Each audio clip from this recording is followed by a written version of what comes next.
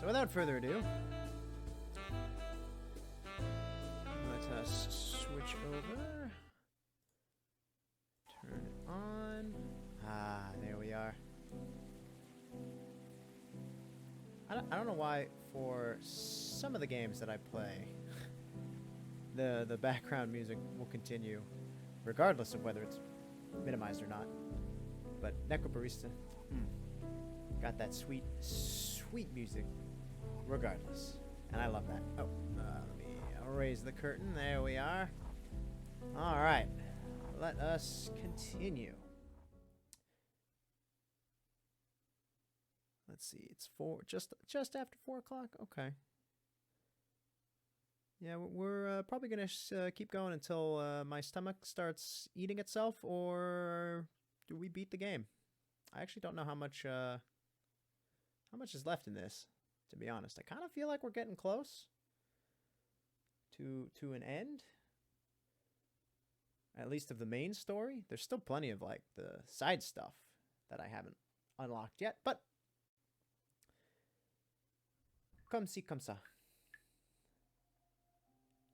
Oh yeah.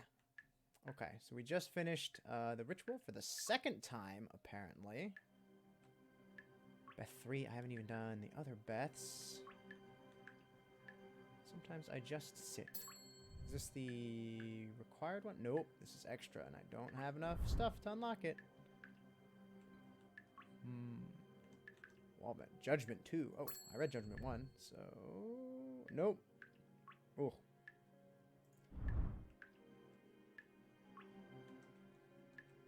What's the... Is there not a mandatory one to, Ah, the terminal. Who wants to live forever? Ah, here we go.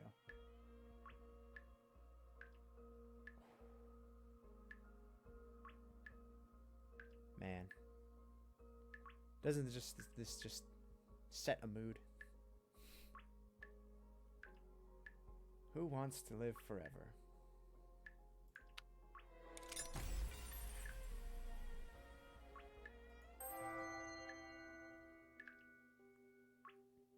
Special machine acting up again? Maddie sighed. Why does it have to be like this? It doesn't have to be like this. You're right. It wasn't always like this. If you travel back in time far enough, you'll find an era where we had a working special machine. And if you travel even further back, you'll get a time when special machines didn't exist. Maddie reached below the counter for the bottle of Chardonnay she had opened that morning. It was half empty. Ooh, one of those days, huh? Is this the prelude to one of those moments where an old man tells me about how lucky we are to have the things so easy? Nah. Things aren't easier. In fact, they're harder. That's why you need all the modern technology to help deal with them. Jay nodded to the wine bottle in Maddie's hand. So, are you gonna offer me some of that, or just keep squeezing its neck, like you're trying to choke it? Maddie began pouring a drink for Che. So, what were things like back in the old days? Well, for one thing, we didn't need glasses back then. Glasses are not a new invention. Oh, glasses are not a new invention, old man. I've seen pictures of Benjamin Franklin. Yeah, well, he had glasses back then. But we didn't use them. We drank straight from the bottle. Ha ha. No, really. Glasses are just one more thing to keep track of. One more thing to clean. It's much easier to just pass the bottle back and forth. That may be the case, but I'm sure our patrons appreciate the extra effort that goes into making sure they're always drinking from a clean glass. I'm sure they do. That's the other thing that's changed. Everyone's a connoisseur of whatever they're drinking. Is that your finger waggling about how young people all have particular tastes? No. At least, I don't think it is. I guess people are all enjoying the present moment more. Back when we drank sock juice, You were just doing whatever it took to get that stimulant into your bloodstream. Ditto for most depressants. Do I want to know what sock juice is? Because I'm fairly certain I don't. We didn't have coffee filters back then. So you'd use a sock instead. Ugh. Okay, I don't like coffee as it is, but filtering it through a sock, I could not imagine. That would... No. Nah. I... Wouldn't drink it even harder. Don't worry, we always used clean socks whenever they were available. Okay, you say whenever they were available. That means that sometimes you would have to use a dirty sock. Still gross. That's disgusting. That's disgusting. But I guess you gotta do what you gotta do. Maddie closed her eyes, looking physically ill. Yeah, I'm with you there, Maddie. You were saying something about people enjoying the present moment before that thoroughly awful digression about how you made coffee. Yeah? I know there's a stereotype about how modern society, no one is ever really present, but if anything, I feel like it's the other way around. Nowadays, people are all about enjoying the present moment. People used to be more obsessed with where they were going, as in where they were migrating to, in a manner of speaking. Let's just say that I'm amazed how few people these days come in here asking questions about heaven and hell. 100 years ago, if you caught someone on their way out of this world, the first thing they wanted to know, which place is this? And after they found out they were in a temporary stop to the next place, they'd want to know where they were going. Still plenty of that. Yeah, but a lot less of it. And you know, I don't think it was the case of people's priorities suddenly changing once they found themselves standing on the precipice. There were people who used to describe themselves as God-fearing. It was just part of life. And now it's not. He shrugged. I guess people found more important things to worry about. There wasn't a lot going back then. Took a sip of Chardonnay. Good thing I'm going to live forever. Would you go to hell? Hell yes. I've done way too much sinning to ever make it into heaven. You've done more good than ill for the world. I'm pretty sure that balances it out.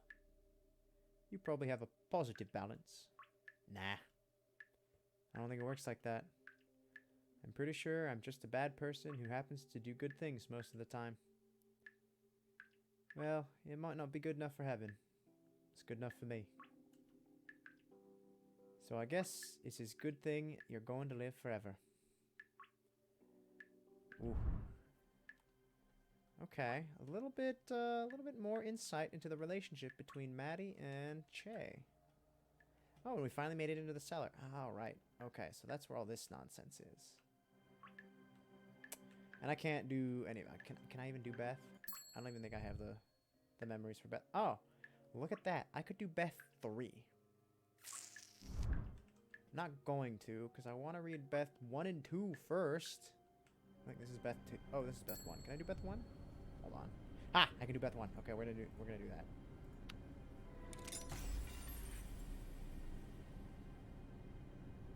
Although that was my only terminal.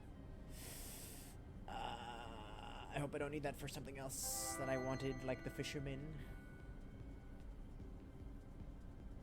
Let's go, little girl. I don't know who this is. Oh, the man standing in front of Beth smirked. The knife he held seemed almost slightly compared... Oh. The knife he held seemed almost slight compared to his massive hands, but that didn't make it any less intimidating. Finish this one quick, came a call from behind the knife holder. 3 men stood behind him, wearing expressions which ranged from amused to bored. Beth felt her palm getting sweaty and loosened her grip on the knife in her right hand, sliding her thumb along the guard to reassure herself of that its shape hadn't changed since the moment she'd picked it up. Oh, right. I forgot, I'm not going to do voices for these characters. Just in case. Take your friend's advice, Beth said to the man, who was menacing her. Finish this quick. After all, I'm just a little girl. Well, as little as any 15-year-old girl could be. Can do, said the man, and he drew his knife up for an overhead swing. The man's movements suggested that he didn't know how to use a knife. Not really. He was swinging the knife like swinging a fist. Like he was trying to bludgeon her with it. Like he'd never really used a knife before. He was stupid. Mercifully stupid. She tried to reassure herself of the fact, trying not to lose her resolve. He lunged toward her as he brought the knife down, and Beth raised her left arm. She felt the edge of the knife hit her skin, but the impact of the blow caused the man to lose his grip on the knife. An opening. Beth grabbed the attacker's knife arm and pulled him toward her, while thrusting her own knife toward him at chest level. She drove the knife into the man's chest with all the force she could muster, and he fell to the ground and gasped as Beth released her grip on him. Oh. Okay. We just witnessed a murder. How the... Okay, alright. Goodness. The man lay on the ground and put his hand to his chest, moaning. Son of a bitch. You doing okay down there? Said Beth. The man sat up and patted his chest. I didn't expect to lose to a girl. Oh, okay, they're already dead. Never mind. No, said the man.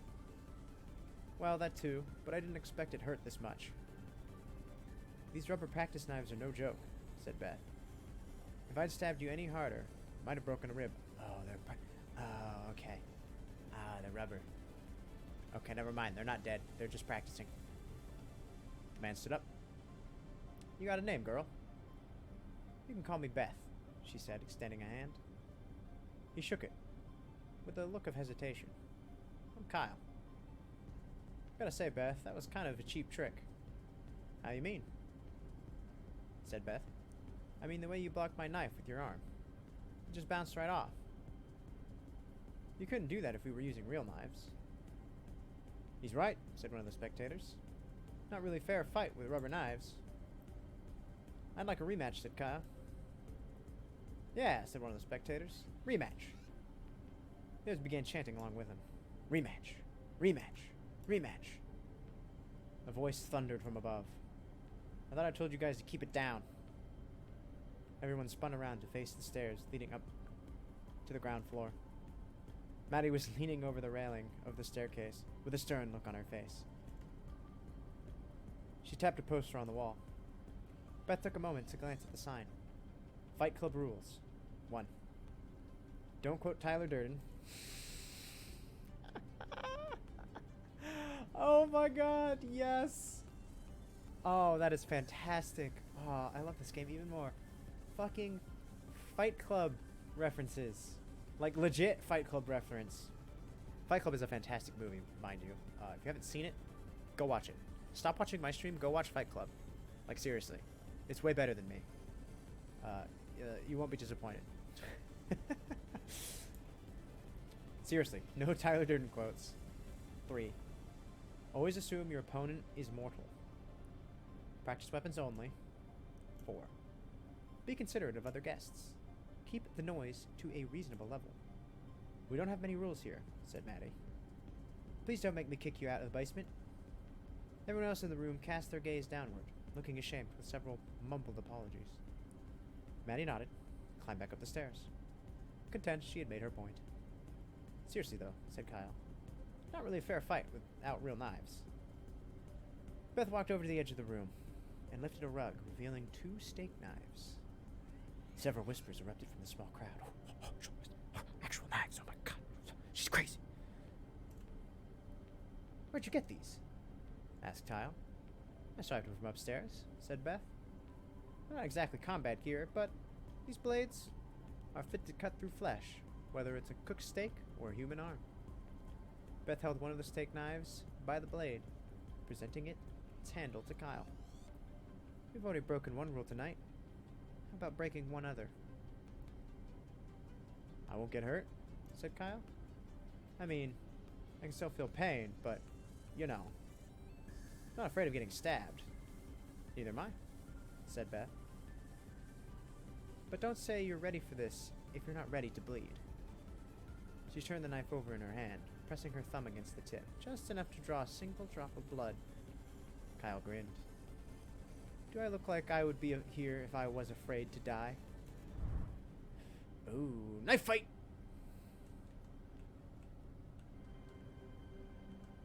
I already read Billiards 2. I need to read Billiards 1. Rotten Poppy. Ooh, I can read Rotten Poppy, but I think I need this for...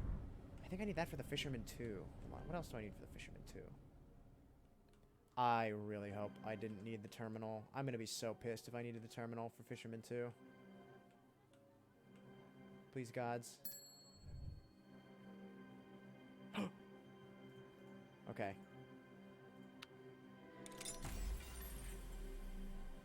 Excellent.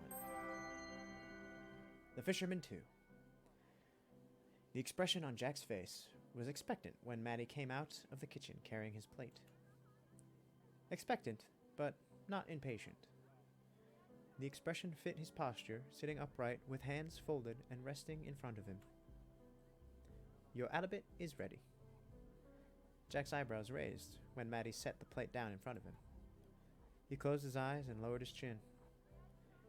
Just a tad, allowing the scent of grilled fish to waft into his nostrils as he drank in the odor. As several moments passed, a smile crawled onto his face, and he grabbed a fork, began cutting the halibut. He was several mouthfuls in when Maddie spoke up. I thought you said you weren't going to eat it. Couldn't help myself, said Jack. I'm doing voices for this because I already kind of did. So, new ones I don't do voices. Just as an update. I couldn't help myself. Smelled too good not to give it a taste. And tasted too good to stop. I couldn't help but notice the hesitation. Jack held up the fork, which had a piece of the fish speared on it. You know, a fish like this, you never know what kind of memories it's going to bring up. Not all memories are good. But this fish, it tastes like adventure. Conquest. You fish much? Oh, you fish much? You could say that, Jack said with a grin. I make it out. Made it out. On the water several days each year. Catch any big ones? Lots, I'm sure. But I'm more of a quantity over size kind of person. Most important weight in your tally at the end of the day.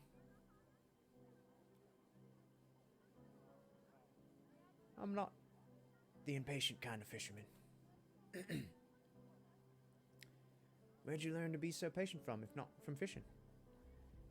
Fishing's the only time I'm not a patient man. Funny. I tend to hear the opposite from a lot of people. I take really long vacations. That when you fish? That's when I don't fish. Ah, you're a fish tradesman. Better known as a fisherman. But yeah. You could have led with that, you know? Didn't I? Well, like I said, I don't get out on the water very often. And yet, it's your profession. I think that would mean more days on the water. Such as life in Alaska. Oh, yeah. Alaskan fishing. That's not easy. No, sir. Fishing season gets shorter every year. Ah, of course. Halibut are in season? You can only catch them when they migrate, isn't it? It's the kind of business that's only open a few days out of the year thanks to Mother Nature. Thanks to the government. In 1970, halibut season was 150 days long. Then it got shortened to 100. You only work 100 days out of the year? No, ma'am. 100-day halibut season was before my time. By the time I found myself on that side of the Pacific, they were down to fishing debris. Fishing derbies. Actually, that's what got me out here. Derbies? All the fish you can catch for 24 hours. They're spaced out. Fishing season is just a few days a year now. Can you make a living doing that? You can catch a lot of fish in one day. That's why they had to shorten the season. Doesn't take very many skiffs on the water before you have a problem with overfishing. I was sold on the promise of working for several days out of the year, being able to come back home and live a good life for 360 days out of the year that I didn't have to work. He grinned in a way that suggested he wanted Maddie to prompt further. Did Alaska deliver that promise? Is America truly the land where the streets are paved with gold? The streets aren't paved with gold, even though I'm told they're black gold, to be found in Alaska. But yes, Alaska did deliver what was promised. I worked several derbies a year. I made enough to live pretty well. I just skipped the part where I was supposed to come back home. What's the matter? I didn't want to sail back to Australia. Oh, didn't want to sail back to Australia? Afraid of getting seasick? No, ma'am, Jack said, apparently missing her joke. You met someone who convinced you to stay? A few someones. You spend some time working a skiff with someone, that's the kind of bond you don't find easily. And it's not the kind of thing you give up on easily. That kind of bond working only a few days out of the year? It's intense. It's like being in the line of duty. It's like going to war. War against the fishes? War against the sea. When it's all you can catch for 24 hours, you don't have time to be safe. When the day arrives, you're out on the water, no matter the weather. And those skiffs are not large boats. For every 1,000 fishermen that go out, 997 come back. Firefighters have better odds than that. Soldiers have better odds than that. So yeah, it's a bit like going to war. He looked down at the fish in front of him for a moment. There was something I could swear I could smell death on the water. Oh, there were sometimes I could swear I could smell death on the water. And every time you pulled up the shore with a boat full of fish, the same number of men you left with, it was a giant middle finger to death's face. He broke into a grin. In those moments, you never feel more at home. And when you have the kind of experience with someone, you don't fuck off to spend a year in Australia, you know? He tapped his chest. I'm one of them now. Jack looked around, and Maddie realized it was the first moment she'd seen Jack really take notice of the space he was in. His eyes squinted as they scanned the shelves behind her and the people at the tables around him. But I ended up here. I think I always knew I would end up here, sooner or later. Ah, yeah. I love the fisherman stories. I think there's one more. I think there's a third one somewhere. Did I already read this? No, I don't have enough. Whoops. Okay, it's the first time I've done it. I'm not going to do it again. I swear. I promise. Wait. Were there only 2 fisherman stories? It's Fisherman 1. Fisherman 1 is downstairs. Fisherman 2 is upstairs. Is there a Fisherman 3? I actually don't think so. That kind of seemed like that was the end of that. Billiards I gotta do, because I did Billiards 2 earlier. In an earlier stream. I just need a death memory. So for now, I think that's all I can snag. Let's see. Let's just go around and double check. I don't have too many. I already did that one. Oh, here's Beth 2. Can I do Beth 2? Oh, I need the terminal again for that one. Okay. So can't do that one yet. What the heck? That was weird. Not sure if anybody else saw that. It was like a weird graphical bug. I think, maybe? Okay.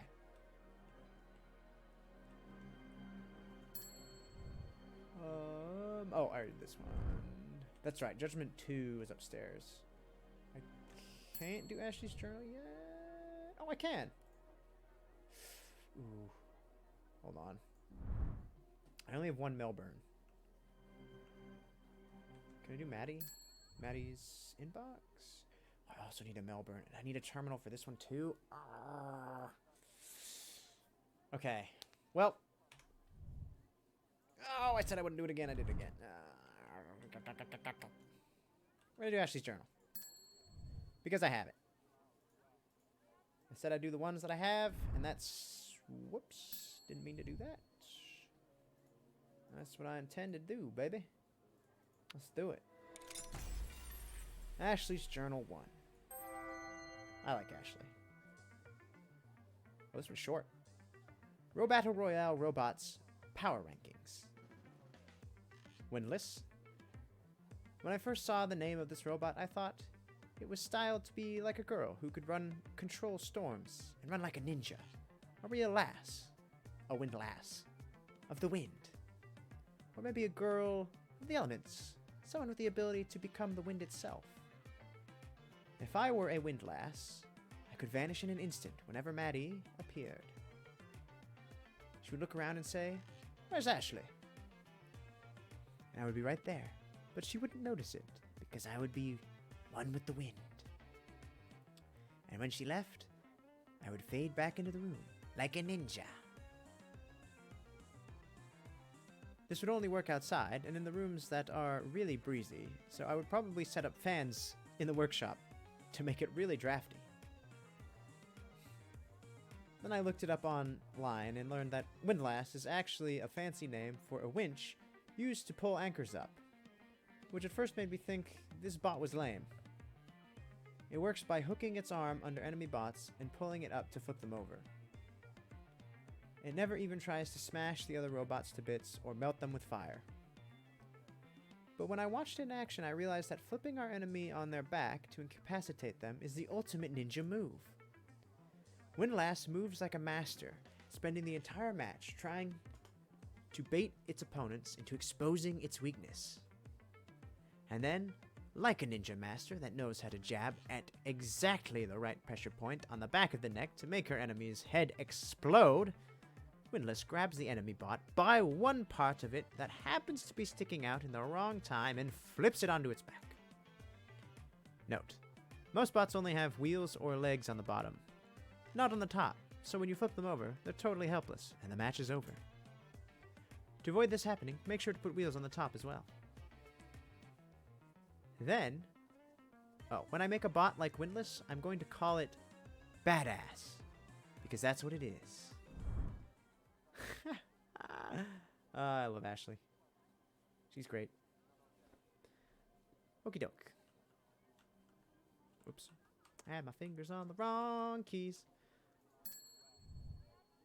Now let's continue with the main story, because I believe I do not have enough things to unlock anything else at present, and I can always unlock them later. That's the nice thing. They're always there.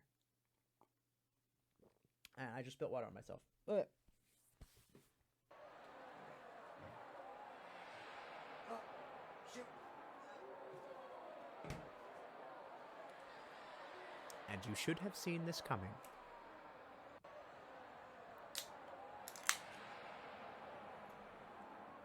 This is on you.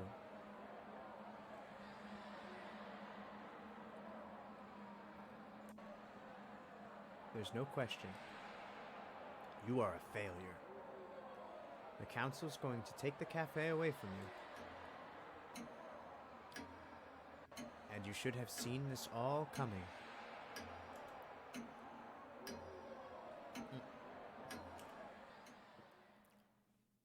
Episode 7.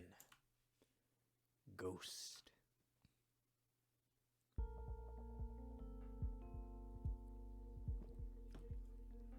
Oh, that was an energy drink, by the way. I'm trying to stop myself from yawning. Day 3. 7 a.m. The terminal. This never gets old. You know? I wondered for a long time how I would feel if I never got old. And then I tried it out. And I got old anyway. There's probably a moral in the story somewhere. What did you ever have time for morals, anyway? You're a hellion, you know that? It's weird to think that you used to be just some mild-mannered student. I was just better at biting my tongue.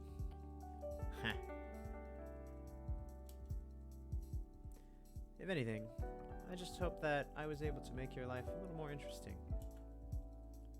We've had a pretty good run, mate.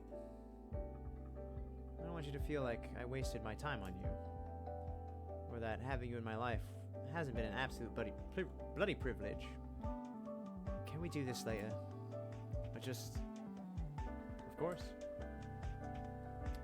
I reckon I see someone walking over. Can you get the machine ready? Aye. Yeah. Oh.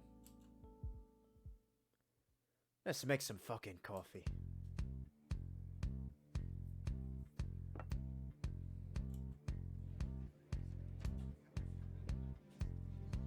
Here you go. Again, sorry for the wait. Thanks. If it were anywhere else, I'd just not come back. But the beans. The beans! And I promise, it won't happen again. Thanks for your patience.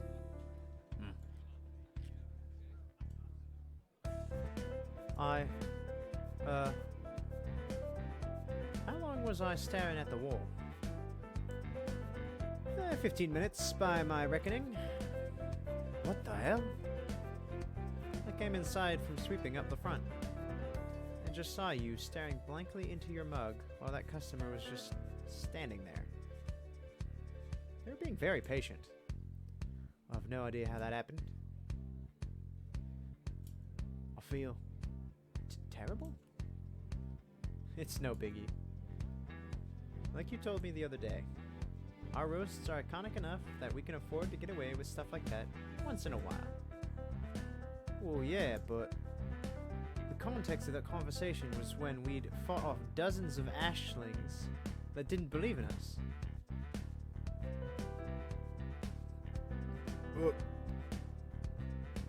I'm burping instead of yawning. Excellent. This is so much better. When we told them we weren't stray pieces of cutlery. Yeah. Probably shouldn't have let that happen again. Trust me. It's not on the agenda. But like I was saying, people love this place. Even if they sometimes have to wait 15 minutes for the barista to stop hyper-focusing on her coffee. Yeah, I don't know. That isn't meant to happen. How long have you been awake? I think maybe 3 days? Oh my... Good lord! Good lord, it's right. That's bad, yeah? Yeah, it is. Girl, go fucking sleep! I'm honestly amazed you're not seeing things. Oh, I'm hallucinating hardcore. No worries there. Also, I keep saying faces in the coffees. Oh my god. Never stay awake for 3 days straight. It is so bad for you. So bad for you. Sleep! They saying anything interesting? Nothing but echoes of my internal monologue. More espresso equals less depresso. I'm sure it's a fun time. It's a blast. At least your hands don't need to be too steady to make coffee. See, I wouldn't necessarily agree with that. Shh. Anyway, speaking of coffee, you should make some. I'm already like 15 shots deep, man. I'll die if I have any more. No, Maddie. I'm saying you have a job to do.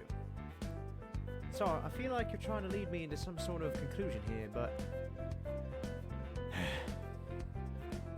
for the customer, right here, who I assume is wanting coffee. Hello. Oh! Shit! My bad. I haven't slept for...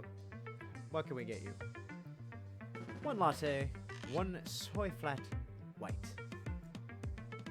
Sure thing. Feel free to take a seat. We'll bring them over. Come on. Yep. 15 shots, though. Really?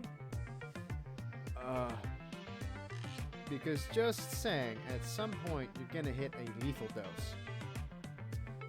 I have some insane tolerance happening here. I think. I hope.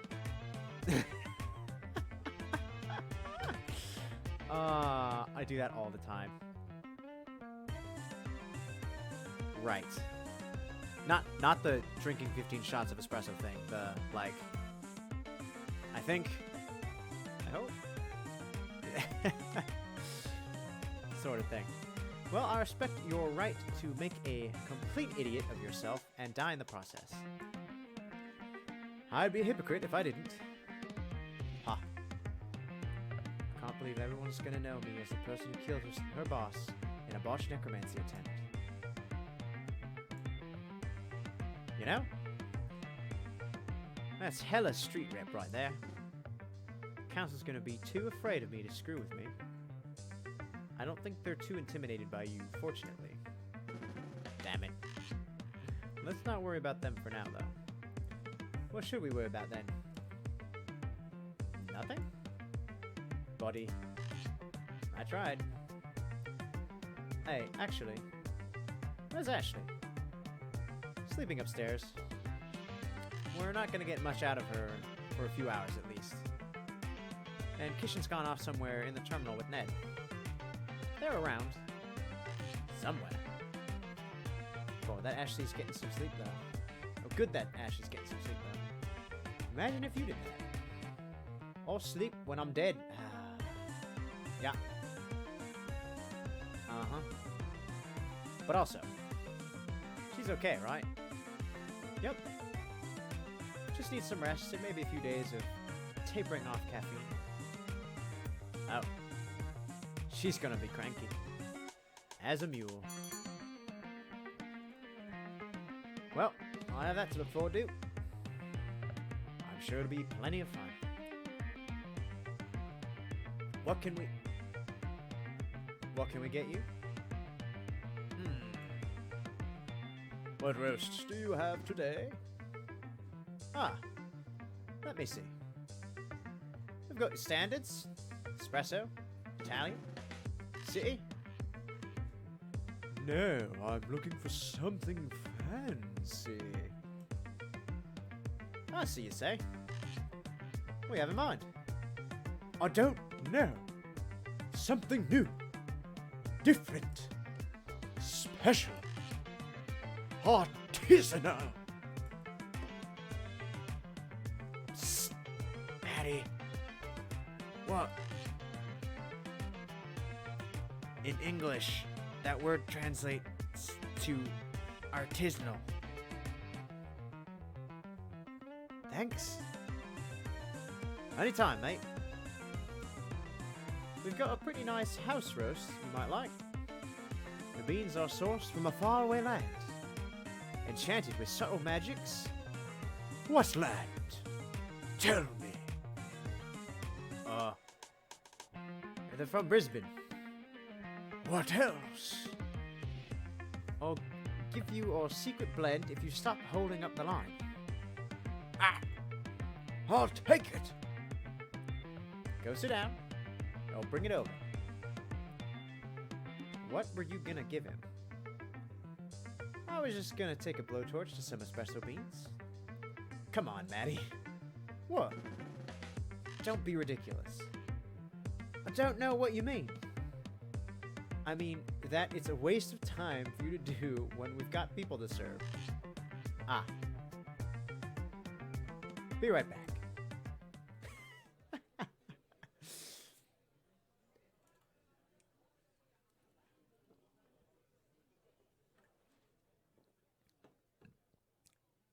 Day 3, 10:45 a.m. is the terminal.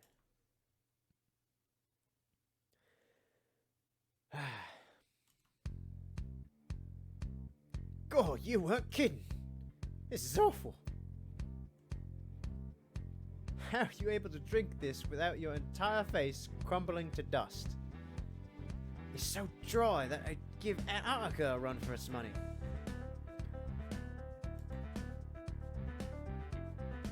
Antarctica is a desert. Technically. This is true. Fun fact. Antarctica is actually a frozen desert. Look it up. Shut up. Heh. I find it drinkable because it reminds me of good times. What? It's thoroughly shithouse. It reminds me of lost loves. It's very worrying to me that this concentrated bin juice reminds you of a relationship. Oh, I've told you about her. Wait. You're not talking about... Yup, the fugitive. The one who I took in for a few months. I thought you liked her. I did. The taste reminds me of her because it's smoky. Like licking a frickin' tailpipe. And has vague hints of iron. I have concerns, Che. Never thought I'd have a succubus drop by, to be honest. Wait, you never told me she was a succubus? Didn't I? I suppose it would have been inappropriate to mention that in front of Ashley. Oh yeah, her head would definitely explode. But yes, she was a succubus. I wouldn't have ever expected a cute demon to crash at my bar, but ended up having a wonderful, if short-lived, relationship. That's actually real sweet. Heh. Yeah. Still weird that the coffee reminds you of her. But I've heard weirder things. If I explained it to you, your head would explode too. Well, you mentioned tailpipes. Well, that's my break time over. Time to get back to running the cafe, doing barista things. I'm gonna go perform some barista-related activities, and you are welcome to join me, I guess.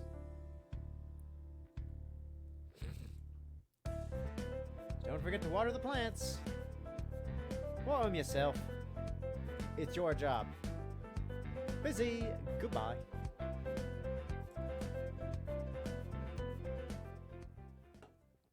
Oh. I like the relationship. It's fun. Oh, was that the end of the chapter already? What? Okay. Are we seriously here just so we can be part of Robot Fight Club? For real? Is this why we were raised from the dead and sealed in metal shell? Is that the only reason? Guys, I'm freaking out.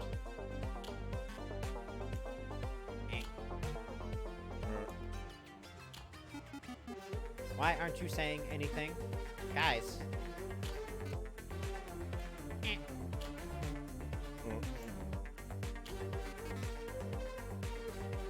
Heh. Egg puns. Right. I should poach some of them. Seriously? Is this not a big deal to you? Eh. We only fight if we want to. And it's all in good fun. You're really endorsing capturing creatures and forcing them to fight one another. Sure, why not? It's not like we really have the capacity to get injured or bleed. Ethics, smethics. Unbelievable. You two are unbelievable. Eh. Hey, is that the sound of someone calling us? I think it might be. Duty calls and all that. Toodles.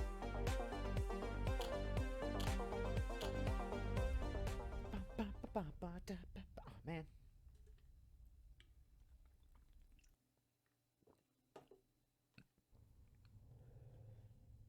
Oh, yeah. That was the end. Wow, that was a really short one. Okay. Succubus, obviously. Weirder. Hellion. Yes, yes, yes. Blowtorch. Always fun. Always good. Ooh, love them plants.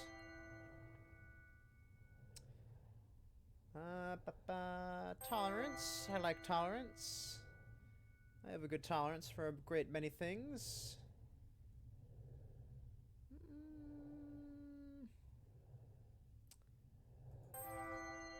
Relationships are always good. Always good. And... oh, that's 7. Alright. Let's see what we got.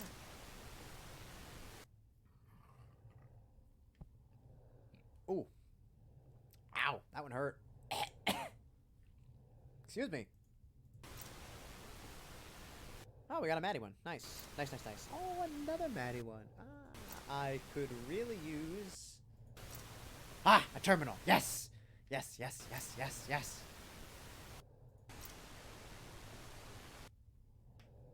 Okay. Excellent. I think we can do Maddie's inbox.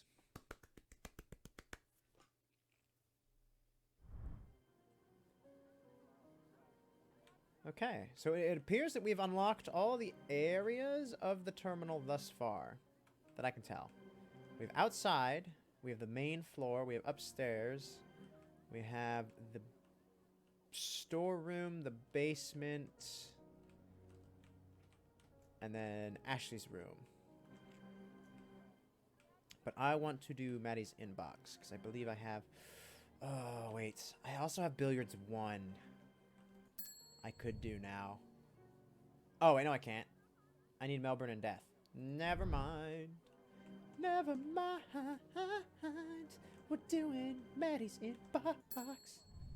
I don't know why I sang that. No, we can't, because I'm missing Melbourne as well. Fuck. I'm so excited. I'm so excited. All my excitement gone. Dashed. Dashed on the rocks like a wave. Am I doing this one? I could do this one. I only have one food one left. You didn't see it.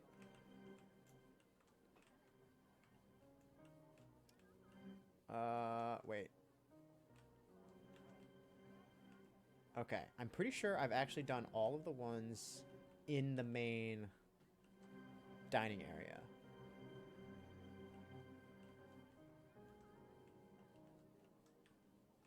Yeah.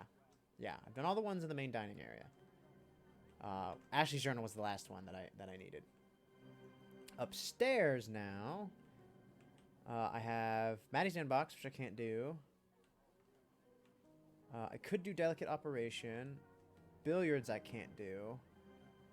I got Fisherman 2. I think those are the only other ones. Because Keep the Balance was a required one. Or not a required one, but one that automatically unlocked, so I don't need that one. Ashley's room. Ashley's Inventions 2. Wait, where's... Something Down Under I already did as well. A letter from Sophia, that was a mandatory one to get out of the room. I could do Ashley's Inventions. I have two of... at least one of each. So that should be fine. Wait.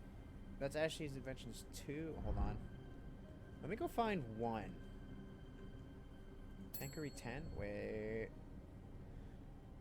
Oh, Tankery 10. I could unlock. Where the flip is Ashley's Inventions 1? Is that in the basement? Or the storage room? I think that's in the storage room. I think it's this one. No, that's Ashley's Journal 2. Which I can't do because I'm missing a Melbourne. Oh, okay. I almost did it again. Where is Ashley's Inventions 1? Is it in the basement?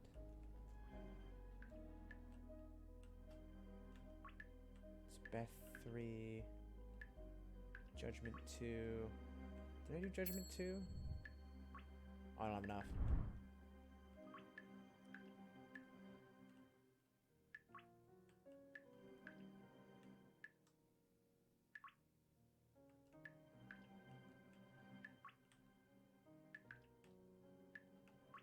Yeah, it's only those three. What? Wait, is it outside?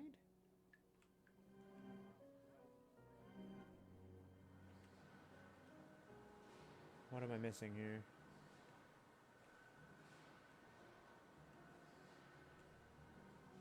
Ah, there it is.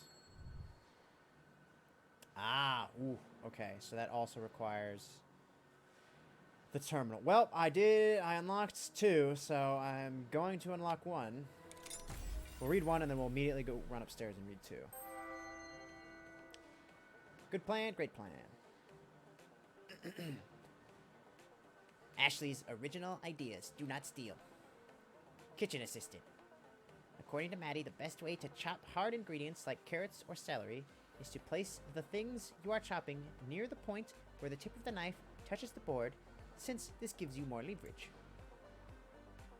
I looked it up, and it's called a Class 2 lever, which gives you way more torque than cutting hard things. The mechanical advantage you get from a Class 2 lever can be increased by making the knife longer. That gave me the idea to make a knife that was 1 meter long. That's a sword. My girl, that is a sword. 3 feet. That is a short sword. that is no longer a knife. I would provide a much greater mechanical advantage than the knives Maddie uses, which are only 10 centimeters or 18 centimeters long. Yes, that is the normal length for a knife. Maddie says that I'm not allowed to use any knives that are longer than 18 centimeters, and said something about a weeb katana. So that idea is a dead end. I didn't know what she meant by that, so I looked it up online and found some videos of guys using really long blades to cut things like water bottles. Apparently the key to cutting is force and speed. Since Maddie doesn't want any blades longer than 18 centimeters, that means getting more force from leverage is out. But I could compensate for this by just making the blades really, really fast. I created Kitchen Assistant version 1 that uses shorter knives, but it's affixed to a wheel that turns at 290 rotations per minute, even with the blade attached. 290 RPMs. Dear Lord. That's very fast. That's pretty damn fast, actually. That's scarily fast. No kitchen appliance should be running at 290 rotations per minute. The first time I turned it on, the blade wasn't completely secured and it flew off and embedded itself in the ceiling. To make sure this wouldn't happen again, for version 2, I welded the blade to the flywheel so it wouldn't come off. I think that Maddie will be really pleased with the result because I only used a 10 centimeter blade, which is much smaller than the original blade size that she had a problem with. Also, when choosing the knife to weld onto the flywheel, I picked the knife that Maddie says is the best one. I think her personal bias will cause her to like my invention more because I built it using her favorite knife. Probably not. You probably just ruined her favorite knife. Oh, Ashley, you poor innocent child. Oh. Knife retriever. Kitchen Assistant version 2 was a big success, but my testing of Kitchen Assistant version 1 left a knife embedded in the ceiling, and I wasn't able to reach the knife by climbing on top of my stepladder. I could probably reach it if I placed my step ladder on the countertop, but Maddie says that's dangerous. So I wanted to find a way to retrieve the knife without breaking that rule.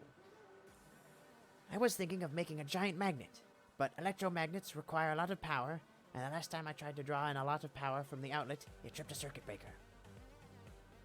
And if you try tapping the circuit breakers in place so they don't trip, taping, things catch on fire, and that's a lot harder to fix. Especially since hiding that kind of thing from Maddie requires so much more effort.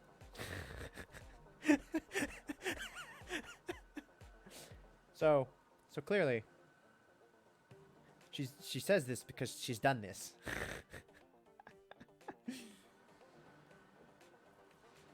Yes, the circuit breakers are there to prevent fires from happening. Taping them, Ashley, come on, girl. You're smarter than this. I know she's smarter than this. She's just impatient. She is a child. It's fine. It's fine. Keeping the smell of smoke covered while replacing the breaker box is like doing 2 jobs at once. And that's 2 jobs more than I want to do on a Saturday afternoon. Oh, yeah. Yep. Weekend? So magnet is probably out, especially because I'm not sure if the knife is made out of a ferromagnetic material.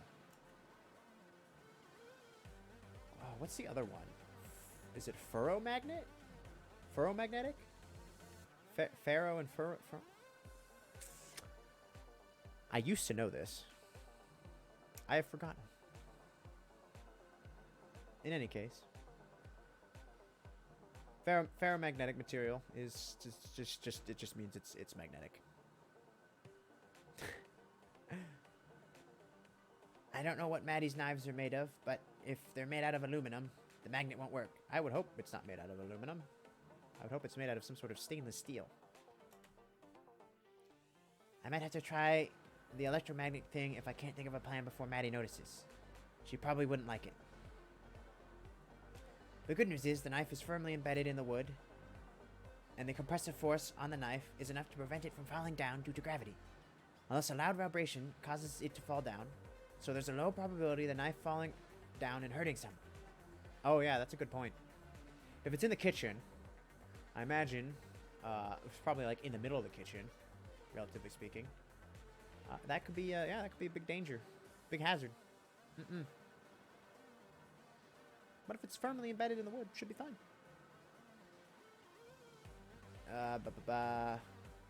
The only thing that could disturb this is if it got humid and the wood around the knife started to warp. And the weather forecast said we're not getting any rain for the next few days, so I should have plenty of time to get the knife down before it's at risk of falling. Just as long as Maddie doesn't look up when she's standing behind the part of the counter, everything will be fine. Visibility reducer. To prevent Maddie from looking up and seeing the knife on the ceiling, I created a device to dissuade her from looking up. What? If you put a really bright halogen lamp somewhere. Oh my god. It really makes people not want to look in that direction. So I figured that if the knife had a halogen lamp next to it, anytime Maddie thought of looking up at the ceiling, she would decide, no, I don't want to look up there because there's a bright halogen lamp and will probably blind me. I'll look down at the counter instead. Or maybe she will look up at the light and she'll be so disoriented by how bright it is that she won't see the knife in the ceiling. The LED on my headlamp only goes up to 50 lumens. It would take 500 lumens to disorient a person. Alright, you need 10 times more power. The problem was that I couldn't figure out how to affix the halogen lamp to the ceiling. That was the same problem I had with retrieving the knife. It's too high up. I was gonna say, I was like, wait, you affixed the halogen lamp to the ceiling but didn't get the knife down? Then I realized the simple solution. I could get the halogen lamp up to the ceiling the same way I got the knife. Oh, no. Ashley, no. Same way I got the knife up there, by having the kitchen assistant version 1 throw them. That's just gonna shatter the lamp, my girl. The halogen lamps aren't sharp enough to embed themselves in the wood, so I had to apply a layer of fast-drying adhesive, covered by another layer of wood glue. I figured the fast-drying adhesive would hold them there long enough for the wood glue to dry, and that would keep them from falling until I could figure out a way to get the knife down. Okay. Okay. I like the brainstorming.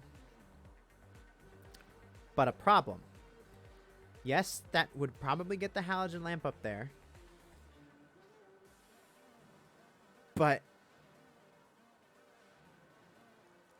light bulbs are fragile. And the kitchen assistant version 1, judging by past information, throws with enough force to embed a knife solidly into a piece of wood. It's just going to break the lamp, my girl. And even if it doesn't, then you're just going to have a halogen lamp stuck up on the ceiling. And you're going to have to figure out a way to get that down. My first attempt to use the kitchen assistant version 1 to throw the halogen lamp at the ceiling did not go well. Since I let go at the wrong time, instead flung the lamp onto the wall. It took me almost 5 minutes to clean up all of the big pieces. Yep. Shattered the lamp. Yep. I called it. What did I say? Too much force. Halogen light bulbs, not the sturdiest of things. There are a lot of pieces that I didn't have time to pick up, but they were so small Maddie probably wouldn't notice them. And if Che notices, he'll probably clean them up. Without saying anything.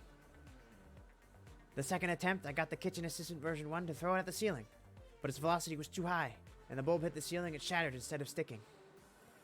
I tried lowering the RPM on the kitchen assistant version 2, but after my 5th attempt, I realized I was out of halogen light bulbs. I wonder if I can recycle the broken pieces for anything. Lamp bulbs seem like they would be very hard to reconstruct. Yes, they are. They are incredibly difficult to make by hand, at the very least. It is a feat of engineering for anyone to make a light bulb by hand without mechanical aid. Watch Dr. Stone. They make a light bulb. Takes a lot. Takes a lot of effort.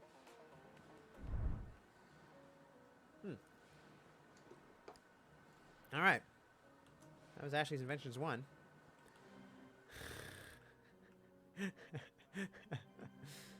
Good lord. All right, let's read number 2 then, and then we can move on to the main story once again.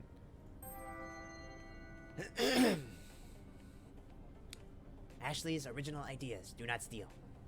Floor sweeper. My last experiment with the kitchen assistant version 1 was a big success. If you measure success in how quickly I was able to pulverize things generally.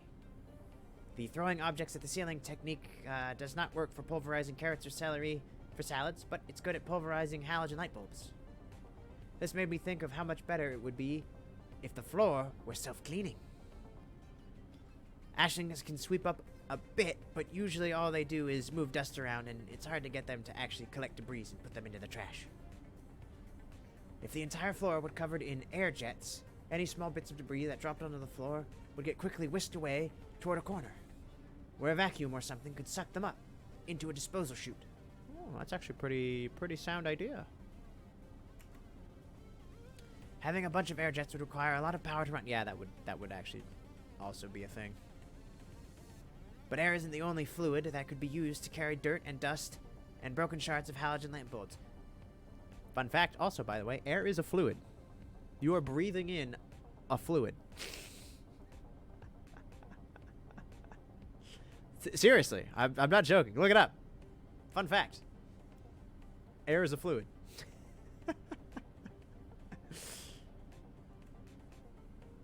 Water could also do the trick. No, not water. Yes, it would damage the floor. Ripping up the wooden floorboards and pouring concrete would solve that problem. And we could mold the concrete in a way, the shape to direct the water toward the drain on the floor. That would mean no more need to sweep. We could just hose down the entire cafe at the end of the day, and it would drain itself. Then it would be dry by the morning. It's actually a really good idea, and doesn't require any special equipment or specialized hardware once the floor is installed. I should copyright that idea and make sure that nobody steals it. Update. After several days of calling the Australian Copyright Council, I finally talked to a person who told me that what I want to cover inventions is a patent, not a copyright. After several more days of trying to contact the patent office, I was told that someone already used my idea. I wonder if it's possible to sue someone for stealing your idea before you came up with it.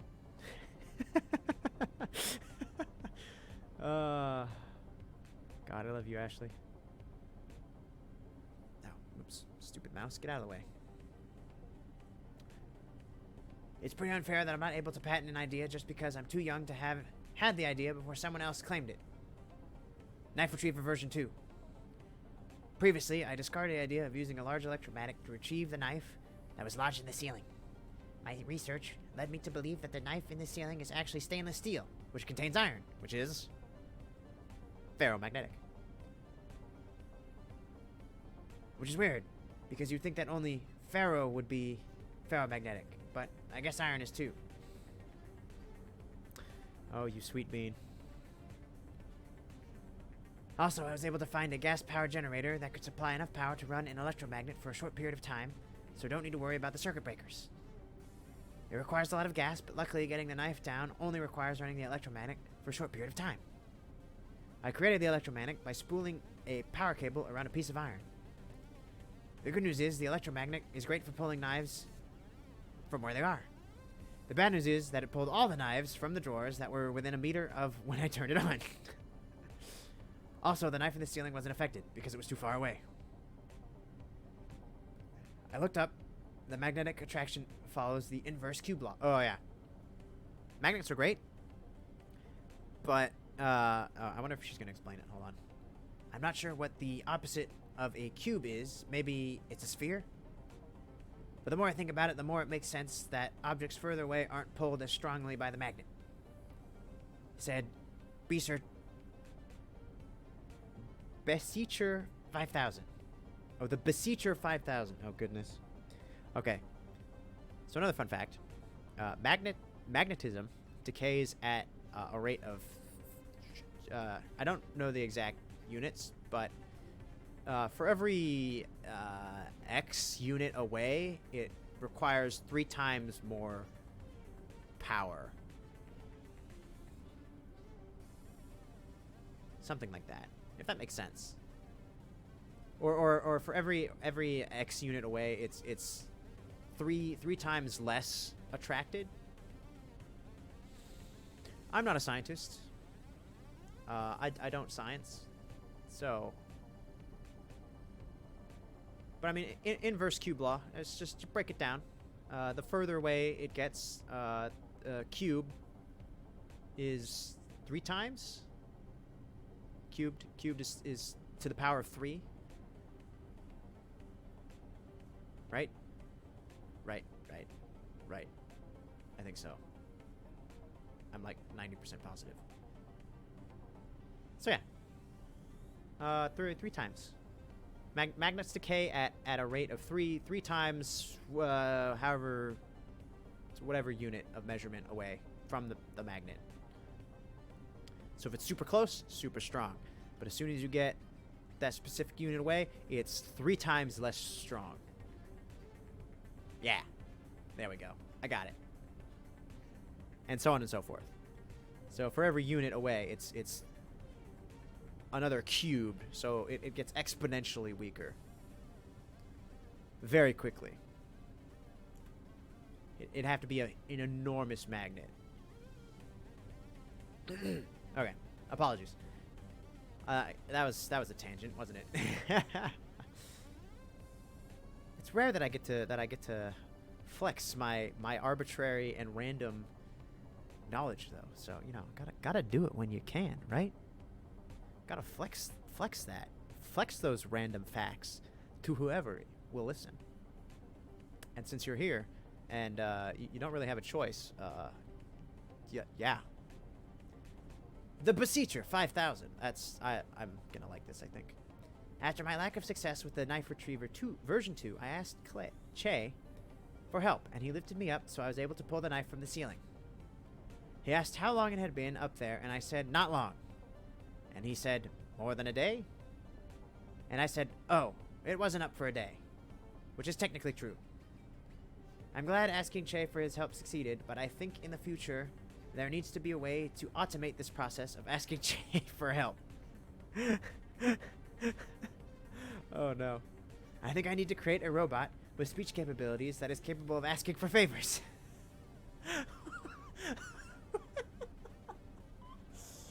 Oh god.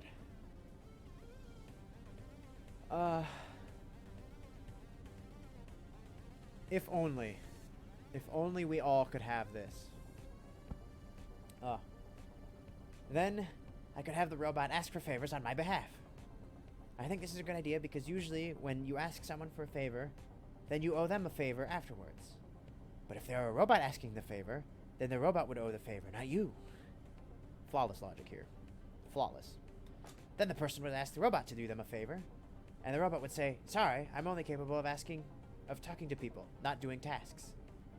Then if the person asked the robot to ask you for a favor, the robot would say, I'm sorry, my battery is running low, and then it would self-destruct.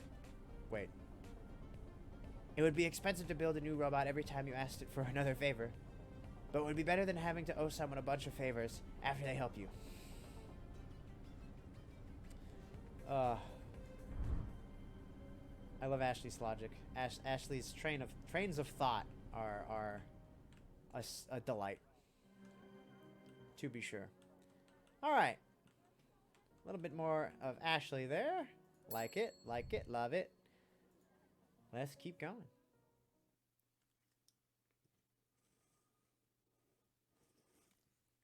And away we go. Alright. Energy drink consumed. Hopefully that should keep me awake for the rest of the stream. The heck was that? A rustling, to be sure. Hello? Oh.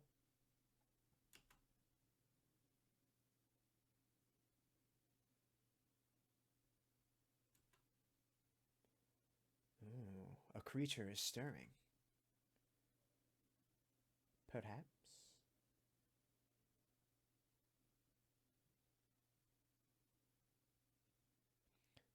Day 3, 11 a.m. A basement. Oh, it's Ned. These bloody things are just... Now who's making a mess? Shite! Don't scare me like that, yo anchor. Yo... mate. You don't look so good. Uh-oh. This thing? Yes, Jay. It's fine. It's very obviously not fine. You keep yourself together. Fine.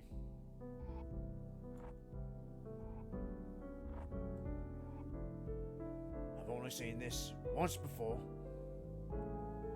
People don't tend to last as long as you or I. And even when they do, it hurts like hell. Yeah. Does Maddie know about all this? No. She's got enough guilt to deal with. I'm sure she just believes I'm uncomfortable, like Kishin is. What stage is he at? Headaches. Memory loss. We had a bit of a chat about it yesterday. Jay. I know. I'm not staying much longer. I'll stop disturbing the balance before long. Damn the balance. You're falling apart as I watch. Like I said, I'm not staying long. I cannot believe Maddie's presumptuous. Presumption? Presumption. Forget it. Hey, cut it out. She realizes that she's messed up. And that she's doing her best to make amends. Surely it's not too late for that. I don't think so. Come on. Come sit down. Things aren't that bad. No? No. I might be dying. And I might be having to deal with a lot of pain and guilt. But... Guilt? I feel like I failed as a mentor for Maddie. She's not going to regain her confidence for a long time, I think. In necromancy? Just in general. It's easy to second-guess yourself every little decision after something big like this happens. I'd appreciate if the second guessed yourself a little more often, to be honest. I'm sure you would. Anyway, aside from the pain, and the guilt, and the impending death, I feel quite good. Yeah, you sound like you're doing great. Ha. I'm just happy that she doesn't feel like she has to save me anymore.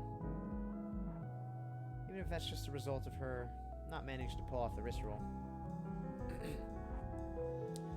I don't feel like it was ever about the ritual, was it? No. We tried it the first time just because we were feeling like doing something risky. Something that could give us a little extra breathing room. Breathing room for? Getting the council off our backs, actually. Getting some space to pursue our studies without outside interference. Ah. But even that was... I don't know. Maybe motivated by spite or something. Got plenty of reasons to feel that way towards us. I don't feel that way towards you, mate. Yeah, that right? I had some doubts.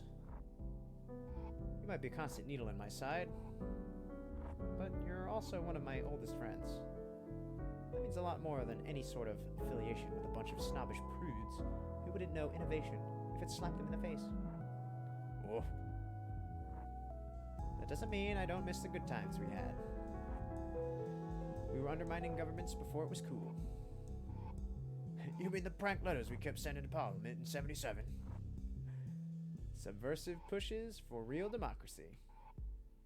Uh-huh. You know, even when I met you, you seemed like you'd never die. I didn't know anything about you. You had this weird energy around you. I didn't plan on it, really. The plan was to stick around for as long as I wanted to, and then move onwards when I felt like it. You feel like moving on? I'm getting more comfortable with the idea. Icarus didn't want to fall into the ocean either, but everything's gotta fall out of the sky at some point. And Maddie was just trying to catch me.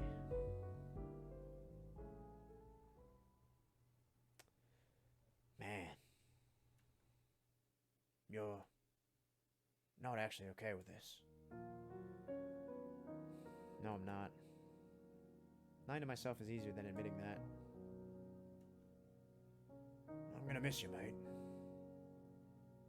I hope you won't forget me. Forget you?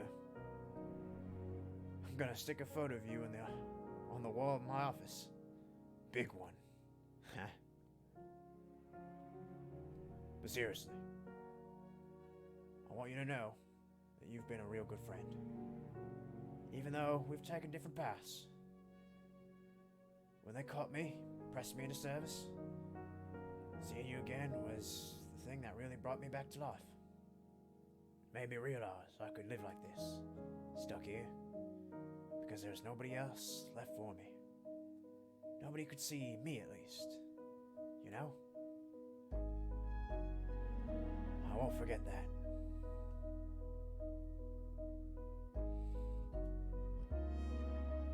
That means a lot to hear. Thank you, friend.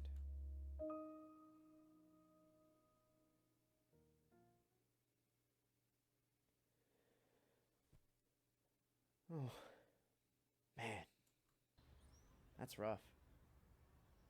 I feel that. Hey. You alright, mate? Hmm?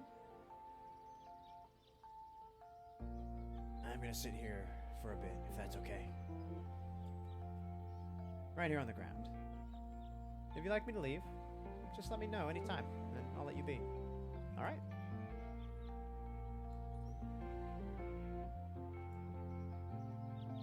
It's a nice day out. The weather here can be a pain in the arse, but days like this, they make it worth it, you know?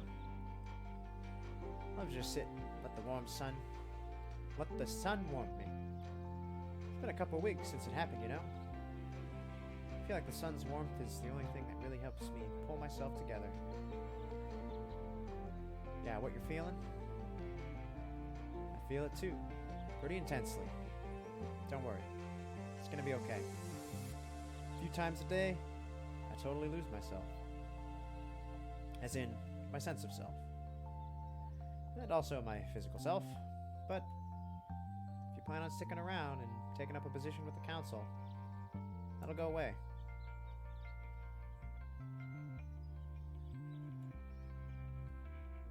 You'll definitely want to stick around as long as I have. Oh, you definitely don't want to stick around as long as I have. Not to assume intent or anything. I just had a hunch, seeing as you were talking to Ned. They're not evil. They're just impartial, which is its own kind of cruelty. I wouldn't judge you if you wanted to stay either. There are plenty of delights hidden in Melbourne's dark corners.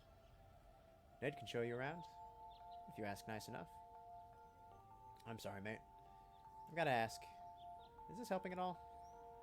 Because I'm honestly happy to sit here in silence. I thought you'd appreciate a yarn, though. Nah, it's fine. Alright. So, fun things in Melbourne. I suppose the story starts around 1860s, when I first came over. Learned the language pretty quick. Not that it helped with dealing with the colonials. What'd you come over for? Gold. Same as everyone else. And so... then he shows me these ridiculous drawings of himself wearing armor. Like a medieval knight. Always had an odd, noble streak on him. Maybe didn't aim it in the right direction at all the time. But then he left before I could help him use it a little bit more productively. And things changed pretty quickly after that. I see. Never too late, though. Maybe you'll be able to help him rekindle it, eh? Me? Oh, I don't think I could. It'd be easier than you think. I'll have to take your word for it. Hey. Regardless of whether you decide to meddle, do take care of him for me, alright? That man has a lot of pain. And Maddie's not necessarily always the nicest about it. I know that I'm asking a lot. You don't have to coddle him or anything. Just watch out for him. When you can. I think I can do that. Thank... You? You heard that, right? What, the noise inside? Yes? Is that something bad? I have a rough idea of what it is. No need to worry. I'll deal with it. And if I don't see you before I go, You will. I'll make sure I'm here. see you in a bit then.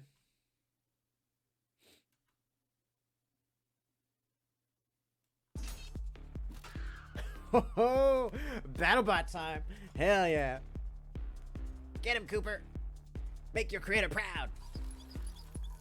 I've decided to go back to the more gremlin-y voice for Ashley. I like it better.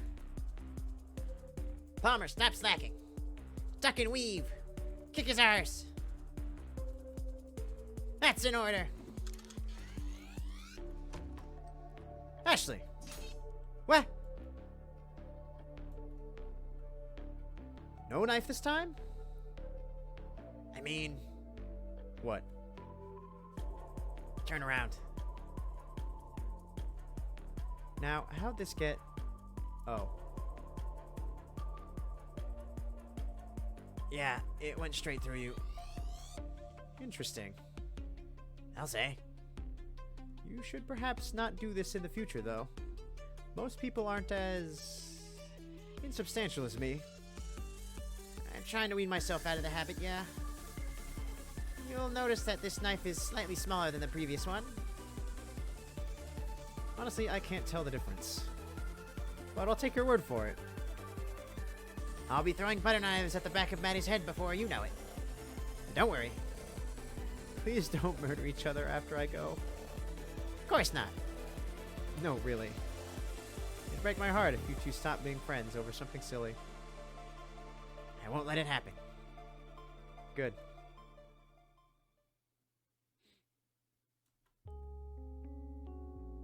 Now, what's happening here?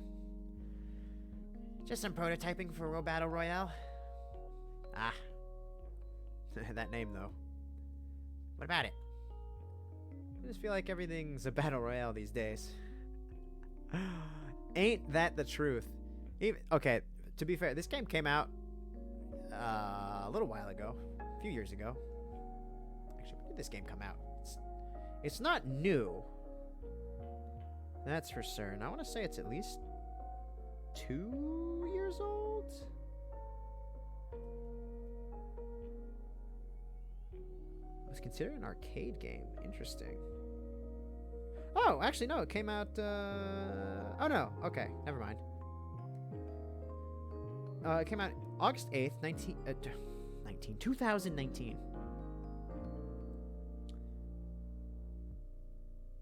Okay. So, it's a little over a year old. Yeah, no, that's about when all the big battle royales were coming out. PUBG, Fortnite, all that good stuff. I mean, it's not like the trend has slowed down any. Now we have, what is it? Eternal something or other. Herbs. We got herbs. That's new. Fortnite is still a big thing.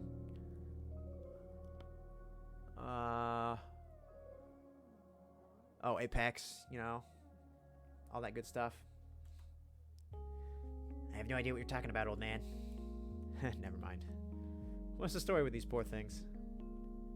Cooper and Palmer? I wanted to see if they still remembered Anslov's laws of robotics. And did they? No, Palmer gave me a light stabbing. Oh dear. Are you sure you're alright?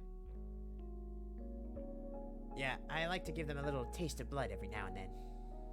Makes them fight better. Hungrier. Hungry for victory. And blood. And I'm assuming you'd rather them not follow Anslov's laws? You assume correctly. Please don't let me mix in with the rest. Oh, please don't let these mix in with the rest. It'll be impossible to tell them apart. Why? Would that be a bad thing, though? Because they'd be terrible at delivering coffee, and if they knew they could use the mugs as projectile weapons? I think they'd be extra enthusiastic.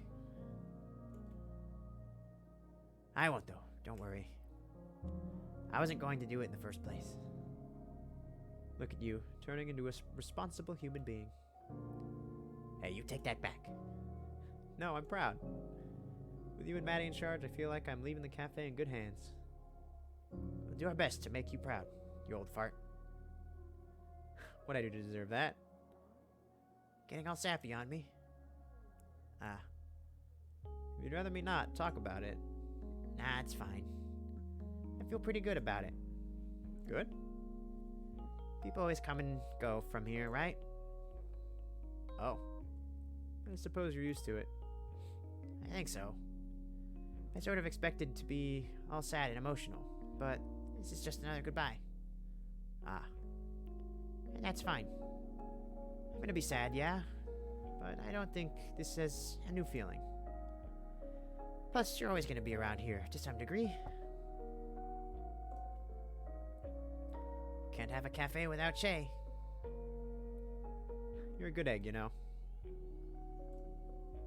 What? Oh, I was assuming there's gonna be some kind of pun following that. I would never. Would you not? I probably would. Ah, the truth.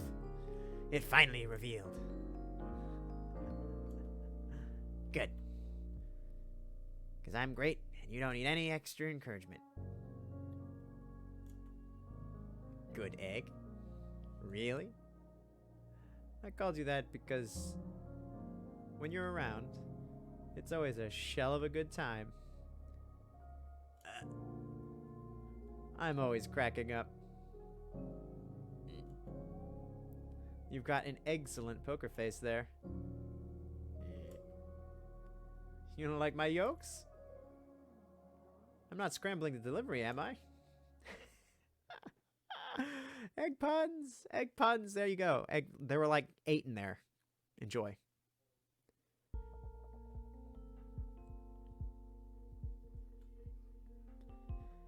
Whew. There you go. Let me know if I can get you anything else.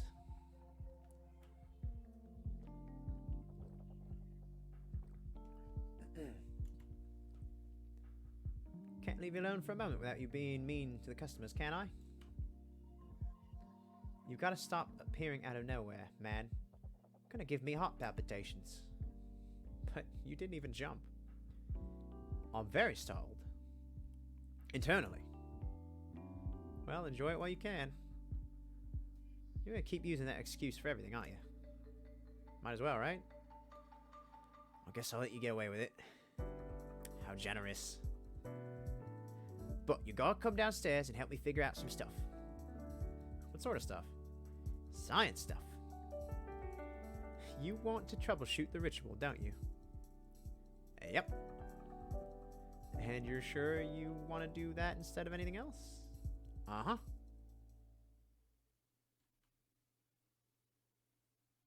Is she still going? Is she still attempting?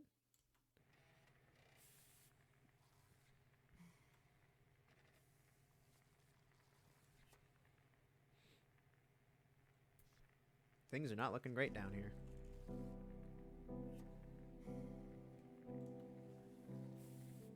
What the shit? I don't remember leaving it like this. Unless you let a gorilla after I left or something. That didn't happen as far as I'm aware. Oh, duh. I'll just tap into the building's subliminal memory. And yeah. That absolute rat bag. Measure cups, exotic chocks, and not a single thought for how they're used or for obtaining the proper import licenses. Or, I'm gonna have to shut it down. No question. Oh shit. Well, that's not a good sign. Not surprising though. That's a problem for later. Really? Yep. God, just look at these magic caps. They're totally fried. Maddie, I wonder if we just need a really big resistor in the circuit. What would that achieve? They'd just get hotter and we'd lose some of the energy. No. I think we maybe had too much energy at that point. So if we dissipate some of it during the second phase, when we were trying to transfer it anyway, we might have stopped the conduit from overloading. Would it not be smarter to just try and transfer less energy in the first place? I think we'd have an issue with opening the conduit in that case. We should have drastically rethought our approach after the first time. I'm glad we're having this revelation now instead of at any other time. And given the multi-phase structure of the ritual, it's obvious now that we need to shift the ways in which we were utilizing energy, instead of just boosting the amount we are trying to pump into it. Maybe I'm just talking in circles here, but I believe this is viable. Just might not with this equipment. Just maybe not with this equipment. Have you got a pen on you? I have to write this down somewhere. I don't believe it's worth it to keep on trying to make this work. I agree that it's possible, but what? can't bear the thought of you getting yourself killed. We're trying this again. We've already gotten close to hurting yourself twice. But I didn't have to hurt myself. So it's alright. Yes, because I took the hit. Both times. And as long as you're trying this, you're going to keep hurting people. And eventually, you'll get to the point where you can't bear to see anyone else get hurt through your recklessness. So you'll use yourself as a test subject. And you will die. Get it in your head, damn it. You want to know what it's like to be on the other side of this? Wishing for one more day? One more good day where you can think straight and not have to worry about saying goodbye to your friends for the last time? I keep telling everyone that I'm fine with this. That my time was up anyway. Guess what? It's a lie. I was lying to myself and to everyone else. I'm terrified of leaving. I'm pissed off, too. Of course I'm pissed off. One life was never enough for me. I feel incredibly guilty, Maddie. Any failing of yours is mine because I didn't teach you well enough. I'm too far gone to fix things, but not too far gone to care. But please give me this. Don't throw everything away. Nothing is more important than this. Just don't. If you want to respect my memory, all you need to do is remember me. My life's work is the cafe, not the ritual. And I'll be damned if I let you throw that away, or throw yourself away, just to stroke your own ego. My one regret, my only regret, is chasing that power myself. Stretching myself thin to find extra time, and for what?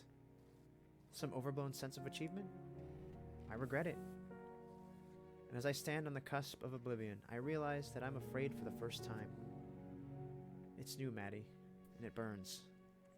I don't want to go. I want one more day. Just one more. After all this, after you kept me here against my will, without asking me, without taking a second to check whether I was okay with it, at the end, I can't bring myself to take the last step without being pushed. Isn't that ridiculous? It's not. I really am losing it, huh? Everything about me is drifting away. Che, it's not... I'm sorry. Let me finish. I shouldn't have forced you to stay. You're right. And everything you've said so far is fair and valid and understandable. Except for one thing. You might not feel like it, but you're still the Che I know and love.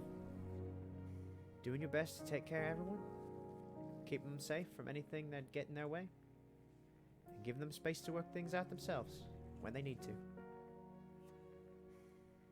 I tried to follow your example, but I guess I didn't stick the landing on the last bit. Wish I could give it another shot, right from the start. You said earlier that having me in your life was a privilege. Che, the privilege is all mine. You feel guilty for this, and that's fair. But you've changed my life for the better in 1,000 different ways. And I think a lot of other people could say the same. I don't blame you.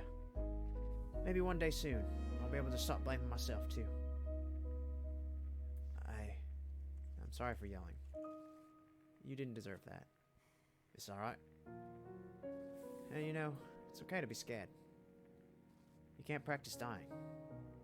There's no test run for that. If we pulled off the ritual, it would only given you a month or two before things started getting bad again. But desperate times call for desperate measures, yeah. Look at us. Pair of saps, aren't we? I feel like it's healthy, like eating your emotional vegetables. Nah, this conversation's more like spinach. As in, good in a quiche, or... I'll kick your ass if it didn't know my foot would fly right through it, you know? Very fair. I don't know if I can do this without you. Do what? All this. I know things feel overwhelming right now. but believe me when I say that you're the most qualified person in the world to run this cafe. The most qualified living person. You fucker. And the most qualified person to make that judgment. So there. Guess I can't argue with that. You sure can't. I fully believe that you're gonna do some great things with this place. If you can stop Ned from shutting it down. Don't fall into the mindset of preserving broken things just because they remind you of the past, okay? I won't. Atta girl. There's something I need to go do. Come find me when you're ready. I won't be too far away. Alright. I will.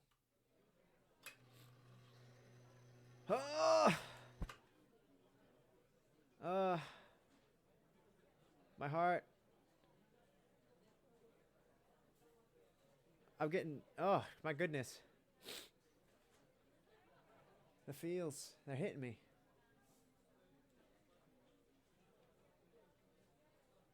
Man, that's so hard.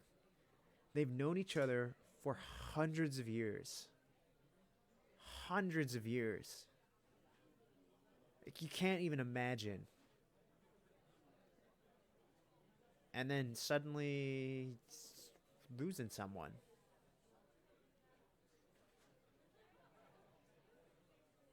I mean, yeah, they've lost, like, people have come and gone, but it's always been short term. Like days at the most, from what I can tell, as far as a conversation and the past stories have gone. Most passers through only stay around for maybe a little over a day. It's rare that they have visitors for longer. But Che and Maddie have known each other for years. Maybe not hundreds of years. I actually don't know how long Maddie's known him, but definitely for much longer. Same with Ned. That's got to be so rough. Oh.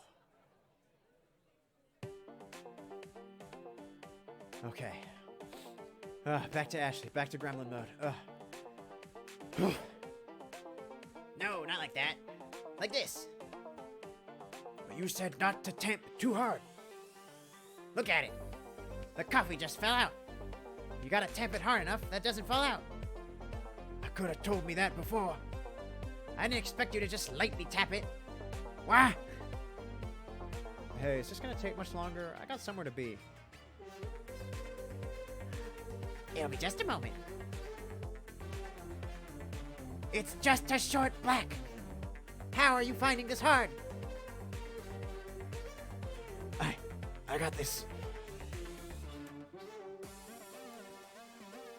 Acceptable. Hey, that was meant to be mine, right? We're just exploring synergies and working on disrupting the coffee industry. Please bear with us for a moment longer. Again. No. Don't worry, mate. You're doing fine. Are you gonna make my coffee? Actually, we're gonna close up for the night. What? But it's not even dark yet.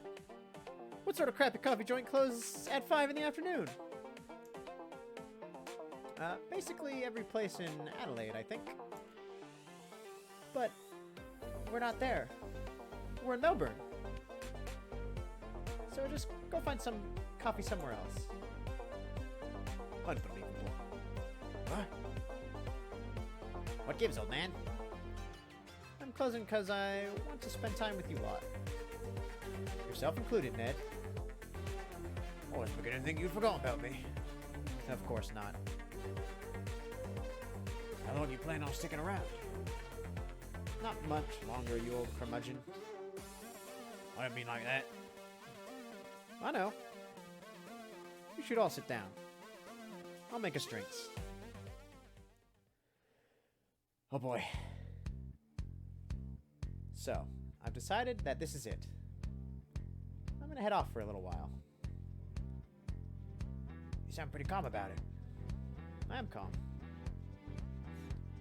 So, I suppose this is it. Not yet. Alright. Ah, a treble cleft. Fancy. At least I think that's what that is. You want one too? Yeah, if that's okay. It's not like we have a shortage on curly straws. Well, in that case, Never say I'm not prepared. Amazing! The man who knows what his people need. A rare virtue. Well, this is very much appreciated. I'm glad to see you all smiling. This shouldn't be a depressing memory. For any of us. Day 3. 5 p.m. Outside the terminal.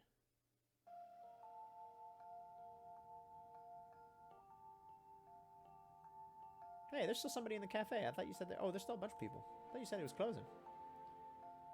Honestly, it's refreshing to see people's attitudes towards all this.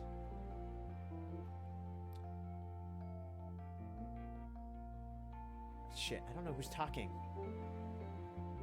I think it's Keishan? I walked in here and felt pretty comprehensively awful, but being here for all this, it's helped. Glad to hear that. When you see it so often, it's hard not to develop a more relaxed outlook, you know? Every month we get dozens of people like you. Like us, I suppose. I have the power to help people be at peace before they move on. Why wouldn't I exercise it? You're always too nice.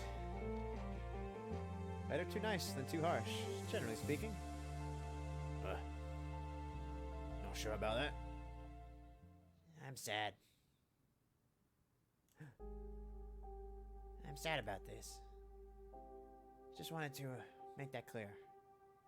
But I'm gonna be okay. Promise. Thank you, little P. Hey, I need to ask you a favor. Me? All of you, actually. I need you to look out for Maddie for me. She's gonna need some extra love for a while. Of course. Yeah. Alright. I know you two had your disagreements. No, it's fine. I'll pay the price. I'll play nice.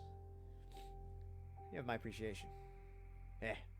Can't really say no, can I?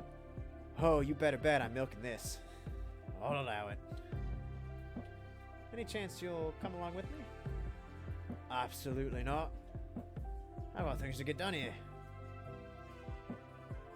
Can't be gallivanting off to higher planes when I'm drowning in obligations. Well, can't blame you for that. Speaking of Maddie, where is she? I think she's upstairs somewhere.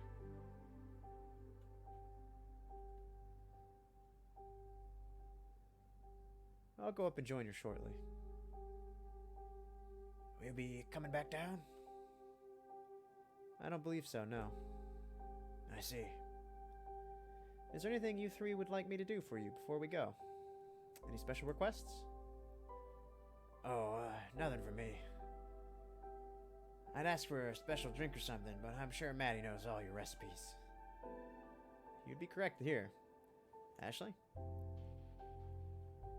All I require from you is your soul. No, you goofball, I need that. Well, in that case, can I have your stuff? You can fight Maddie over it. I say fight, But, she'll give up pretty easily. nice. Ed? Anything you want before I go?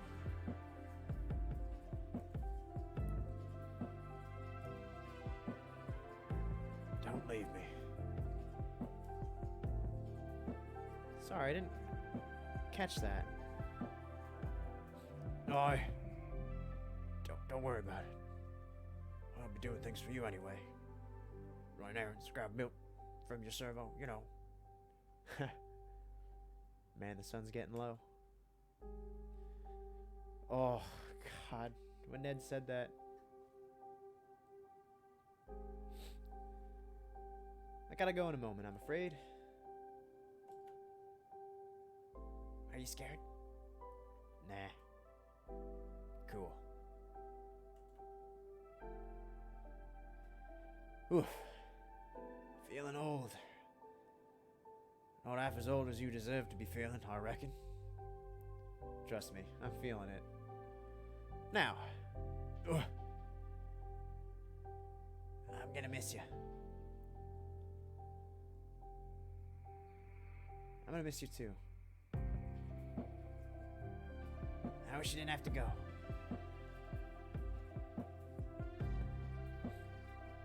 Me too. It's been cool. Definitely. I'm glad you came in. Yeah, me too. Maybe I'll see you someday in the future. I'd like that. Not too soon, though. Yeah, of course. Ned? I gotta go. Ah, Ned. Still can't believe you're the first one of us to go. Life's full of surprises. Aww. Wherever I end up, I promise there will be a place for you there. Thank you. I'll always be proud of you, no matter what.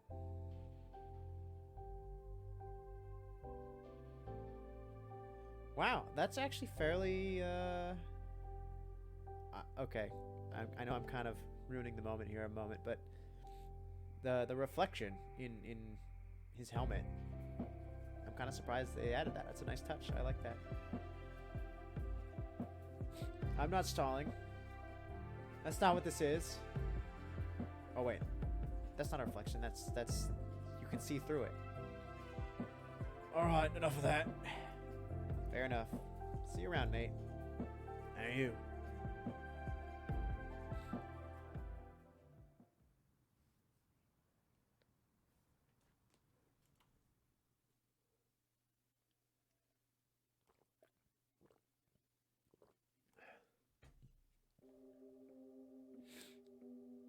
Ooh, someplace new.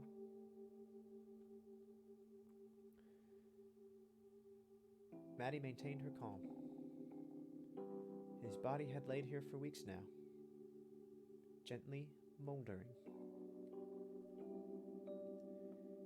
He had refused to visit again after the first time. She didn't blame him. Can you really expect anyone to be cheery about the prospect of sweeping leaves off of their own grave? But she didn't mind doing that job anyway.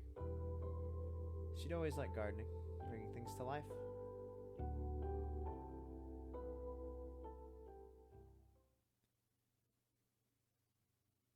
Our usual haunts. Achievement unlocked. Oh, that episode hit hard. So, I know that Ashley built us. But as the owner of the venue, aren't we technically bound to Che? What is the implication here? When he's gone, what happens to us? Huh. We'll be fine, right? What are you thinking? Oops. I don't know. I didn't cross my mind until now. Worst case scenario, we all just vanish. Nah, worst case scenario, we vanish. Painfully. Thanks for that. I feel way better now. We'll probably be okay. Probably. How long until we find out? Should be any minute now. Well, this has been fun. Guess we'll just wait and see. I guess. Here we go. Oh, is this the final chapter? Oh, shit. I've been going for 2 hours, but I said we'd go long. Ooh, we're gonna finish this out? We're gonna finish this out tonight, baby? Oh. Gosh, 7 more? Oh boy, okay. Curmudgeon. I like curmudgeon. Acceptable. A taste of blood, yes. Cracking. Interference, recipes. Confidence. The one thing that's never wrong. Confidence. Troubleshooting. Always good. Presumptuousness. Presumptuousness. What was that? Oh, Asimov. I do... Ugh. I did read iRobot in one of my high school classes. I had... it was English 4 science fiction. It was one of our options as opposed to just normal English. And yeah, I managed to for one of our readings. It wasn't an assigned reading. It was a reading of choice throughout the course. I picked iRobot, and it was a good read. It's vastly different from the movie. Fair warning: if you think there's going to be Will Smith and Shia LaBeouf running around, in the future, wrong. The only thing that is the same are Asimov's 3 laws of robotics, which are... I'm trying to remember. It's been a very long time since I've watched the movie or read the book. High school was a while ago. I'm trying to remember. Robots can't hurt humans. Robots can't hurt themselves. Robots can't perform actions that would lead to the harming of humans or themselves. Something like that. Look it up. It's pretty interesting. Asimov's three rules of robotics. Good stuff. Good stuff. Very interesting book. It was actually what the book actually is about.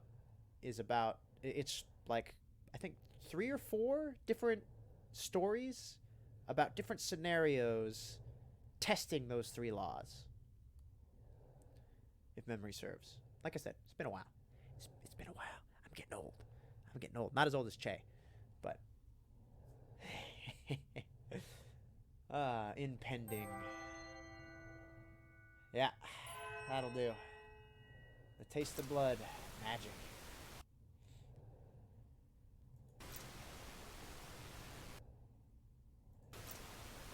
Ooh, I got a death. Okay. Imagine is Ned. Asimov is lore. Yup. Troubleshoot is also lore. Acceptable is food. Okay. I got a death and a Maddie and an Ed. I didn't get a Melbourne though. Fuck. I'm not gonna be able to do Maddie's inbox. What the hell is that?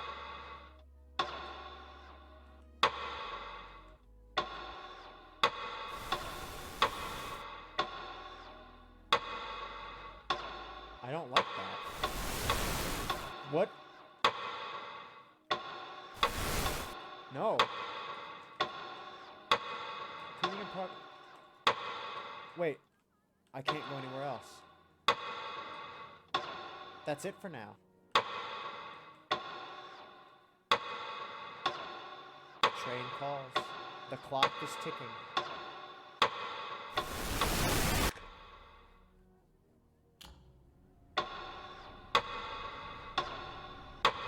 What the heck?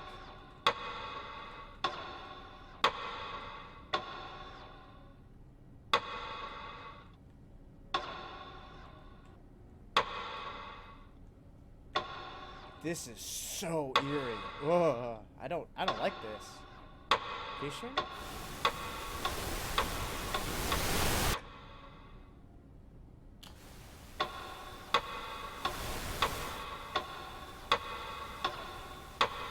Ashley?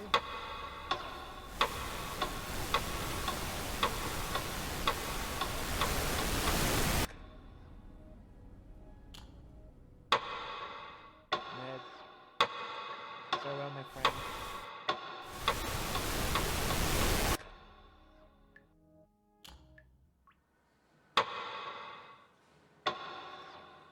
Why is my mouse showing up all of a sudden? Stop that. Okay, there we go.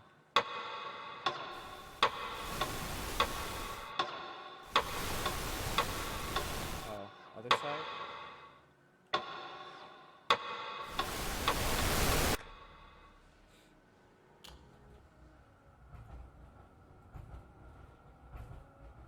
Why? Why is my mouse showing up all of a sudden? Hold on.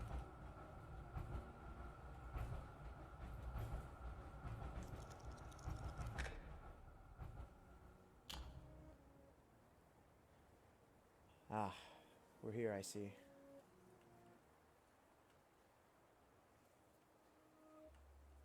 This is it. Hello, Maddie.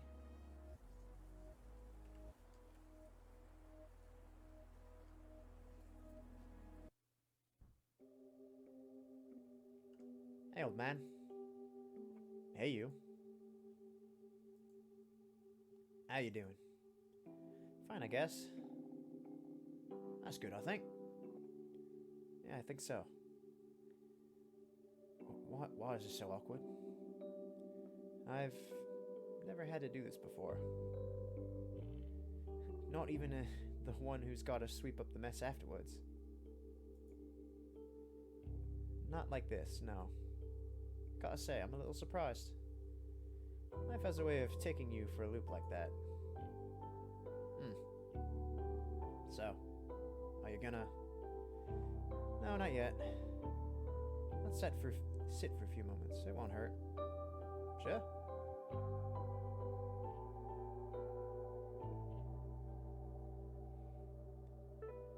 No, I don't want it to end. Sorry if this is kind of weird, but I can't get over this one thing. I'm here, sitting right here. But I'm also over there. You know? Feeling a little conflicted about it. Definitely. So you could say you're of two minds about it. I'm not gonna dignify that with a laugh. Can't say I didn't try. But seriously. That's my grave. My body's right there. How weird is that? It's pretty weird, yeah? I don't feel quite as weird as I did when I was helping you bury it, though. Fair. Grave digging. All the manual labor of gardening with none of the rewards.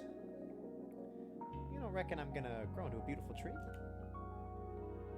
Buddy, you're already a wise old oak. Dead wise old oak. Struck by lightning, yeah. So, you don't think anything's gonna grow out of me? Not unless you swallowed a bunch of seeds without me noticing. Afraid not.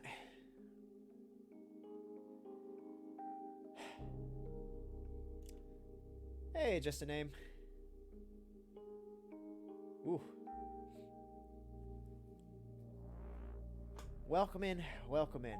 We're getting close to the end, I think. To this game. And it's oof, it's hitting me. Not gonna lie.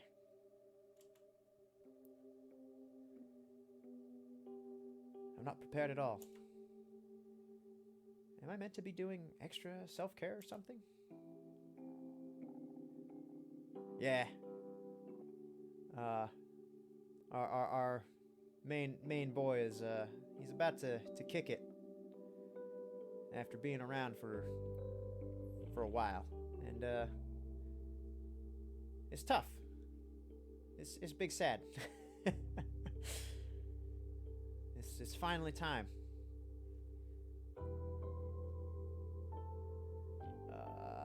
Do an extra. You're better at all of that stuff than I am. Yeah, man. Get yourself a bath bomb, light some candles, charcoal face mask, the whole shebang. Is that supposed to sound appealing? Yep. God, I'm out of touch. I made a bath bomb once, but... What? It flattened a city block. And then some? That's the wrong kind of bomb, my dude. Goodness, you are such a hellion. That's why I took you in. Because I saw that attitude in you, too. Bomb-making revolutionary? No, you're a born pioneer. When you put your mind to something, you'll never stop pursuing it. Till you get it done, or kill yourself in the process. I'll try to avoid getting into a habit of assembling bombs then. Whew. Don't get me wrong though, the bath bomb in question was definitely meant to be the sort that smells nice. For real. I was just a little too fragrant in the end. Amazing. That aside, I think it's hard to mess up lighting some candles, probably. You think I just carry scented candles with me wherever I go? Maybe? Yes? I don't know what to tell you, man. I don't have any. Damn it. Tell me you've got some downstairs at least. Yeah, but I'm not going back and get them. No, that's fine. After I'm gone, put a few around, maybe, to remember me. I'll lighten them all for you. Don't worry. Cafe's gonna stink of chamomile for weeks. That's perfect.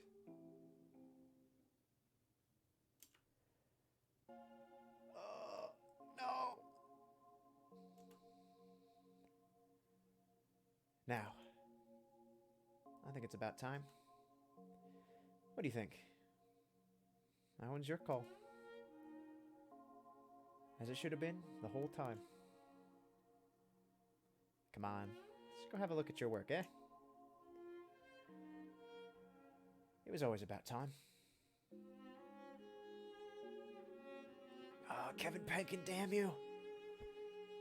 Damn you and your mastery of musical. Your musical talent is too good.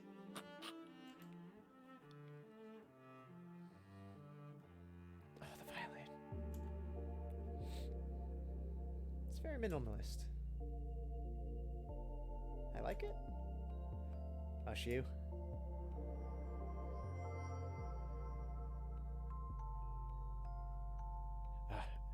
You joined just like a hair too late. That's his grave. He's been lingering. Ah. The dramatic reveal. Very swish. Can't write history till it happened. No, I suppose not. What's this written down here? Maddie, did you put poetry on my headstone? Pff, give it a read.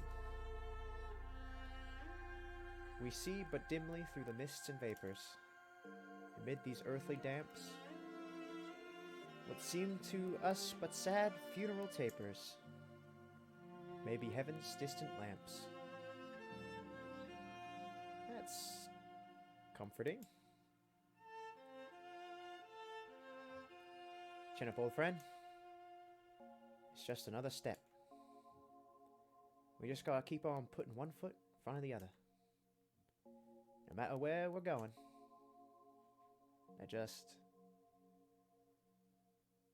You told me that back when I was depressed mess, who wandered in looking to hide from everything.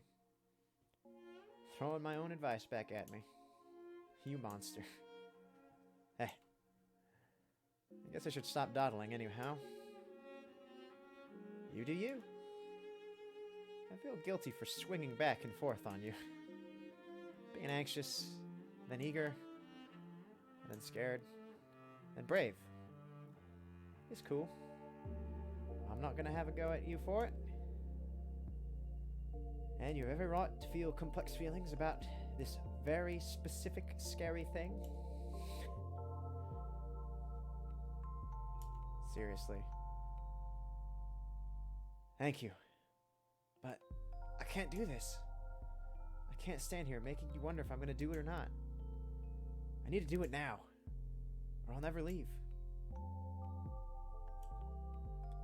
Maddie,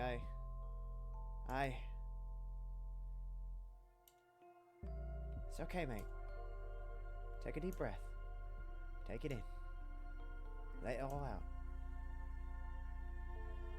Okay. All right.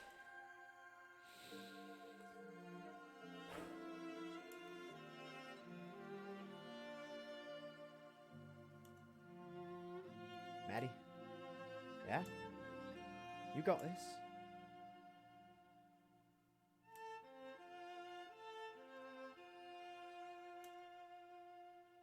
We'll see each other again.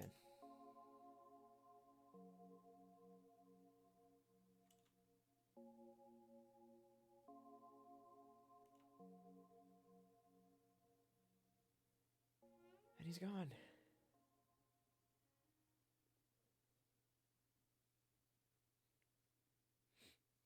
Man.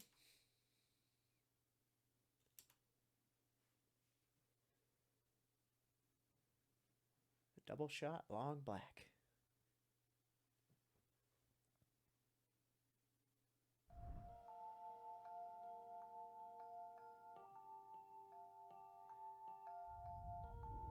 Oh, that's the end.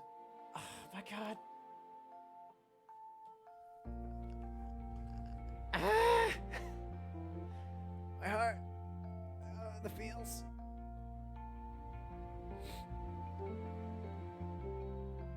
Kevin Pan can damn you and your musical composition. It's too good. Oh, what a game. I was not expecting to have such feels. Seriously. Like maybe a little bit here and there, like the makes you think about things, but that definitely my chest tightened many a time.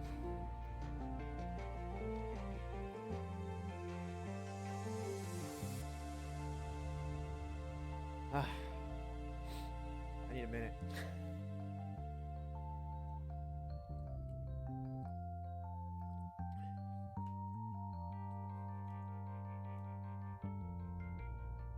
Mighty Games.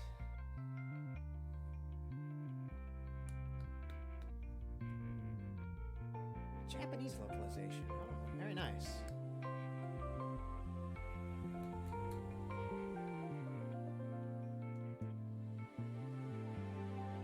Ah, well done. Well done, you guys. This was definitely an experience. Thank you for making this game. Death is not an easy thing. It is not an easy topic. For sure. Ooh. Epilogue? Some sort?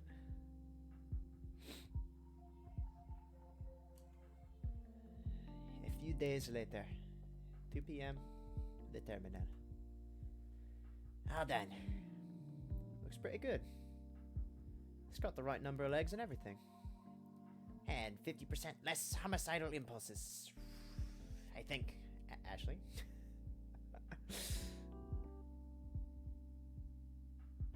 Yeah. But they did a good job, I'd say. They did a good job of kind of addressing it. And going through all the complexities of it.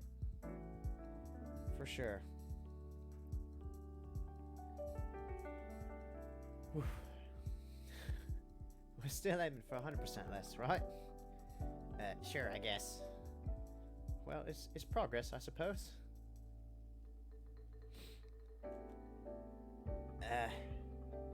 Maddie? Yeah? Why is the ground outside on fire? That's not good.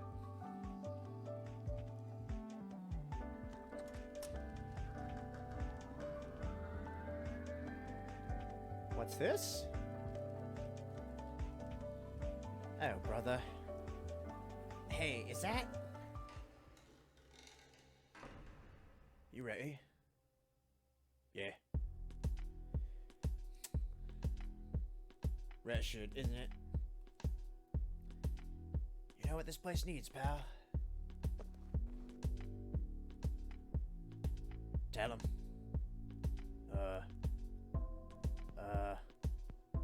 What? I don't actually know what this place needs. I was hoping I'd have thought of something by now. You guys done? I guess. Great. We better pick up that cigarette, Kishin. Will do. I didn't mean to be disrespectful. That was a cute tough guy act you two had going there. Yeah? Very convincing. An enforcer required to be imposing. It's in the job description. Oh no, don't fire me. He's not gonna fire you. He's too much of a big softy for that. I am not a big softy. Sure you aren't. You're basically a giant teddy bear in a metal hat. Hey, hold on. You joined the council, Kishin? Yeah, actually. You're not gonna tell him, are you? Huh? I thought we were gonna do a little build-up. Tell me what? Oh, Too much pressure! tell me, you weasel. Don't be rude. Necromancer baristas are required to be mean to council staff. It's in the job description. He's done a good thing for you. You ought to know. Oh, well, in that case. What's up, bud? Come on. I can't handle the suspense. Well, last night, we ended up in archives. The council archives. Kishin went in with a particular goal. He dragged me along. Hey, you didn't protest that much. Anyway, you might want to sit down for this. Okay.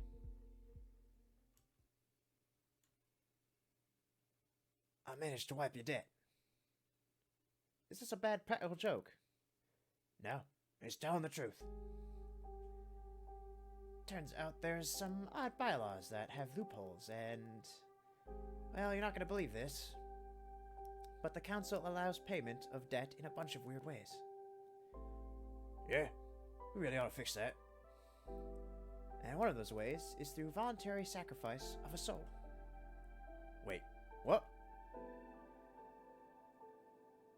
So, I was able to sacrifice myself, joining the council, and wipe your outstanding debts at the same time.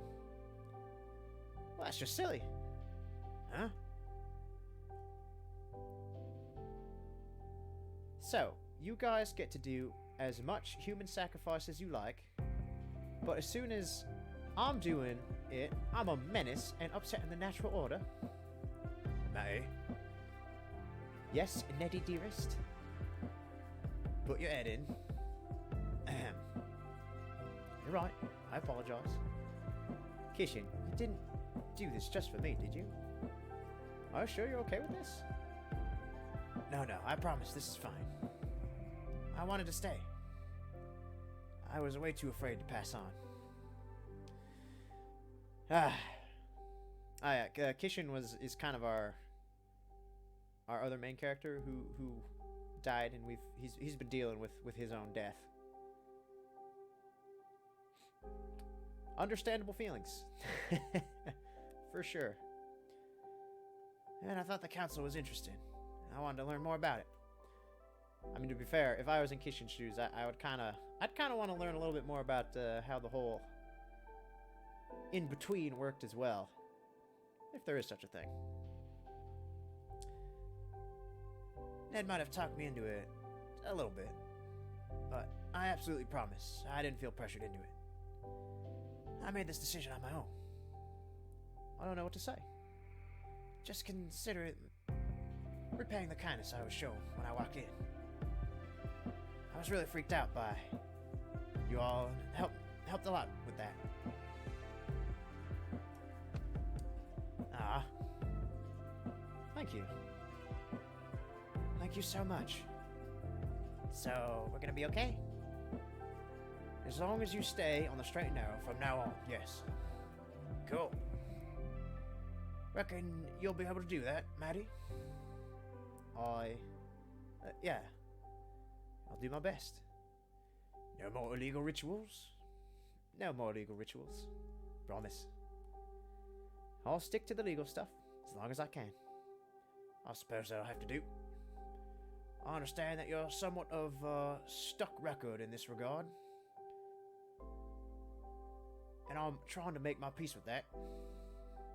Look at you two, making friends. Wholesome. Please just try and keep your head down. I will, yeah. Gonna be hard. Cause too much trouble if you keep raiding my suppliers anyway. Sorry, just doing my job. Yeah, I can't fault you for that. Anyhow, I'm afraid we've places to be. So soon? We only just got here. I told you we were only popping in 5 minutes. We've got paperwork to do. Responsibilities. Catch you two later. Thanks again. Appreciate it all. You're welcome. Anytime. Nice.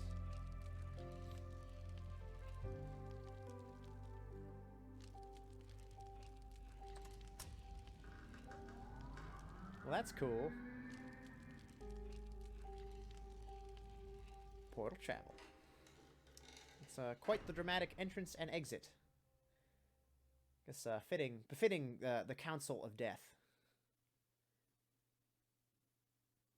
Yeah, Council of Death. Death Council is a completely different thing. Ugh. I'm gonna have to scrub those off. Are we gonna do that now? Nah, I'll do it later.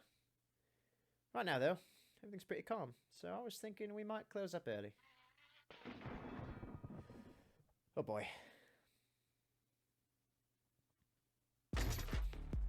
Damn it! What is it now? Oi! You better clean this up, you little monster. He's trying to tell us something. Oh, there's a flying one. What?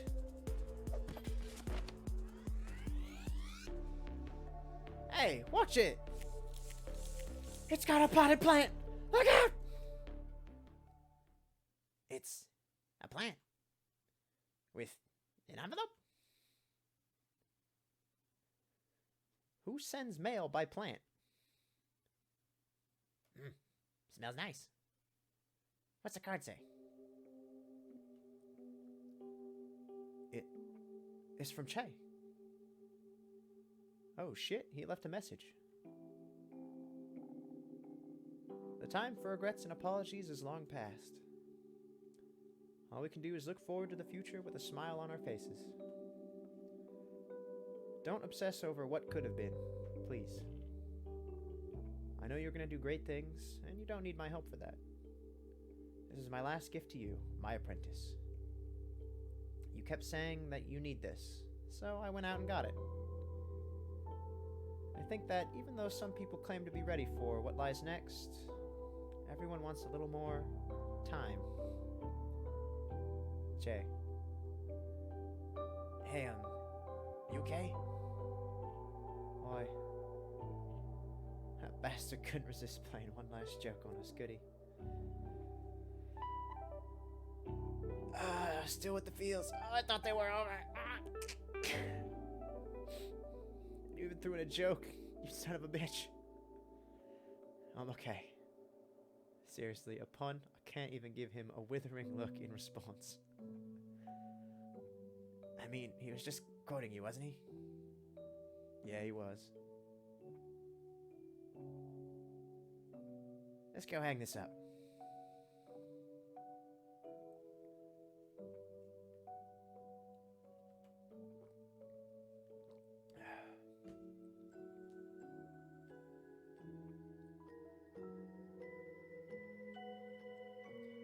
You know, it's just the two of us now, but I think he'll always be here in some form, right? I think so, yeah. We can't get rid of him that easy. Tis true. He'll always be with you if you remember him. Alright, let's close up. What are we gonna do? I was thinking of heading to the hardware store. Everyone keeps saying we need more pints in here. We'll stop at one. Ah, the epilogue.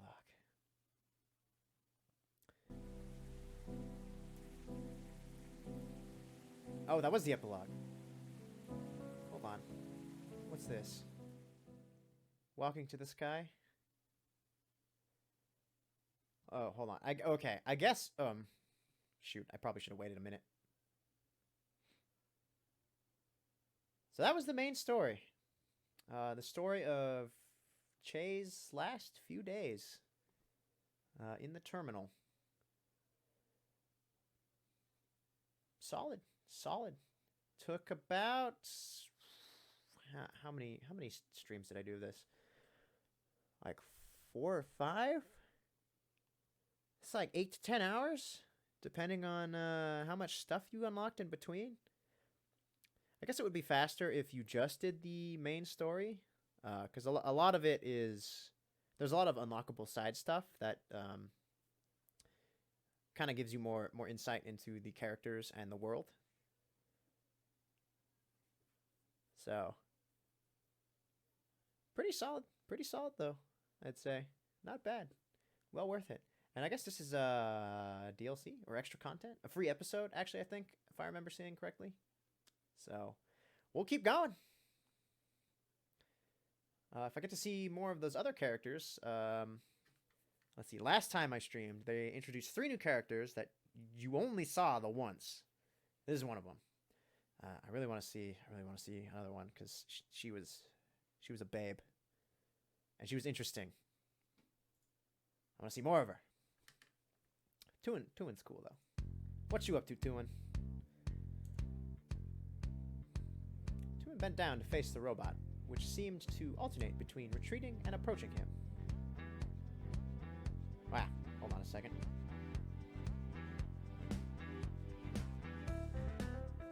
Is this using different graphic settings?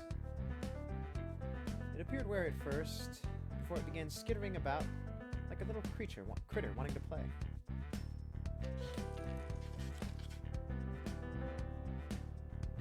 Hold on.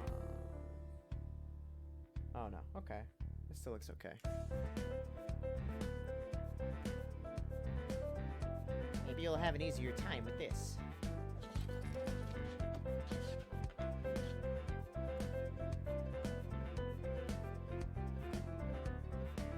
The thrown hex nut bounced away to an unseen corner, and Tuin began looking for another loose object to throw.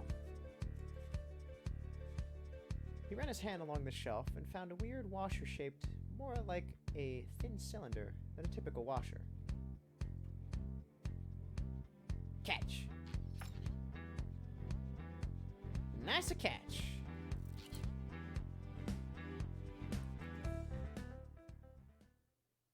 Tuin was a bit disappointed to see the robot go. The bot did seem like a social animal that was probably interested in seeing what other people in the cafe might be willing to play with it. So, he didn't take its departure personally. Oh, in walks Hannah. As if to answer his plea for distraction, a girl appeared at the top of the stairs. Hey. She spoke in a manner that acknowledged Tuan's presence, but was uncertain of what else to say. She quickly broke eye contact, and her eyes started scanning the floor as if she was looking for something. Hold on 1 second. I think... What am I looking for here? Oh, it is on low. Weird.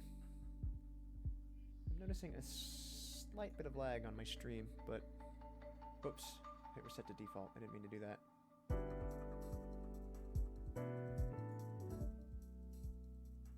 I think it was like there.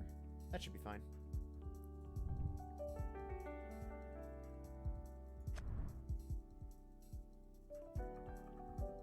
It is a little jumpy. I don't know why that is. Well, luckily there's not a whole ton of movement in this game, so I'm not too worried. Oh, shit. I didn't actually read that. Sorry. Apologies. Hopefully you read it. Tuan, feeling awkward and unsure if he should say anything to the girl, turned to the shelf and looked at the books furthest away from her. Oh.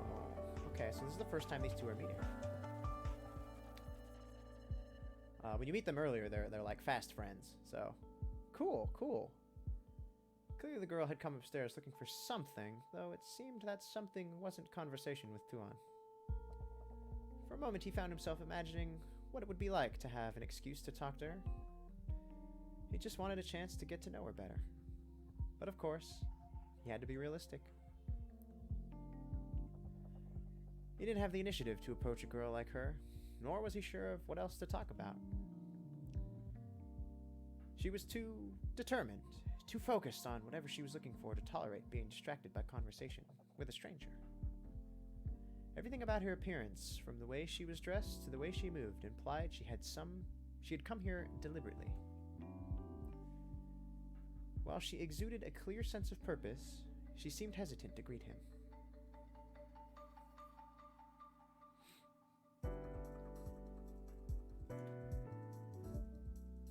Hey. Yeah? I was just wondering, did you happen to see a ring here? A ring? Like a... Oh, like a ring. Yeah, I think I took it off and left it here somewhere. No, I don't think I remember seeing a ring that looked... like that. Tuan realized the girl hadn't actually described the ring to him, apart from telling him that it was the sort that one might wear on a finger. Are you sure? It was just a metal band. No rock or etchings or anything. Metal band? Not like a Metallica kind of metal band, but you know, like a piece of jewelry. Tuan suppressed the urge to get into a, well, actually, argument about heavy rock versus metal, on which side the divide Metallica falls on. You mean just a metal ring? Yes, I'm looking for a metal ring that looks like a metal ring. Something that sort of looks like a washer, but with the sides curled inward? Yeah, something like that. Tuan felt the color drain from his face and recalled the washer that he had thrown to the bot just minutes earlier. Yeah, I think I saw something like that. There was a little bot around here playing with some small metal objects. I think one of them was the ring you're looking for. Oh, great. Is it... Oh, you don't need to. It's no problem. I mean, it's probably easier for me to look around where I saw it than try to describe it to you. I could swear it was just around here. June recalled the bot had run away with the one item he had thrown earlier. He spotted the hex nut and a screw that he tossed out, still lying on the floor, but the ring was nowhere to be seen. Sorry, I think it may have run off with it. Oh, you don't need to apologize. I mean, it's not like it was your fault, right? Yeah. He actually enunciated the syllables, haha, like a person reading it off the page, in the way that sounded nothing like laughter. Well, thanks for checking. Maybe I'll see if I can find that box.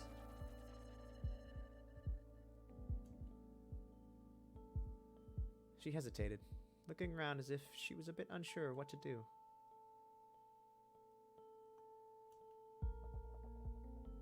Toon scrambled for the right words to say on the spot and blurted out the first thing that came to mind. It's me.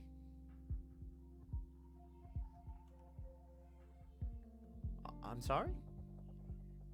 I mean, it's me that's going to help you find that ring.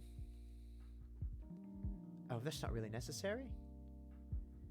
It wasn't clear to Tuon whether she was saying that to indicate she didn't want to impose or felt she would be better off without his assistance. He decided to address both points. I've got nothing better to do. And I know this place pretty well. You're new here, right? Let me lend you my limited knowledge of how this cafe is laid out. If it's not too imposing, I'm happy to help. Truth be told, helping this girl locate her missing ring was a bit troublesome, but he felt responsible for creating the situation. I appreciate it. Ah, yes. Friendship forming, awkward conversations, becoming slightly less awkward. By the way, I don't think I got your name. I'm Tuon. Hey, Tuon. I'm Hannah.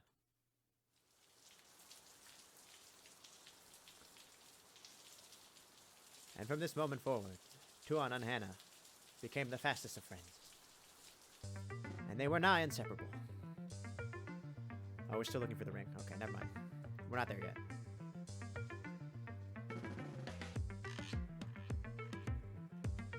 So, does this ring of yours have any special significance?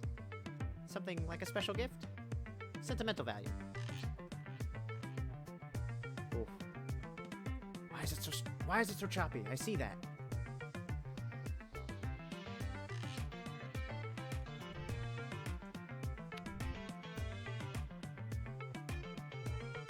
I wonder if I lower the resolution.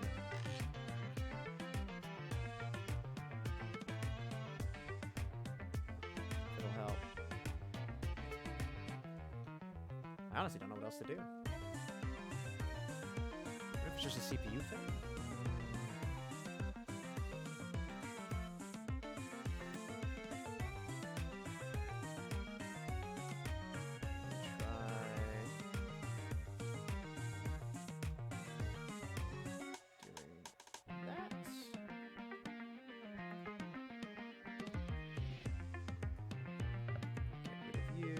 Just a little upkeep here. Apologies for the delay. I'll need that going. Okay.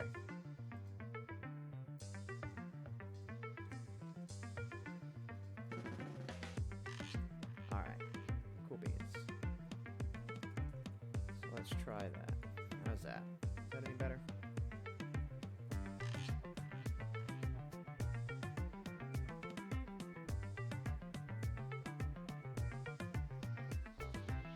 Still seems a little choppy, but less than it was, so get back to it. He still hadn't gotten around to telling Hannah that he was responsible for the loss of her ring.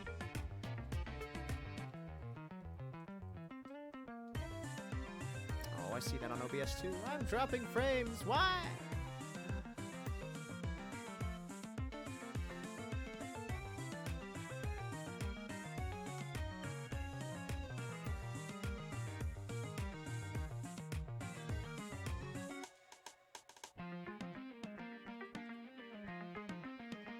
Says the quality is good.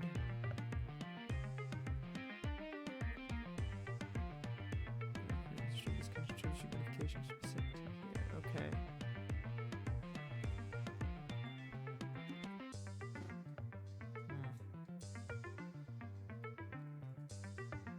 Oh, I didn't know that was okay. Apologies. Again, just trying to smooth it out.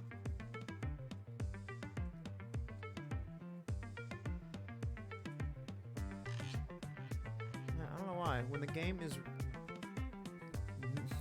maximized, I'm losing frames. That makes no sense. It's kind of a reminder of who I was in the early days. Just a personal effect. It was part of my whole goth phase. Ooh, seeing you as a goth would be pretty interesting. You definitely pull it off. I used to have 9 other rings, just like it. That one and where all the others... Wait, I used to have 9 other rings, just like that one, and wear all of them every day. Now I'm down to a much more tasteful single ring. Goth phase. Oh, wearing those rings was about as far as I got in the goth aesthetic. Oh. I don't think my limited makeup budget would ever allow me to go full goth. I guess I was sort of drawn to it during a brief stint where I had an obsession with death. This is also coincided with the time in my life where I wrote a lot of really bad poetry. I guess that makes me pretty weird. I don't think it's weird. And besides, you'd be pretty hypocritical for me to judge you based on that. I was never goth, but if you've ever been to an emo concert, you might have seen me in the crowd. I appreciate the sentiment, but how do I know you're not a good judge of what's weird and what's not? After all, most normal people don't go to emo concerts. Well, the lion's share of bad poetry is probably written by teenagers. So you're definitely not alone. Speaking from experience, do you have an old live journal of shame I should look at for proof? Don't worry, I'm not actually going to try and find your teenage blogging to try and expose you as a melancholy sad sack who tried to express himself in a medium he has no aptitude for. Cripes, that's a fate I wouldn't wish on anyone. Keep it buried, hidden from the world, never to be discovered. I don't think it's all that bad thing to have written bad poetry. I guess the whole trying to find beauty in death thing does feel pretty adolescent, in a sense that that's when everyone's emotions are turned up to 11. But I think there's more to it than that. It's a time in life where it feels that you're becoming an adult, but you aren't really allowed to have the full experience of being one. You're still experiencing a kid-friendly version of the world.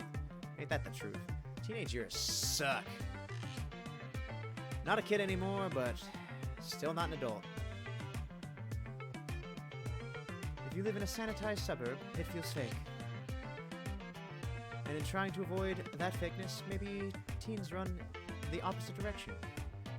They embrace the darkest things they can find and develop a fascination with death.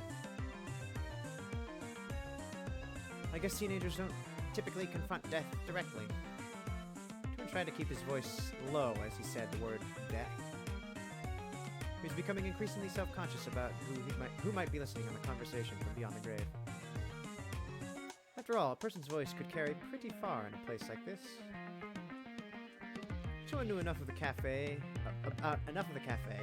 that not all of the patrons were living.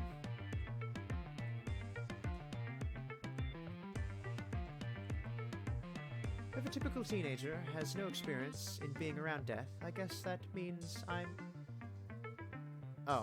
if a typical teenager has no experience in being around death, I guess that means I'm atypical.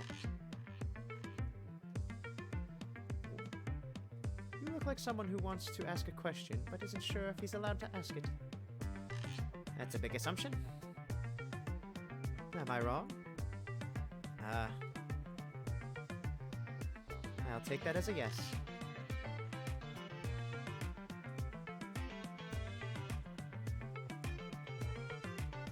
I'll take that silence as confirmation that I was correct in your, as a yes. Well, you're not wrong. I hope you're not going to hold that against me. Not at all. It's kind of mutual. You're not sure if you're allowed to ask, and I'm not sure if I'm allowed to tell. You're definitely allowed to tell. I mean, I don't mean to sound overeager when I say that. You're allowed to tell if you don't want to tell, so you don't have to treat it like it's a question that needs to be answered. It's not a question, but it sounds like an invitation. Exactly. Stream, behave. Stop dropping frames. I don't know why you're dropping frames with this. Nothing has changed. Quit it. When I was 13, my mother was diagnosed with leukemia, and my father disappeared as soon as he found out. Ooh. That's rough. I spent the next year coping and crippling abandonment issues. Coping with crippling abandonment issues and the constant feeling of dread and fear of death. Tuan saw something in her distant eyes that implied there was more to this story. But for the time being, he was okay with Hannah holding parts back.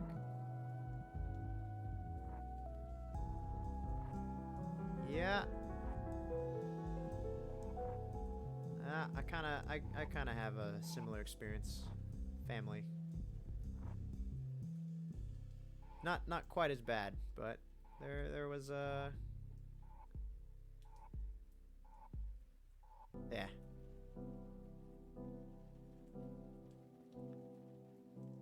That's heavy. Thank you for sharing it. So I get it. I get the feeling.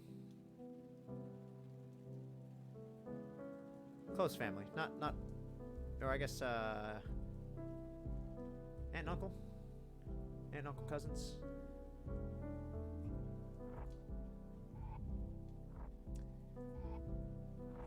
It was a dark time. Lucky for me, that part of my life is buried deep in my past, never to be seen by the rest of the world. Unless you count the old LiveJournal blog that I forgot the password to, so I can never log in to delete it. I think you can actually issue a DMCA request, and the site has to honor it. They'll send a thing to the account that posted it, asking them to counterclaim. If the account is abandoned, you can get your stuff scrubbed from the internet. I wasn't looking for a solution to that particular problem, but that actually sounds really useful. I might have to act on that advice. I'm really good at offering unsolicited assistance. For example, one time this girl came to me looking for a missing ring, and I told her I'd help her find it. Nice. I hope the story ends with you actually helping her find it instead of getting distracted by some irrelevant thread of conversation.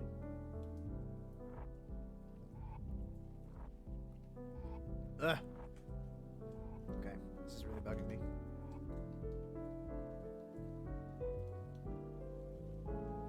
Hold on a minute. 7% over. Why? Why?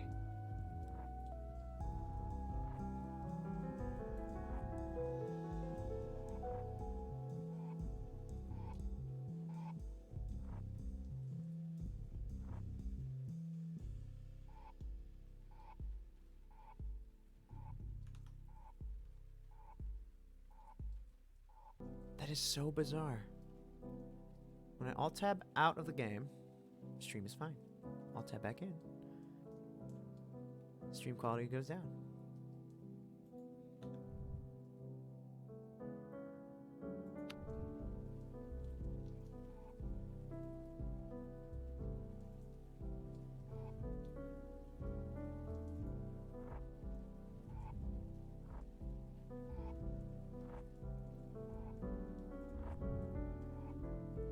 That help? Was it seriously the VSync? Are you a joke? Are you kidding me? It was! Because I hit reset to default, it turned it off, and that's what made it smooth in the first place.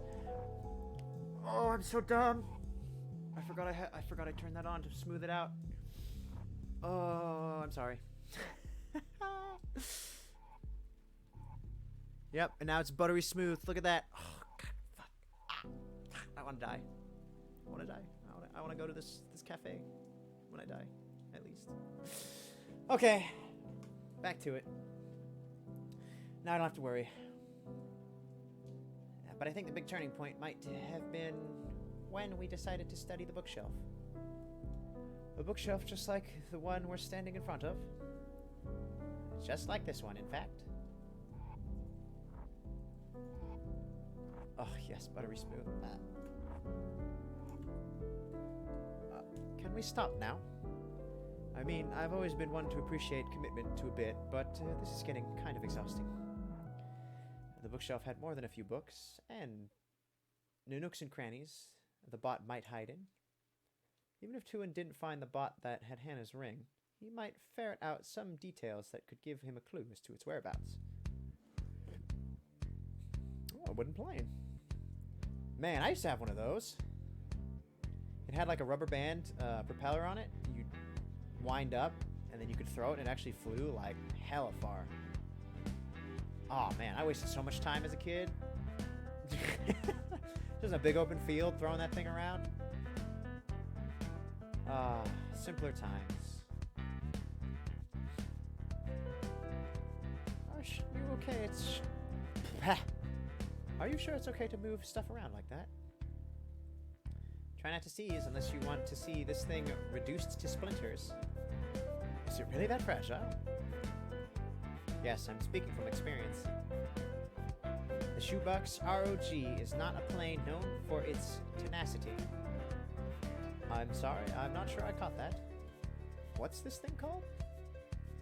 The shoebox ROG, short for Rise Off Ground. It's a classic capable... Oh, it's a classic. Capable of self-sustained indoor flight for up to 40 seconds. Are you an expert on every model on these shelves? Nope, just the balsa wood airplanes. Balsa wood, that's what it was called. When did you become such an expert? A summer camp. It's a subject that immensely fascinating to 12-year-old boys, who then carry that obsession to their grave. And here I am thinking that I'd missed out on something important by never going to summer camp. Actually, you kind of did. I'm sure that the physics of a rubber band-powered airplane... No, I mean the other stuff. I'm not a big fan of archery or volleyball either. You really think that the reason people carry summer camp memories with them their entire lives is because the curriculum is so well formulated? I guess I always figured that learning how to fish or shoot a bow and arrow was meant to be a delightful experience. Sadly, it's something the rest of us non-summer camping plebeians were doomed to never enjoy. The bow and arrows were probably the least interesting part of the archery station. The fun part was going to the archery station during your free time and running into a friend and saying, "Hey, I haven't seen you since breakfast." Breakfast is a really important part of the summer camp experience, huh? Oh, well, yeah, it kinda is. And probably the most common one, since everyone eats breakfast at the same time, in the same dining hall. Funny, and here I was thinking that it was having fun with my friends, when all this time we could have been enjoying a much more enriching experience. If only we'd arranged to meet at the archery station.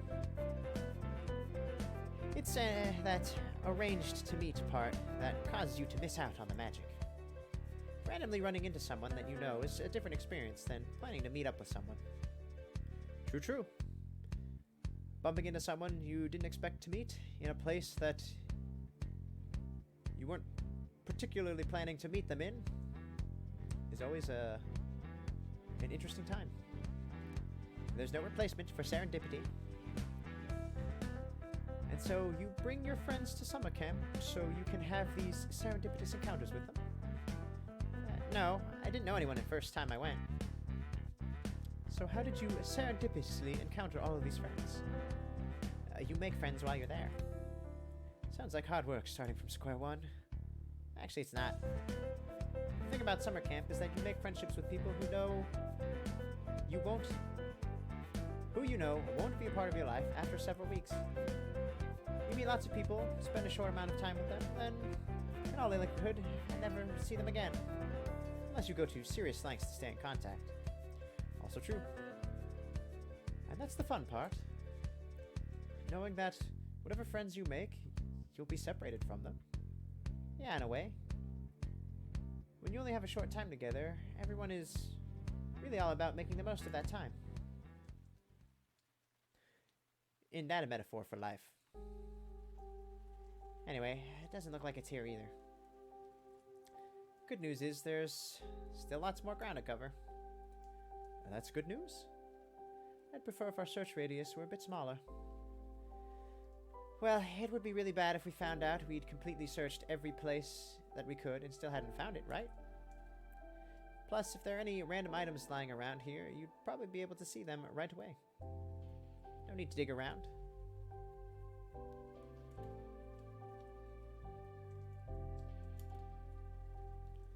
You're the first person I've ever heard who said expiring relationships are a good thing. I think part of me is afraid that the relationships I have are temporary. I mean, technically speaking, all relationships are temporary. Even though that is kind of a sad thought.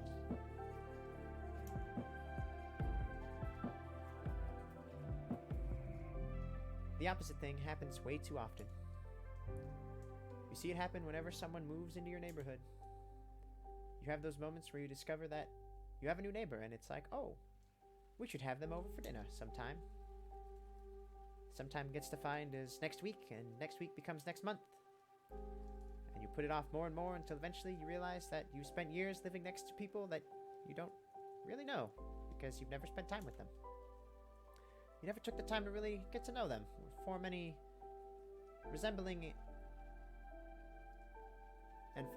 resembling an intimate emotional relationship. There was never a sense of urgency. There are people in your life who are just sort of always there, and because you never think about the day they'll leave, you never spend the time to enjoy the moments you have together. The best friendships I ever made were the ones that came to an expiration date. You've thought a lot about this. Yeah, I guess I have. Is that why you enjoyed going to emo concerts? A live show seems like a good place to make a friend, spend several hours with them, and never see them again. Concert going was not a regular thing for me. In fact, it was kind of a one-time thing. Music is usually a deeply personal experience for me. I still have the Fall Out Boy album that I would listen to when I was year 8 every night, as I cried into my pillow. The music was that bad, huh? I was brought to tears because the lyrics made me realize the pain and futility of my own existence. A lot of my adolescence was filled with the vague feeling that nothing meant anything. The times I spent listening to that album felt like staring into the abyss and facing that reality directly. Musically, I found the album to be quite enjoyable. How good? Because if you were taking a shot at Fall Out Boys, we might have to trade blows. But that still leaves us with the question of why you kept going back to the album if every single night it made you realize the pain and futility of your existence. I actually enjoyed burying my face in the pillowcase and loudly sobbing as I'm overwhelmed by the creeping feeling of existential angst. I get that some people enjoy a good cry from time to time, but I think you might be the first person I've met who actually embraces existential angst. No, you misunderstand me. I said I enjoy burying my face in my pillowcase and loudly sobbing as I'm overwhelmed by the creeping feeling of an existential angst. And that's the name of the third track on the album. See, I never listened to full albums, so there was no way for me to tell if you were lying or not. A lie is a false statement intended to deceive. If your intent was just to entertain, then you're not a liar. That just makes you a storyteller. The problem with your fake Fall Out Boy song is that it's not obvious that it's an exaggeration. I mean, that sounds like the kind of song I'd expect from an emo band. What if I told you my favorite Fall Out Boy song was I'm Like a Lawyer with the way I'm always trying to get you off? I'd assume you were trying to flirt with me, because that obviously can't be a real song title. And you assume it's a flirting attempt, why? Well, it's suggestive. If I had to describe it in the word, I'd say... Rude. And if I told you my favorite Fall Out Boy song was Bang the Doldrums? Crude. I've got a dark alley and a bad idea that says you should shut your mouth? Rude.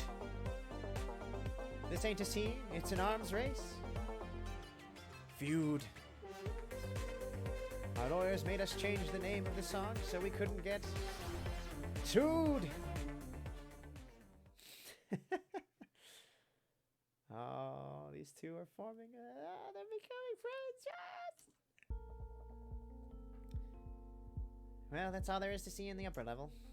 No ring, no bot, so I'm sorry I couldn't be more help. Not at all. You helped me eliminate one entire space as a potential zone to search. And besides, you kept me company. Engaging in futile tasks become a heck of a lot more enjoyable when you're doing it while having an interesting conversation. Tuan felt his chest swelling with a bit of pride over Hana's insinuation that he was good company. Part of him hoped that their collaborative effort to find the ring, an item so unique that Hana only had 9 others just like it, wasn't about to come to an end. That's a good point. She has 9 other rings that are exactly the same. Why bother looking for this one? Perhaps the ring is an excuse. Perhaps she knew what Tuan had done and felt that he would be guilty to help, thrusting them into the scenario. There we are. There's the word that we have just seen. And that's a solid theory. And I also hit space before I could read what Hannah said.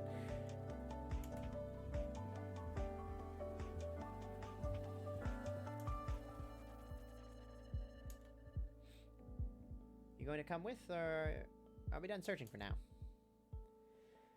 I was just thinking that if you're going to check around downstairs for a moving robot, you might be able to get a better fix on it from this vantage point. Plus, I'm not in the mood for more walking. I want to sit down?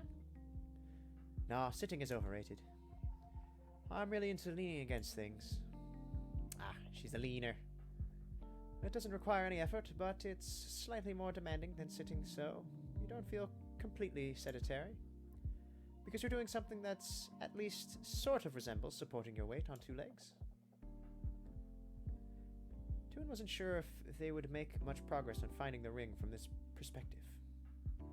But he started to think that neither he nor Hana cared particularly about the outcome of their search, just so long as the journey was interesting. And this place is pretty cool. Yeah. Interesting crowd down there. All types. Yeah, though I guess even in a place like this, you can't avoid the obligatory guy sporting the blazer hoodie combo. Oh, yeah. I mean, that's Melbourne for you, right? The, hey, look at me, I'm so cool and stylish, but also super casual. That's called a high-low mix. And that guy is definitely not the only guy down there sporting such a combination. Oh, I'm sorry. Did I just dunk on something that you actually hold dearly? Nah, dudes sporting the blazer hoodie combo are invariably douchebags. But what if he wasn't? That sounds like the start of a theory. The blazer hoodie combo is something he has a deep sentimental attachment to. His father walked out of his family when he was young, so he grew up looking up mostly to his grandfather, who tragically passed away when he was 12 years old. When his grandfather had passed, his older brother replaced him as his father figure. He admired his older brother, who was the coolest kid at school and captain of the track team. The blazer belonged to his late grandfather, and the hoodie was his older brother's track sweatshirt that was gifted to his younger brother the day before he left for uni. Tragically, his brother was killed in a car accident that autumn, and he never returned from his first semester at uni. Whenever he finds himself feeling lonely, he puts on his brother's track hoodie and his grandfather's blazer, and he goes out to drink to their memory. Did you have that one locked and loaded, or did you just come with it on the fly? My brain works fast when theorizing about people. Oh, fun fact, when you first meet Hannah, there's a little blurb that she people watches for fun. That's a hobby of hers. So, that checks out. It's what I do on the tram. When everyone else is buried in their phones, I'm people watching. Oh, okay, there you go. I guess I should have just, waited. Damn. All this time, whenever I was out in public, I'd be repeating the internal mantra, no need to feel self-conscious, nobody is watching you. They're all wrapped up in their own little world. I mean, generally speaking, that's true. But then there are people like Hannah. Now I know that people watchers like you exist, and I'll never be able to do that again. People don't actually see you, though. They see whatever they choose to project onto you. That guy down there? Who knows what his deal is? All we have are theories. And the theories that we come up with reveal more about us than they do about him, right? So in a way, people watching is a window to self-reflection. It's an exercise in human empathy. It's easy to play on stereotypes, say, this guy must be a douche. But it's a lot more fun to try and come up with an alternate story. People aren't always what they seem. I like to come up with dark and macabre stories about what people's backstories might be. Stories about what people's backstories might be. Oh, okay. As I've said before, the word choicing sometimes is a little weird. But I still love this game. Oh, my goodness. And now that you've said that, you have to share one of those dark thoughts. No, I shouldn't. But you're going to. No, I am not going to. It's one of my rules. Some people deal better with dark thoughts by sharing them. But I found that I'm really bad at arguing what's appropriate or inappropriate to share. Sharing usually sends me on a continuing spiral that only ends up in bad places. So no stories for tonight. Are you wondering if you're allowed to tell? Because I think we're at a point where you shouldn't have to wait for me to ask. My rule isn't to protect the audience. It's for me. And I think we're still at the point where there are questions that I'm not ready to answer.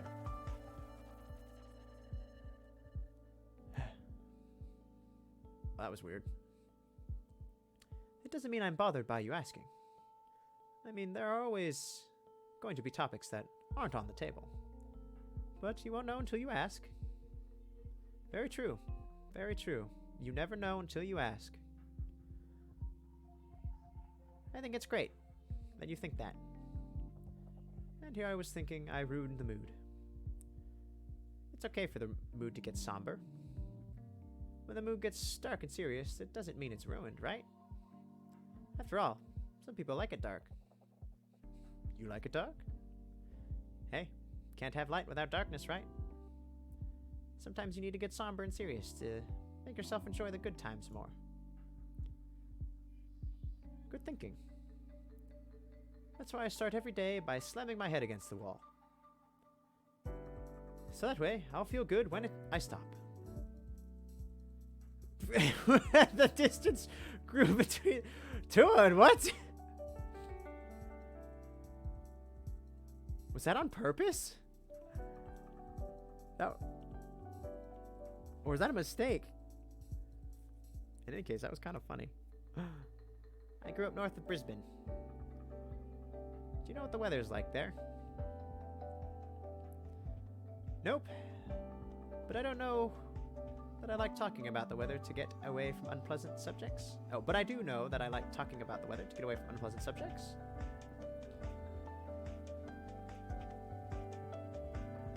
It's downright tropical. No bad days, good weather all year round. But there's so many days when it would be gorgeous out, and I'd go back by the local park and see nobody out.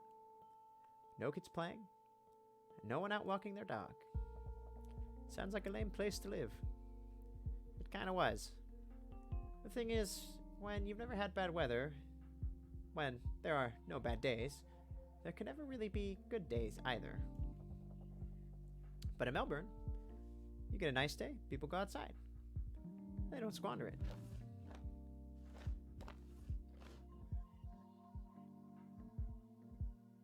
And that's the case for dark and melancholy conversation. Pretty much. Ooh, they close. I mean, if everything's at a 10, it may as well be at a 1. You need range in life. I'm not sure. I think I'd be fine with only ever saw the happy parts.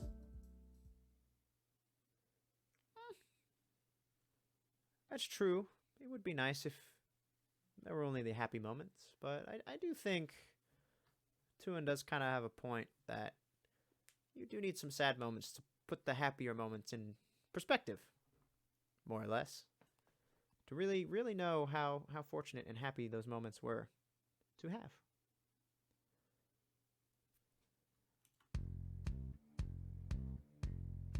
It feels like a paradox, doesn't it? The people who seem to be the most obsessed with the pursuit of happiness seem to be the most unhappy and unfulfilled.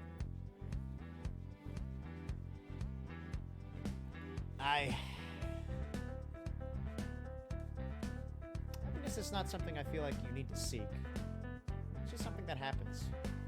And you should enjoy it while it's there. But not worry about it when it goes. Because you can always find it again. Yeah, well, that's why they're so obsessed with pursuing happiness. Because they don't have it. But there's a reason that people go to horror films. I don't think the opposite of happy is sad. I think maybe the opposite of happy is emptiness, or a general lack of feeling. You know, clinical depression isn't about feeling melancholy all the time, right? It's not about feeling a constant sadness so much as feeling a constant, well, nothing. Oh, now they're playing checkers. Speaking from experience, that's a personal question. Yeah, I was hoping for a personal answer. I've never heard someone wax philosophical about emotions and then get reserved when asked about their emotions. My medical condition goes a little beyond the realm of talking about emotions. Let's just say I'm no longer taking medication to treat clinical depression. No longer taking it, as in you were taking it at one point? Yes, that's what I was trying to subtly imply before you explicitly pointed it out. Got it. Let's dance around things indirectly. That makes for good communication. Now you got it. Innuendo is what makes conversation fun, if you know what I mean. Toon was grinning widely when he delivered the line, but a silence followed. For a brief moment he was worried if he had said something wrong, but an equally wide grin on Hannah's face told him it was okay. Once the initial panic had passed, Toon found he was actually liked the experience. Although he worried that the silence would grow uncomfortably long, part of him wanted to continue living in that moment. You enjoy talking. Is that a complaint about me hogging the conversation? No, not at all. It's just a bit more expressive than you came across when I first approached you. It was a condition... I was conditioned to be meek from an early age. What you're seeing are the results of extensive deprogramming effort. That's funny.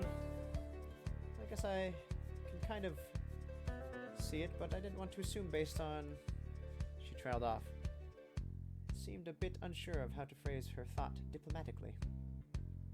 If you're feeling squeamish about making assumptions based on my ethnicity, you can rest assured your assumptions are probably correct.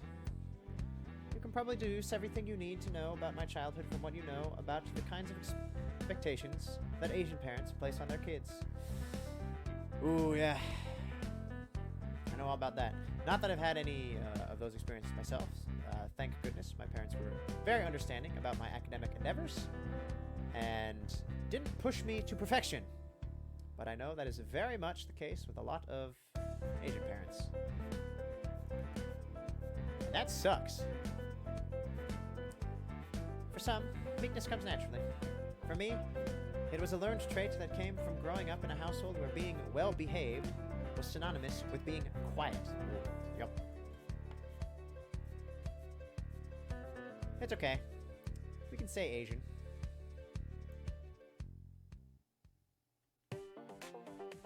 Funny, I never really thought about it. When you talked about the expectations of Asian parents, I was thinking more about, like, scholastic and academic achievement. Oh, you can trust those assumptions as well. Like many immigrant parents, they want their son to be more successful than they are. But my mother was an MD and my father was an OD, and that's kind of hard to figure out what you're supposed to be one level above, let alone achieve it. Seriously, I mean, how the hell do you top that? What's an OD? A doctor of optometry. It was a big disappointment to my mother's parents, who were hoping their daughter would go on for ophthalmologist instead. An ophthalmologist? I have no idea what that is. Sounds like he really let the family down. I know how it sounds, like I'm saying it in jest, but let me tell you, whatever perceptions you might have about familial strictness, in my family, they're stricter. Like, graduate second in your class and then get a remark from your mother at graduation that you could have been first if you'd hit the books a bit harder. That level of strict. Yeah, it must have been tough for you to deal with that. My mom never really said anything like that when we were driving to chemotherapy. Smooth, my dude. Also, that's a safety hazard, cafe guy. Maddie, come on, get that fixed. Unfair. How about we stop playing the game of compare hardships, since I'm never going to win that one. What? You mean you don't want to spend time dwelling on the least pleasant parts of your personal history? Come on, dredging up childhood traumas is everyone's favorite hobby. Where's your sense of despair? Well, I know some people who pay by the hour to dredge up childhood traumas. Alright, consider this a free therapy session. From now on, we only talk about happy things. What do you think about cats? Hate them. That makes two of us. So much for happy thoughts. They are happy thoughts, though. I like the image cats invoke.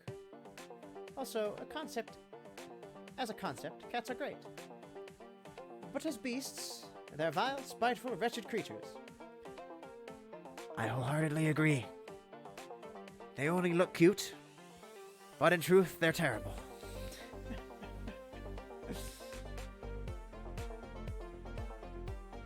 I'm glad we're on the same page. Disliking cats is probably the most unpopular opinion that I have.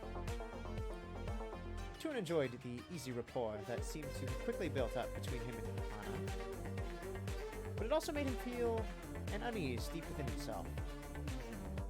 The thought of finding something precious and losing it filled him with panic. The sudden fear of loss stirred inside of him, growing stronger with every passing moment until he found himself physically trembling, his fingers losing their grip. Ah, that's a mood. Ah, that's a tough one. That is a toughie. Are you okay? Yeah, I just felt about easy on my feet.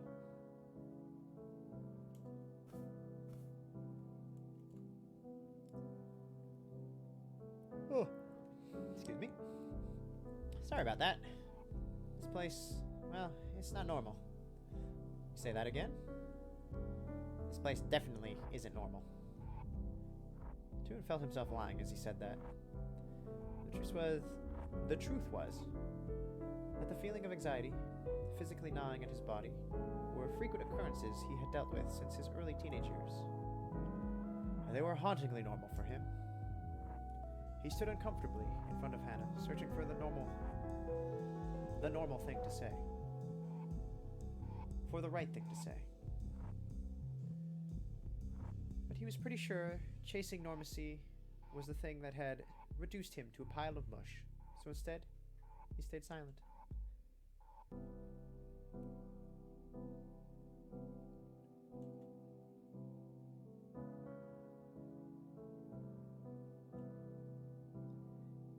Sorry to have spent so much of your time. You definitely don't have to apologize for that. You're spending my time, I'm spending yours. It's mutual. And for a moment, the two said nothing. With each passing moment, the compulsion to say something to break the silence shrank. They simply enjoyed each other's company. He looked over and realized Hannah was resting her eyes closed, rocking forward and back on the balls of her feet in a rhythmic sort of way. Are you? Shh. Can you hear it? He wasn't sure he could hear anything, over or within the din of the crowd below, but he heard a familiar sound. The whirring of servos.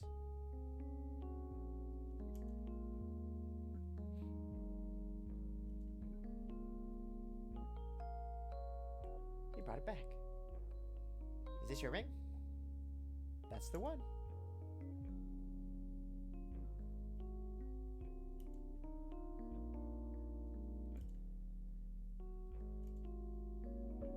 Great. Now you can get back to what you were doing. To a no, you fool. Yeah, great. Well, see you around. See you around. No, Tuan, you fool! As she walked off, Tuan found himself wondering why he just dismissed her as soon as the ring was found. Yes, go after her!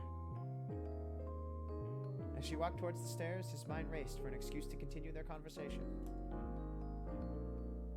Maybe he was supposed to yell out, "Hey, you've got something on your sweater," or something like that. He brainstormed several ideas with a growing sense of urgency as she began descending the stairs. With each step she took, the likelihood of their conversation continuing felt like it would wane as she completely disappeared from sight. Damn.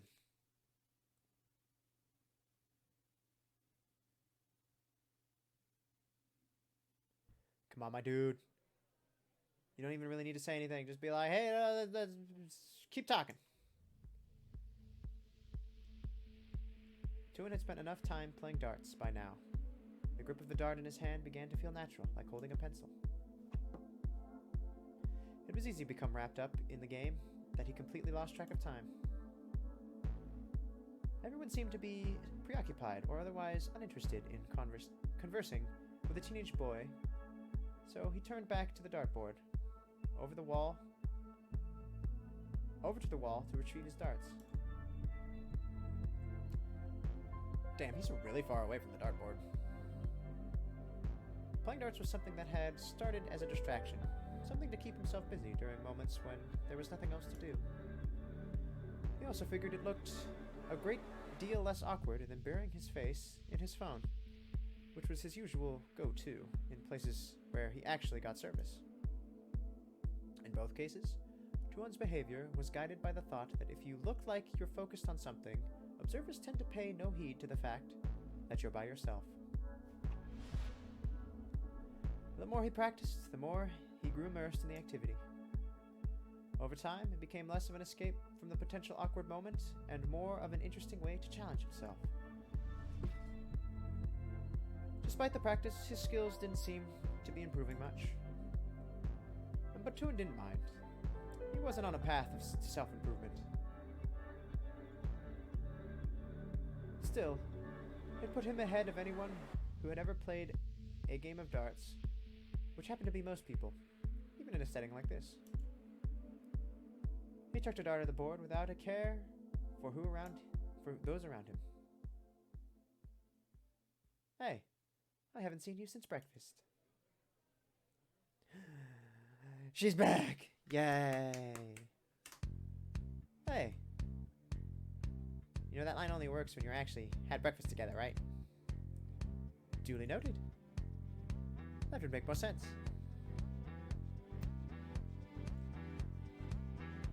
You like playing darts? Only when I don't have company. The company of others to keep me occupied. And here I was thinking I'd feed you up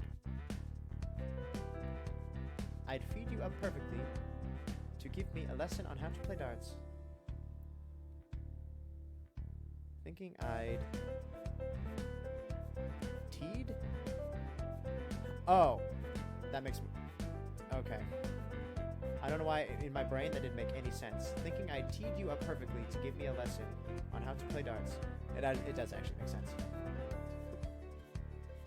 I'm just a dumb. Sometimes. You probably don't want me teaching you how to play darts. I'm not very good. You had me fooled. Looks like you just got 2 consecutive bullseyes. The goal of darts isn't to hit the middle of the board. You see, each segment of the board is worth a different number of points. You start with a fixed number of points, usually 501 or 301. You throw the darts and deduct the amounts from your number. The trick is... Actually, you were right. I don't want you to teach me how to play darts. That's a relief. If I did, you very quickly discover just how little I know about the subject of darts when it comes to anything other than the rules. Plus, out of all the things there are to see here, this start board is probably among the least interesting. Oh boy, I can't wait to see something even more interesting than a dartboard. And then follow me. Where are we going? I could tell you, or I could show you.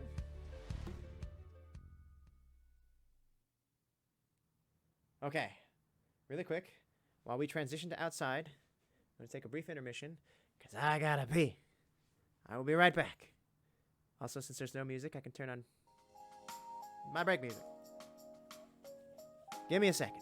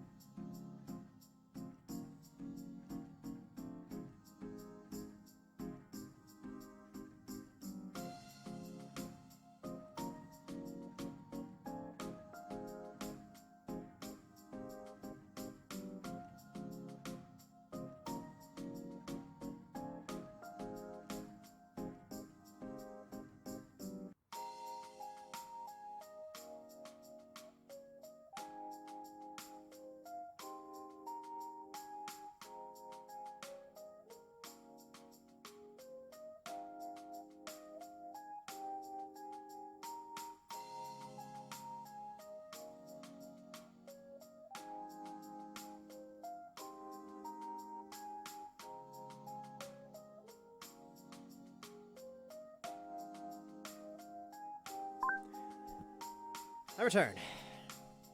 Also, I kind of realized this music actually fits fairly well with the Necrobarista vibe. I'm digging it. I'm digging it even more. And this isn't actually from Necrobarista, this background music.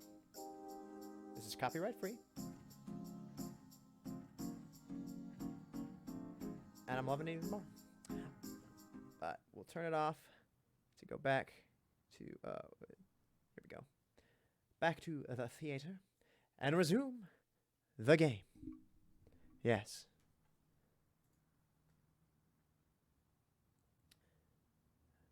Hannah was standing close enough to Tuon for him to hear what sounded like a contented sigh.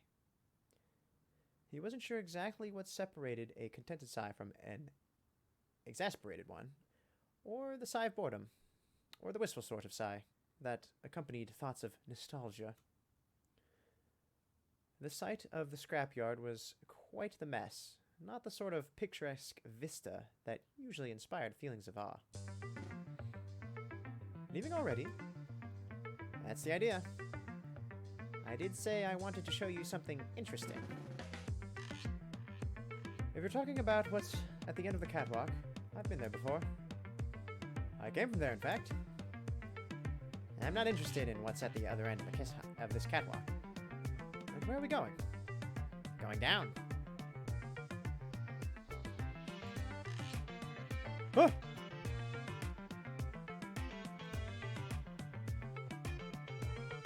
Do you get a kick out of that? Not always. But you know those situations when you just want to eject from a conversation? Have you ever found yourself in a social situation that you wanted to immediately leave behind? I didn't realize you were in such a hurry to get away from me. I wasn't. The problem is that the opportunity to make the grand exit never really coincides with the moments you want them to. But I still like to step out of a conversation from time to time, even when it's not called for, just to stay in practice. So your parlor tricks are more important to you than having a conversation with me? Not at all. I like talking about little parlor tricks like this. And what better way to start a conversation about them than by performing one? So what now? Well, I did have another reason for jumping down here. I did tell you there was something I wanted to show you, didn't I? Oh, so that stunt wasn't the main attraction? Our destination is down there.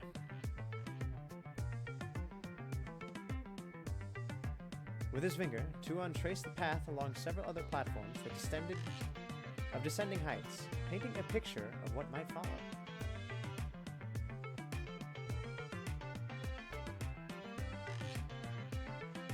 You can jump down.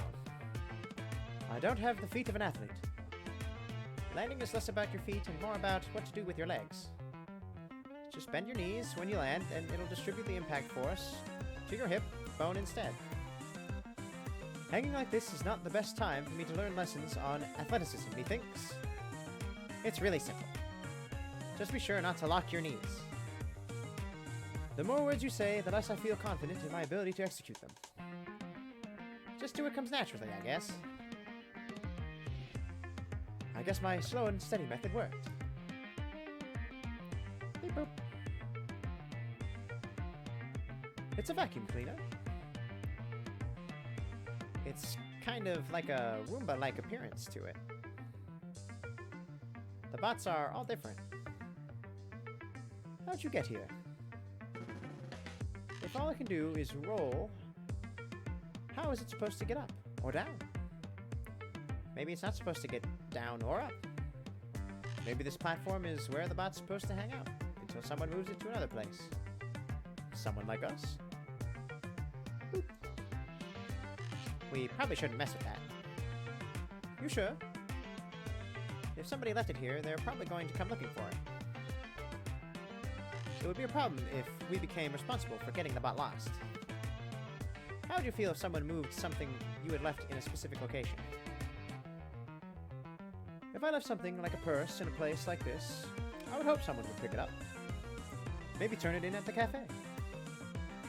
But that little dude seems to have been intentionally left here. Or maybe it was left here to finish a job. I think it's bored and waiting for someone to move it. Can we move it? We really shouldn't.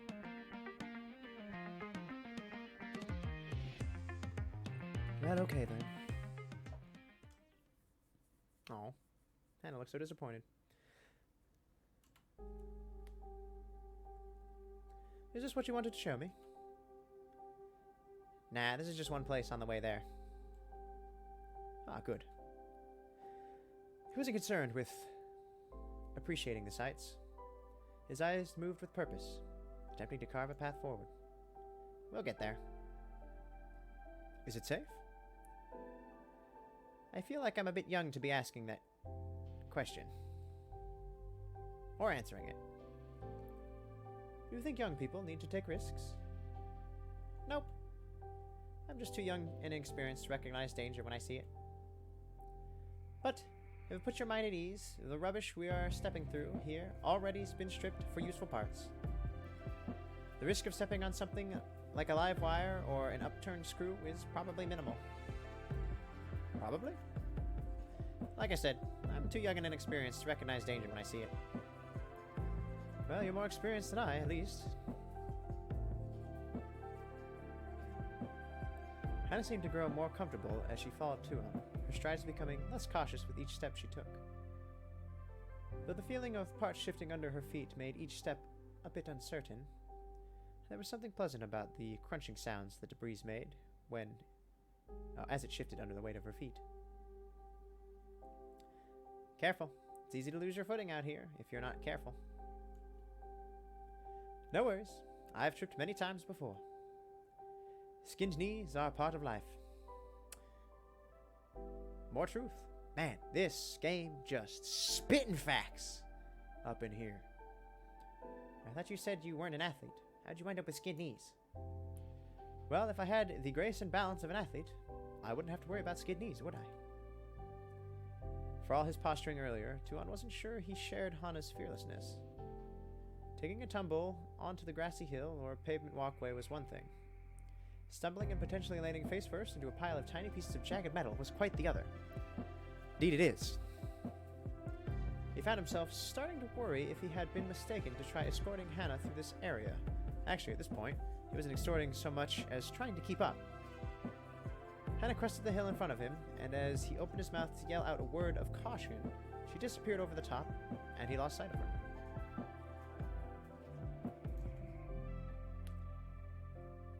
Be careful what you put your weight on. What is there? What, is there some pressure trap I'm about to step on? I mean, stuff like that beam. You don't know what might be unstable or ready to collapse. Should I really be worried? I think so. This is the kind of place that's easy to get hurt. And then why did you bring me here? That's the easiest way to get where we're going. Ah, so the scrapyard isn't the main attraction. Well, that's a relief.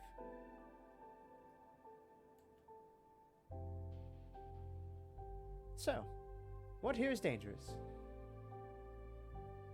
Just the cruft that we're stepping through? There's nothing sharp or long enough that it'll break the soles of your shoes. But it's not the kind of surface you want to land face first. Noted. I'll try to avoid landing face first. I guess I should exercise a bit more caution. Sorry if I'm a bit rambunctious.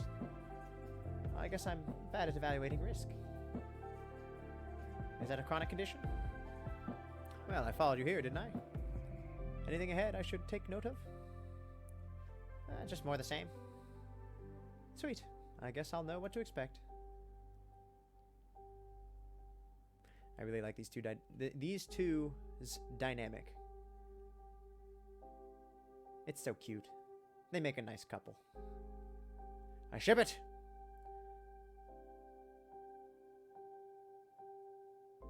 This is where we're going, right? Yeah.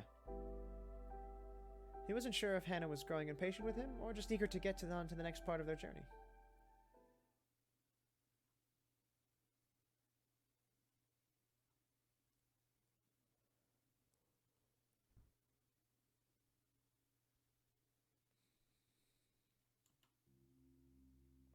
I honestly have no idea how long this part is. I might get a whole nother stream out of this. I don't know if... I mean, we can keep going. We can keep going. Another little bit. I'm curious to see where this goes. If your goal was to transition to a more interesting room, I'd say you failed. This hallway tells its own story. I'm struggling to see what that story might be. The walls are barren. Nobody thought to cover them up with anything. They're conspicuously naked.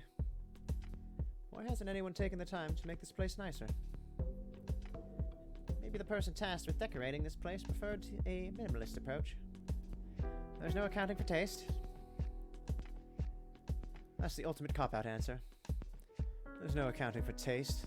Of course there is. Taste has to come from somewhere. Now, the human mind is a complex thing. Why should it follow me to explain it? What happened to the armchair sociologist who was explaining to me earlier how friendships are formed? As far as I'm concerned, some parts of the mind are completely ineffable. I'm the kind of person who looks at the ineffable and doesn't begin trying to F it. Really? Because you strike me as the type of guy who would try to F anything that wasn't nailed down. Sounds like the kind of person you would run away from. Well, I guess I'm too young and inexperienced to recognize danger when I see it. They're already creating personal jokes between themselves, yes! Inside jokes. That is the first step to being good longtime friends. Hold her hand. You fool. Do it. Do it, you know you want to. Oh, the backwards. Careful, don't hurt yourself. Do I look like someone who's worried about hurting himself? You look more like one of those walking and talking tour guides who has to walk backwards everywhere they go. Oh man, true that. Those people are fucking masterclass. There was this tour guide that I had when I was visiting Washington, D.C. once. And I kid you not, they only ever turned around to look at whatever monuments we stopped at.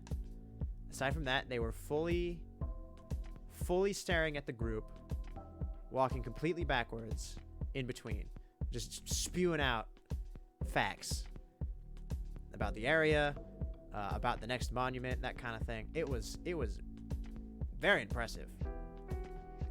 To be able to do that, you would have walked that same path hundreds of times. So, mad respect for the dedication. Super impressed. I did it again. I didn't read what... Hey, that profession is more hazardous than you think. I had a friend who was touring uni campuses, and he got a tour from a guide who was backwards walking and talking so hard, he tripped into a fountain. You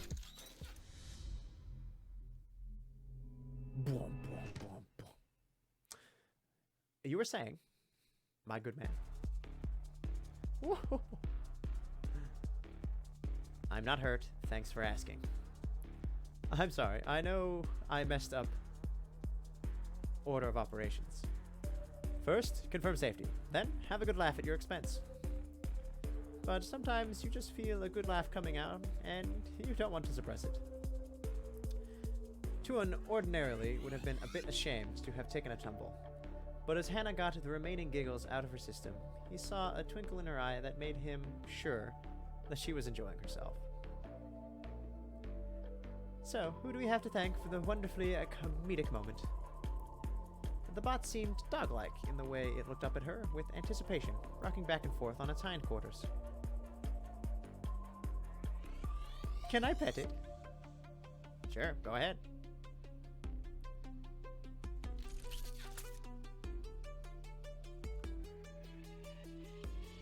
Hiya! It's got it by the hand!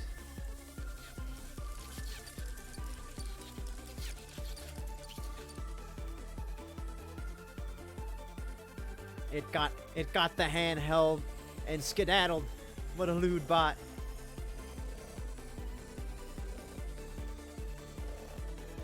Why did you do that? Why did I do what? Tell me it was okay to pet him. I thought you wanted to pet him. Yeah, I wanted to, but I wasn't asking for your permission.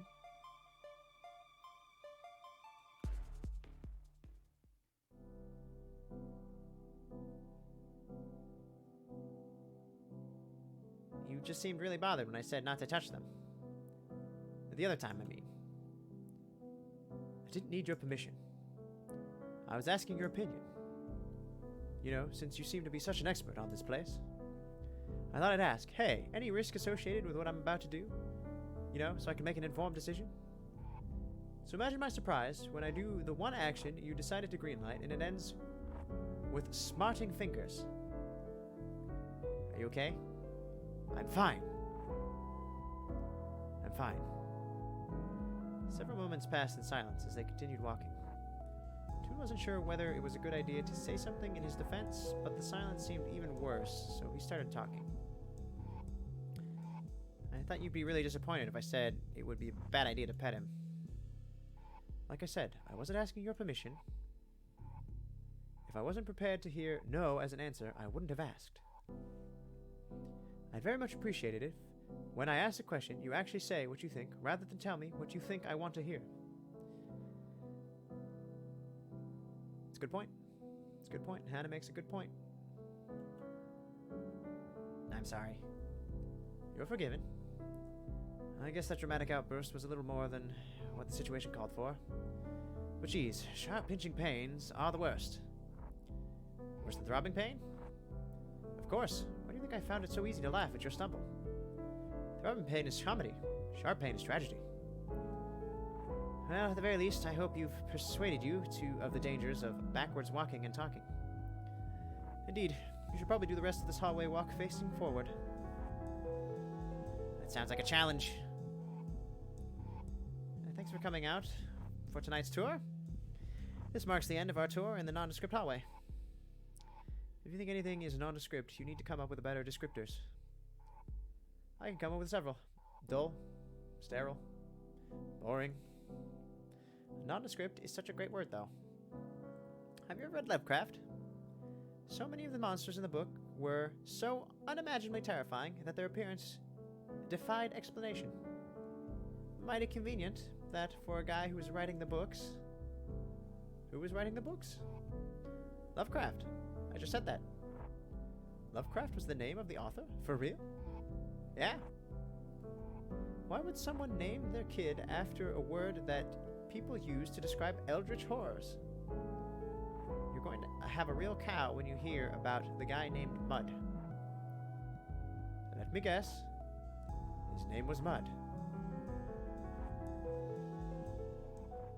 Indeed.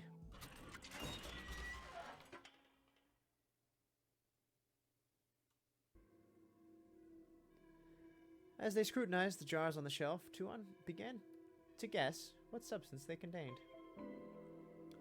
The jars showed signs of being left here for long enough to gather dust and wear yellowing labels.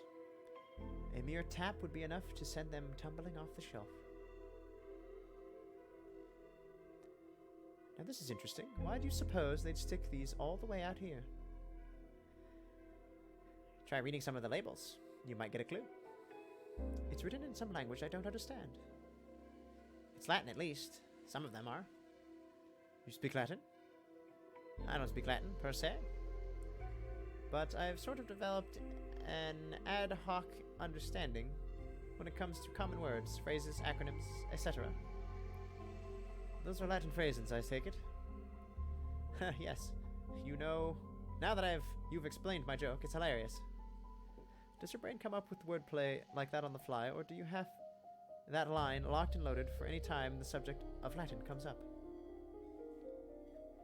When I was a kid, I spent 2 years taking an after-school linguistics course, because my mom thought it was an English class for non-native speakers. You pick up some things along the way, and 6-year-old brains often try to cram as much of what they've learned into a single sentence or paragraph. I'm not 6 years old anymore, but I guess the habit stuck.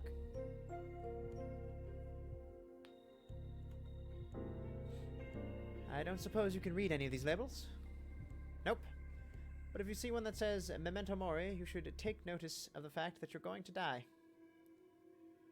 What, is that some kind of deadly poison? No, Memento Mori. Remember your mortality. And that's what it means. 6 years old, and they already teaching you to ponder the fact that your life would end one day? What kind of linguistics class were you enrolled in? I was the youngest person in the class, about 5 years. If that tells you anything. That must have been tough to deal with. Nah. It was just the start of a lifelong pattern of me feeling more comfortable around my elders while constantly struggling to connect with my peers. Ah, and here I was thinking that we were developing a meaningful rapport. You think we're peers? Because we're pretty peerless when it comes to charm. Ah, shucks. I'm not sure whether I should be embarrassed to be on the receiving end of a compliment, or whether I should feel embarrassed for you after hearing you use such a cheesy line. My compliments are like Cheetos, artificially created in a lab and not good for you at all.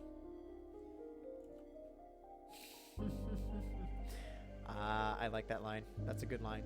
My compliments are like Cheetos, artificially created in a lab and bad for you. And it's on brand with the cheese! It's great. It's so multidimensional. When she laughed, there was a certain sparkle in her eye. And any other night, he might get caught up thinking about why people seemed to be on the verge of crying when they laughed. But in this moment, all I could dwell on was how warm it made him feel to see her laughing. The zing! They're having a zing moment. How about this one? I can't read it. Yes, but you can see that it's shaking, right? It's like there's something trapped inside. Whoa, that's kind of creepy. Do you suppose we ought to do something about it? I don't know. Your guess is as good as mine.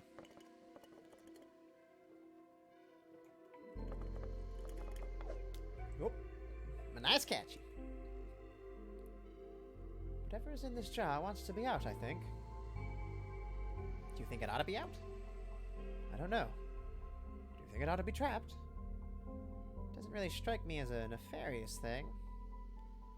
But that's the strongest endorsement I can give.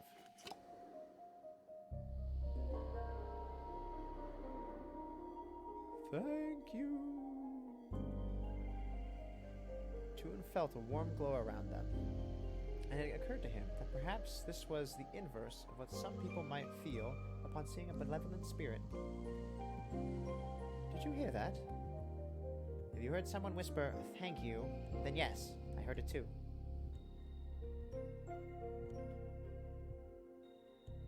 Do you think we did something we shouldn't have?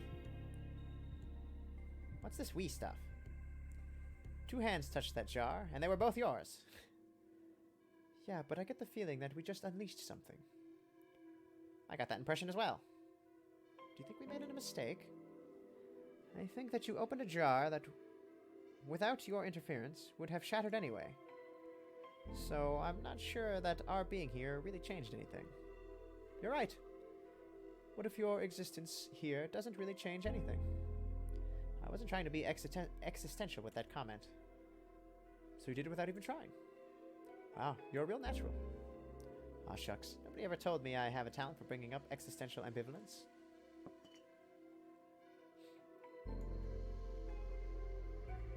Well, damn the consequences. I'm glad we came here. I'm glad we came here too. Did you ever get the feeling like you've already sort of committed to a line of action, but you're still not sure whether it's going to lead to something great or something that could hurt you? Are we still talking about the jar? Well, now that you said it, the pretense is gone. Let's get moving on, shall we?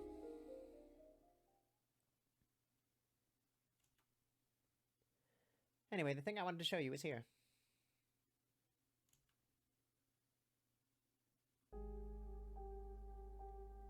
Whoa! That's cool. Tuan's heart was pounding so violently, but he knew himself well enough that it wasn't fear of heights that was making his heart race. I hope you're not afraid of heights. I think it's natural to be afraid when confronted with a new environment that could potentially be lethal. Oh, don't worry about lethality.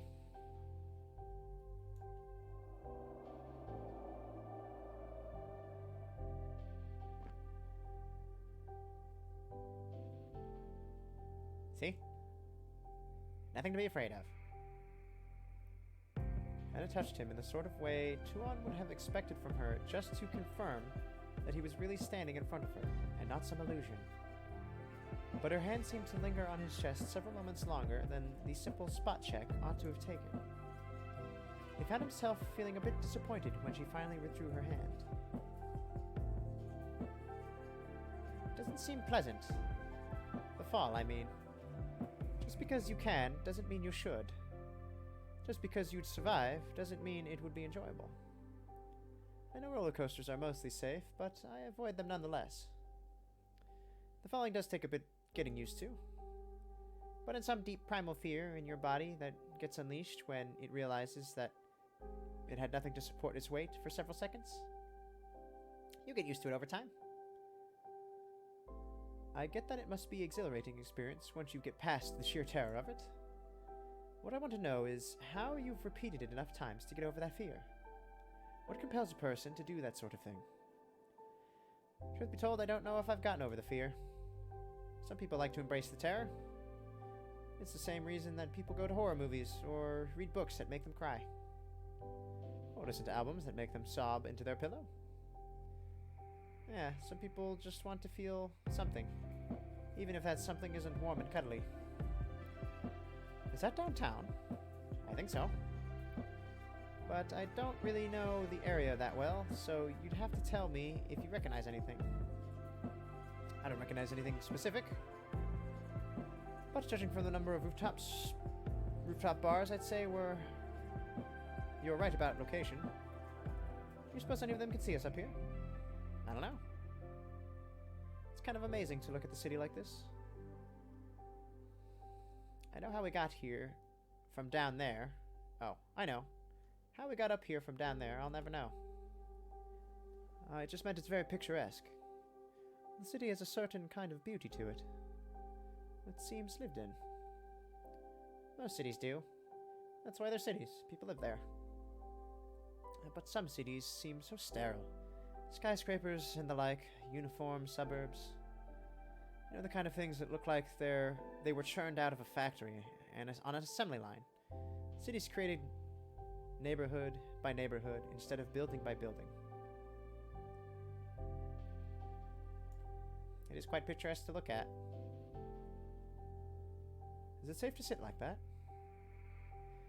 Look, if I can step off this platform, it would be crazy of me to be shy about letting my legs dangle over the edge. As Hannah swung her legs back and forth, Tuan was reminded of the days in his youth when he and his friends sat perched on the fence, swinging their legs in a similar fashion. Tuan wasn't sure why all the memories of dangling legs lackadaisically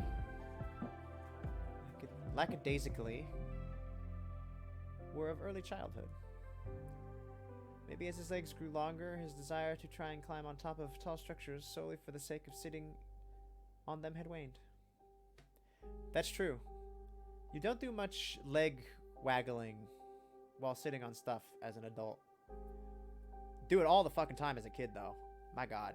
I can't tell you how many like fences or benches I sat on where I just swing my legs back and forth.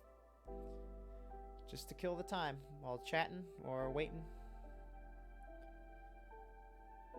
Hannah seemed utterly carefree, and the thought occurred to Tuan that it had been a long time since he had seen anyone his age acting in a way that could be described as carefree. It appeared everyone he knew had spent their life gradually accumulating more cares, never stopping to wonder whether having a great number of things to fret over was truly a good thing. At a glance, the cityscape below them seemed vivid and full of detail, but the more that Tuan tried concentrating on any particular part of it, the more his vision blurred. From up here, the city's neighborhoods all seemed to run together, as if the actual structure of the buildings were indifferent to the dividing lines its inhabitant tried to draw. Though the city was divided into different regions, there was no clear point at which North Melbourne ended and Carlton began. Each city block acted as a discrete yet indiscrete part of a larger world. You know, I should be able to see my house from here, but I can't. Or at the very least, I can't recognize it. Actually, I can't recognize anything. When I look at the broad picture, I say, oh yeah, that's totally the Melbourne skyline. But I can't pick out a single facet or landmark that is where it should be. It's uncanny, isn't it? It certainly has a dreamlike quality to it. Do you think we're in a dream? No, but I have considered the possibility that maybe I'm in a dream and you don't exist. Really? I was thinking it was the other way around. I'm the one who's dreaming, and you're the one who doesn't exist. I guess it's all about perspective. Considering the number of dreams that end with the sensation of falling, sitting perched on a rail platform above the clouds would be a good setting for the climax of a dream. Maybe when you stepped off the platform, you just tumbled into a different dream. Maybe it doesn't matter if existence is but an illusion, just so long as you're here to experience it. The two sat in silence for a few minutes. Longer, steadily stealing periodic glances at each other. Toon wondered what might be happening in Hannah's head. Perhaps Hannah's mind was taken up with thoughts of what Toon was pondering. Oddly, despite the silence, they seemed to have grown closer, as if somehow imagining what another person was thinking was somehow enough to make you feel as if you knew them better.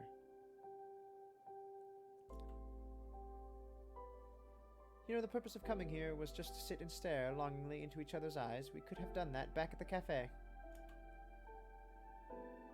I came up here to admire the view. That's what I'm doing. That's a good line. But for all your verbal wit, you sure are slow to act. Don't you think you're long overdue to make a move? Yes! Yes! Yes! Why'd you take so long? It's easier to say something clever than to say something sincere. Ah, I love it.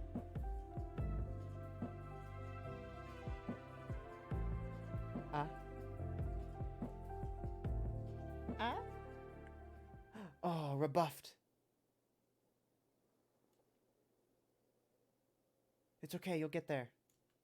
Don't feel bad.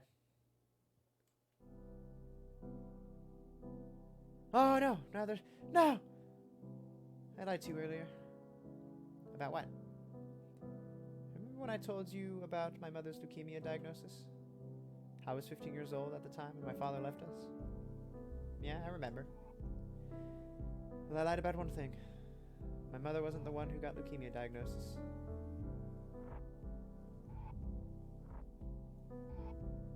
This hair isn't mine.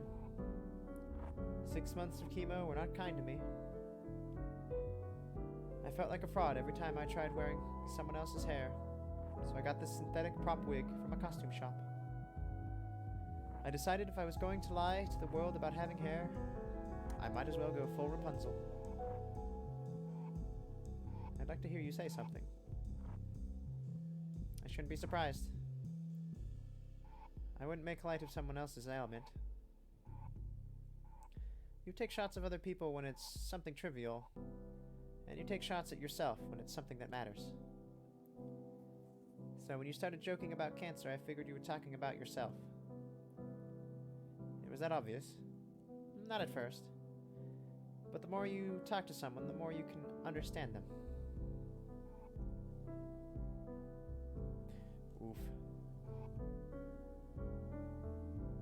You interrupted something. I know. I was leaning into... I know. I'd still like to, if you'd like to. Sorry, the mood is gone. My fault, I ruined it. You need to reset the scene. That sounded like a request. It was.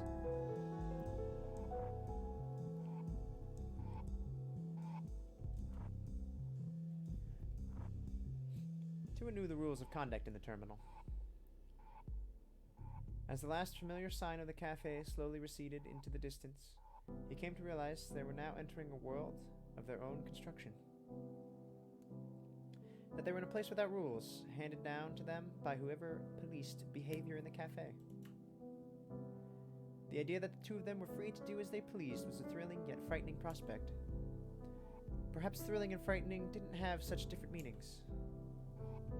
Toon wasn't sure where they were walking to. Perhaps they were heading towards where they had originally came from. Or they were moving onward, only to leave the past behind them. But Toon knew for certain that they would eventually need to turn back.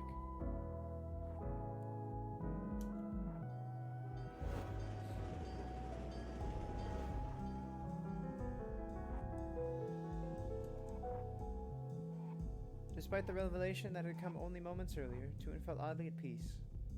Anna had shared a secret with him. It was an affirming thing. It was, in a way, what he had expected. In fact, things were happening almost exactly as he had imagined, and that filled him with an overwhelming sense of dread. The fear that someone might discover him for who he was.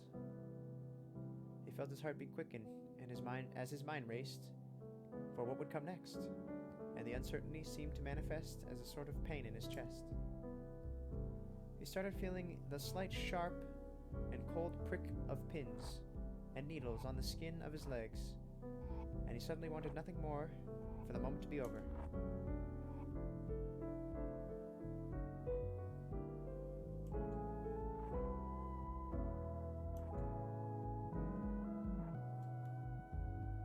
As his eyes closed, the world around him became nothing but blackness.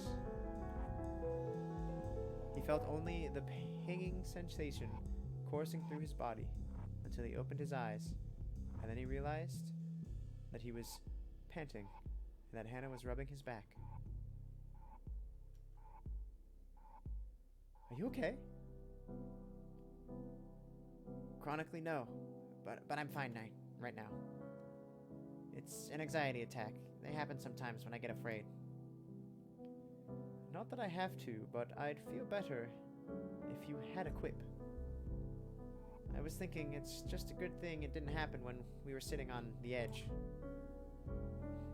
It never happens when I'm in a physically precarious position. Never. It's always the moments when it seems like everything is in a comfortable place, free from any sense of peril. Because when everything is going right, it only takes the littlest thing to upset that and make everything go wrong. Is it what I said before? Not how you think. It's not what you said. It's what you didn't say. What I didn't say? I knew.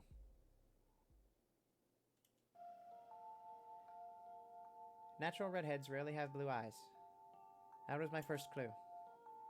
And when you started talking about chemo, that was when I put it together. You knew? Yes. I wouldn't have the courage to talk to you otherwise. The best friendships I ever made were the ones that came with an expiration date. That's what I said earlier. I think I understand now.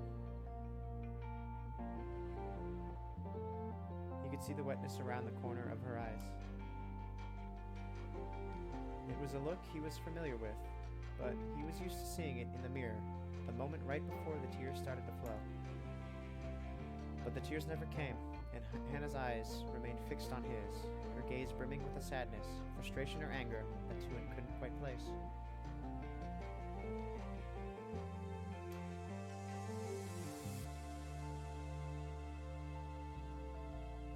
That's what you see me as? A girl with an expiration date? Ooh. It's not because of what you are. It's because of what I am. I didn't want to reduce everything to... I've been carrying around a lot of baggage. I came here because I wanted to feel normal for just one night. That's what I wanted to. I just wanted to leave everything behind and just feel normal. I guess we both messed up pretty bad. But I don't mind. He suddenly became aware of that their lips were nearly close enough to touch. But that moment, that feeling of being so close to kissing, felt so perfect that he didn't bring himself to end it by kissing her.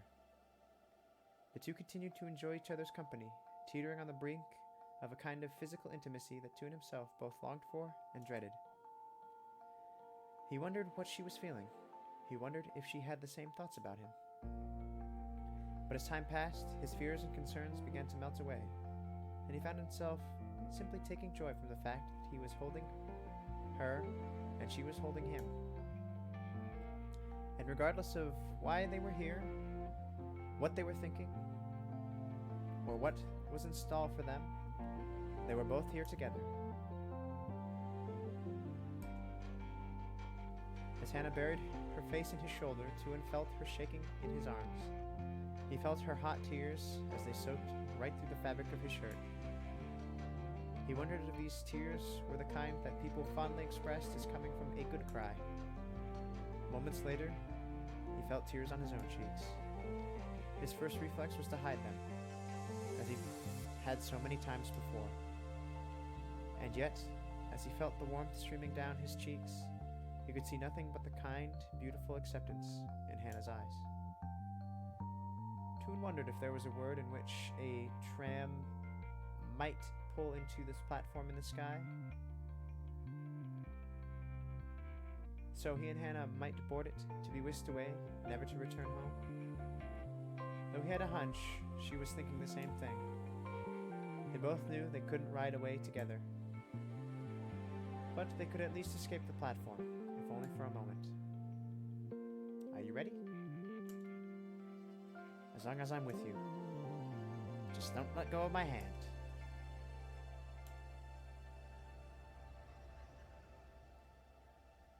Toon felt Hannah's grip as his hand tightened as they tumbled off the edge together.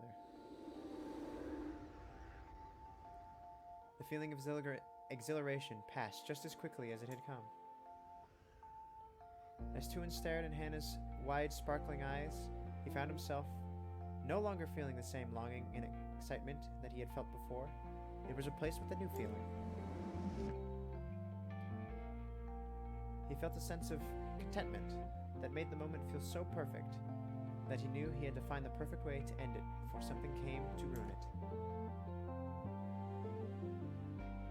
With no words to share, they had only the sound of each other's footsteps. As they walked, Toon became increasingly aware of Hannah's varying the pace of her footstep ever so slightly to keep up with his.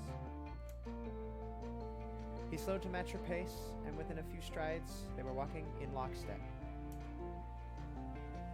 And then he found himself slowing down again, letting Hannah take the lead, only for her to slow her own steps once more. Each of them began to walk slower, almost as if they were at a race that both of them were determined not to win.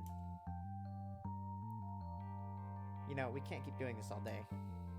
Try me. As time passed, Tuin saw that Hannah's eyes were focused on nothing in particular, in a way that told him that her mind was someplace else. Strangely, it comforted him to know that Hannah, even when she was with him enjoying their company, did not seem to feel the need to be perpetually present. She was willing to let her mind wander, and as Tuin retreated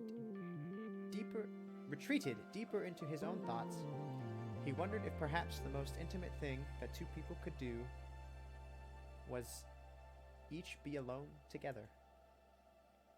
Him in his own little world, and she in hers, each enjoying the company of the other, while also absorbed in the privacy of their own thoughts. You went out tonight looking for something very specific.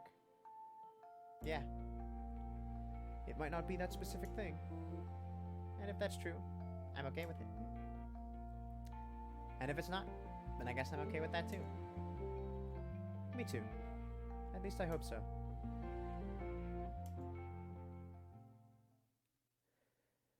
Aww. That's nice. The first time they had passed the shelf of the glass jars, Tuin had seen them at a motley assortment of unrelated items. It was, at first glance, a mess. But the more that Tuin concentrated on any given jar, the more he came to realize that each one was cut to a specific shape or size and contained a specific item. He looked at Hannah, who seemed to be absorbed in her own thoughts, and wondered if she too was observing the jars in front of them.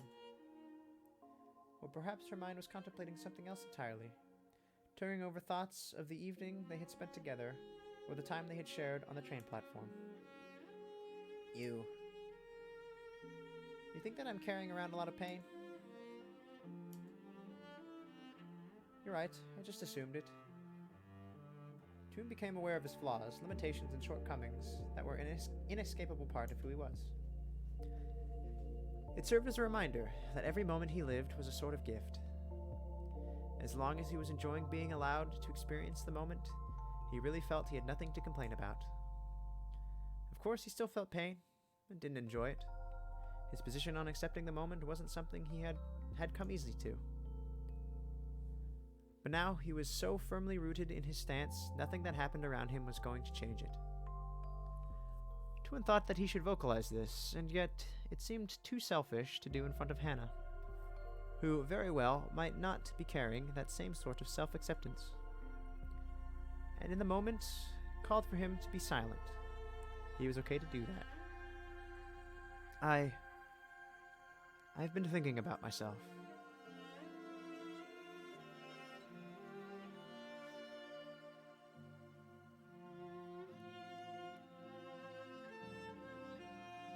I assumed that you were carrying around a lot of pain, not because of anything about you in particular. It's because I assume everyone is carrying around a lot of pain. Because it makes it easier when I assume that everyone else is going through the same thing. Oof.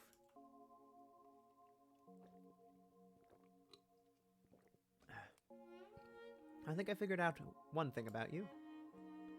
I think you like me. Is that such a surprise? I just gave you a new piece of information, and it's a pretty big one. Did you think this was going to be the sort of thing where you reveal some big thing and then I say, I like you anyway? Because it's different from that. Not for me anyway. You're carrying around some stuff. Stuff that's part of who I am. And I accept that. I like you. I like all of you. And when I say that, I'm not just saying it just because I want the rest of you, but because I want that specific part of you for no reason other than it's a part of you. Because every part of you is a part of cohesive whole, and you can't remove any of it without changing who you are. It's like an atom, where if you remove a single proton, you alter its composition and it becomes something else that's fundamentally different from what it was before. You don't get to carve out your favorite or least favorite parts. So when I say I like you, I mean I like all of you. Because that's the only way for me to say that I like you and actually mean it. You're not the first person who's ever said something like that to me before, you know? I've heard it in counseling before. But I think you're the first person who's ever said that and made me believe it. That's the most offensive way for someone to lie. That's the most offensive way for someone to lie to you, is to simply tell you what they think you want to hear. Yeah, you get it.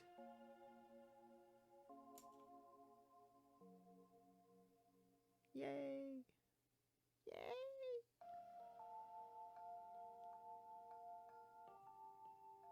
Aw, they do make a cute couple. I do love them so.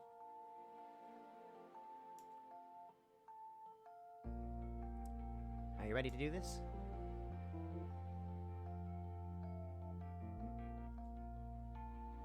I'm ready as long as you're doing it with me.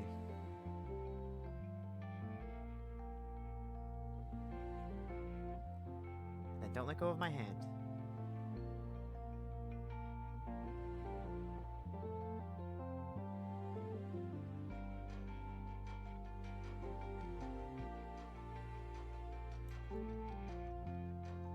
Toon waited for the moment when Hannah's form would start to fade, vanishing from the way that visitors from beyond the grave always did upon leaving the terminal.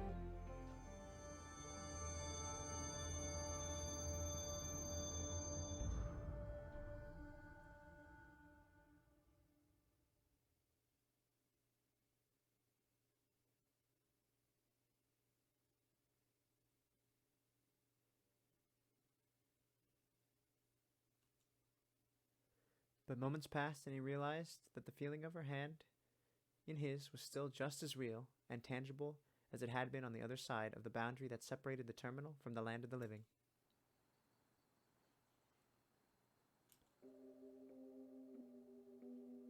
you...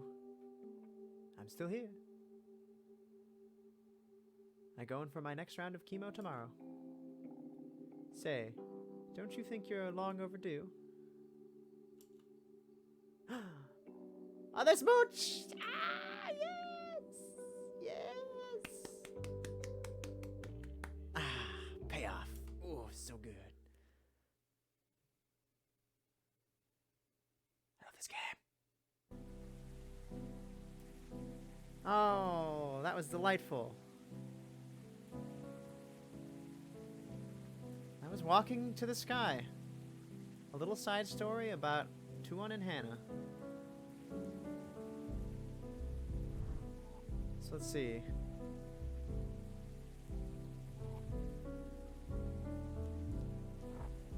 Okay, so there's only 2 episodes, and I got through them all. What are memories? There are 2 that I didn't look at?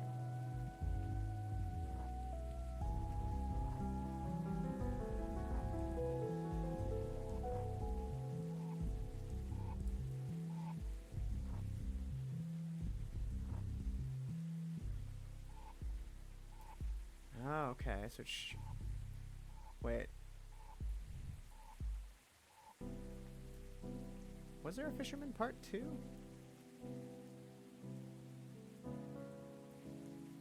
Ah, it's a mystery.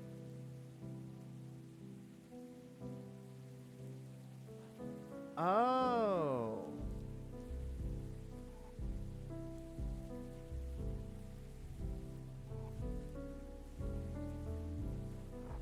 Oh, these unlock different concept arts. That's so cool. Meg, approved finals. Who is Meg? I wonder if this is who eventually became Maddie. Let's see, what are these different designs? Unlikely partnership. Maybe these were original concepts of the whole crew. That one's locked. Potential different outfits for Maddie.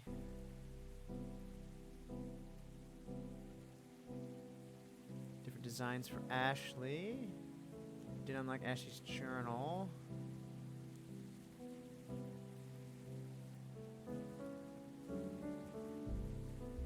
And this is different looks for Che. Ah, cool. Ooh, I kind of like this look.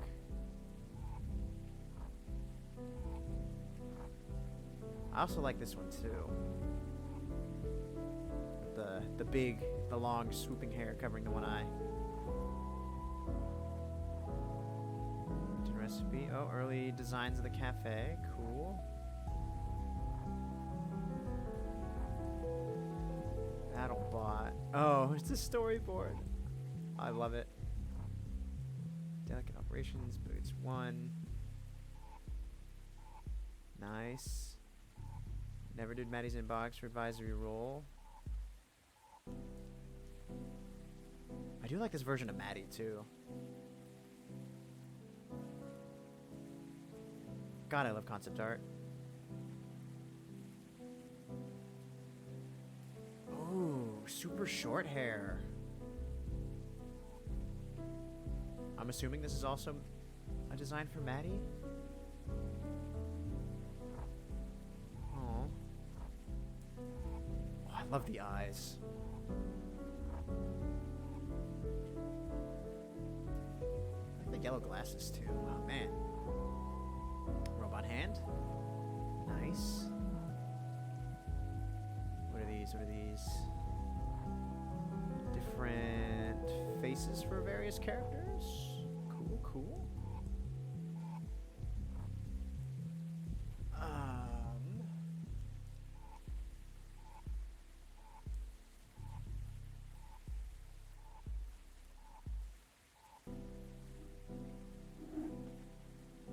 Interesting.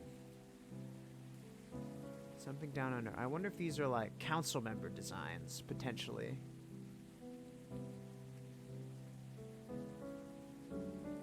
in the realm of reality. Interesting.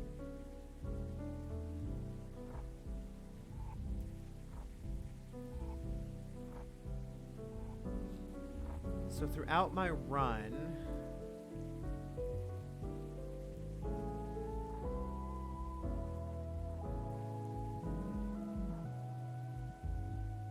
oh, it tells you what you need.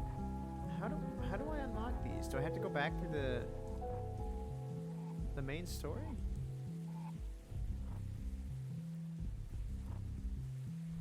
So if I select a chapter, because I'm just curious.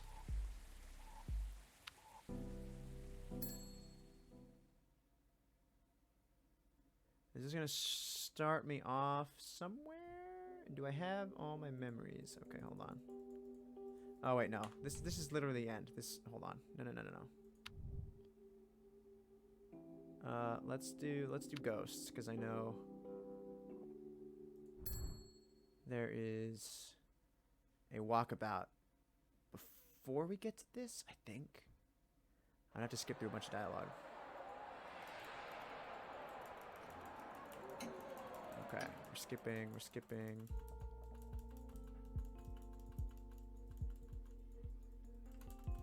See how fast I can get to the walking part. Kind of bummed I can't just get straight to the walking part. Maybe I should have gone back further.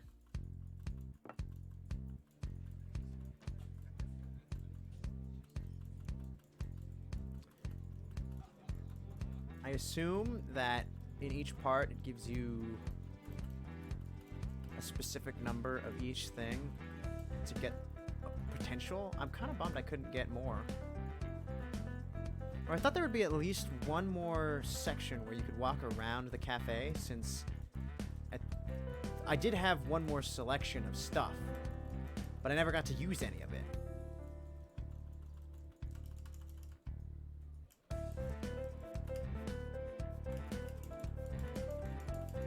Alright, hitting spacebar repeatedly, I think is the fastest way. No. Yeah.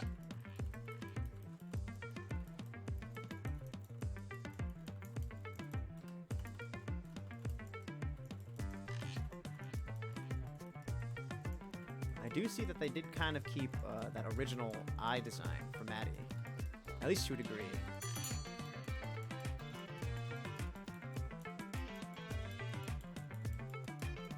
Right. Just looking for something artisanal. Blah, blah, blah. 'Cause there's always those people around. Give me your fanciest blend of coffee. Oh. It's like, really?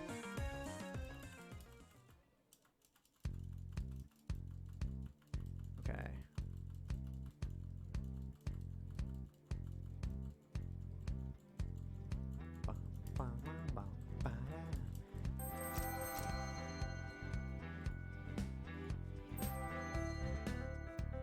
Putting it charitably, there's probably another word that could describe her.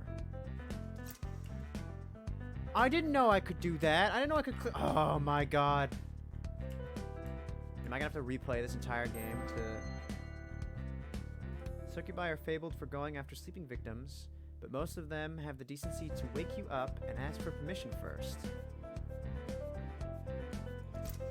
I didn't know you could click on the yellow words. Oh. You get little tidbits. I played through this entire game without doing that. Yo.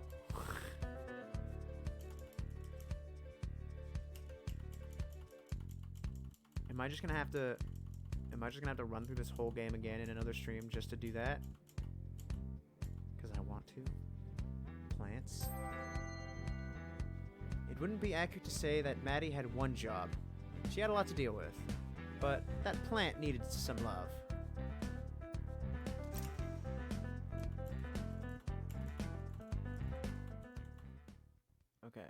Okay.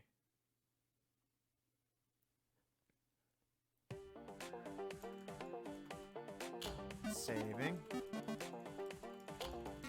Right. Robots are talking. Oh, this is a long one, too. Egg puns.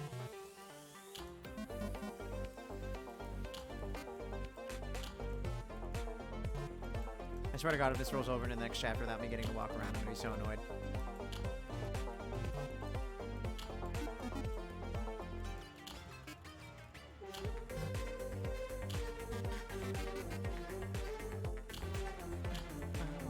This is such a slapper. Let me walk around. Let me walk around. Let me walk around. Please, please, please, please, please. Yes! Yes! I can walk around. Okay, cool beans.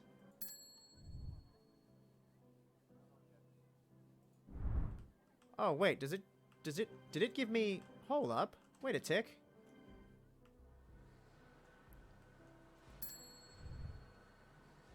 Oh, wow, it gave me all of them. Or gave me enough to unlock the rest of them, since I beat the game. Cool! Okay, well, shoot. Let me save. Wait. Why can't I save? Are you serious?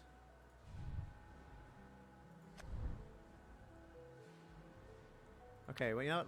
Let me unlock all of these. At the very least.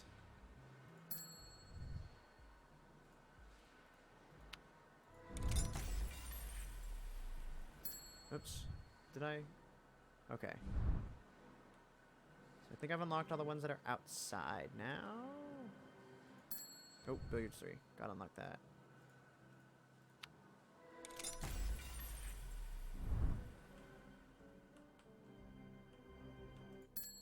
Pretty sure this is already unlocked. Yep. Okay, so that should be everything outside. Let's go to the second floor. Keep the balance. Oh, Maddie's.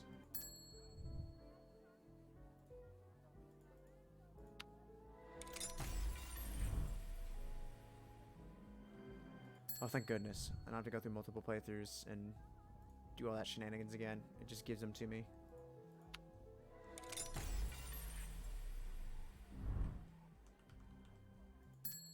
It's 1.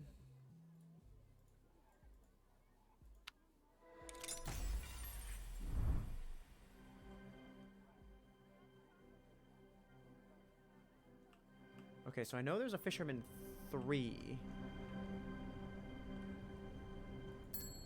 somewhere, but I can't remember where it is.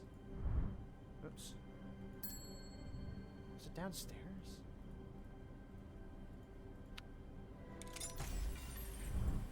Okay. I already did Ashley's Inventions 2. Yep. It's already been read. I think I've done Under the Sea as well. Yeah, okay.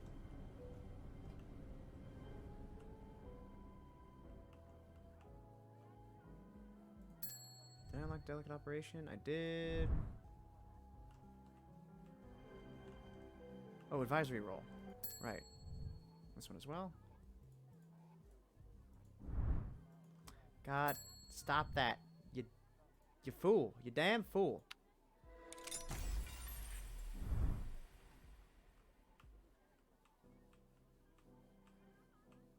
Okay, I think I got all the ones that are upstairs now.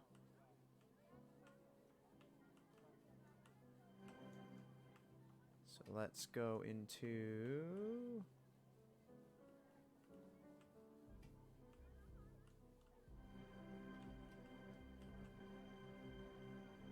Crucible, yeah, that was like the first one I did. Okay. To the basement.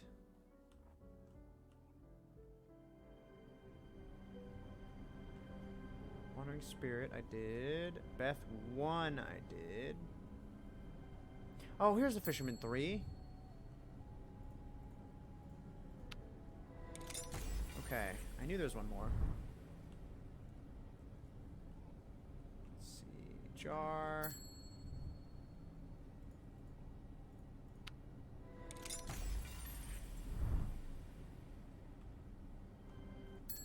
Second Ashley's journal. Oh, I almost did it again. Okay, I think that's all of them down here.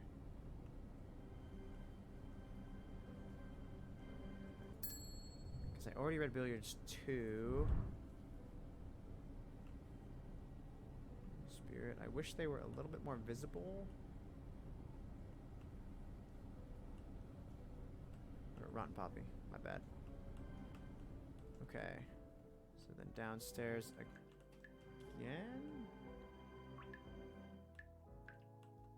I don't think I unlocked any of these. This is Beth 3. Why are there so many?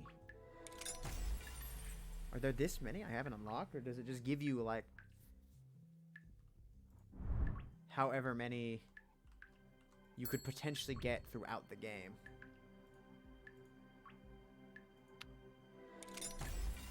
Like, you only need 3 or 4 Neds, but there are like 10 different Ned phrases that you could possibly get.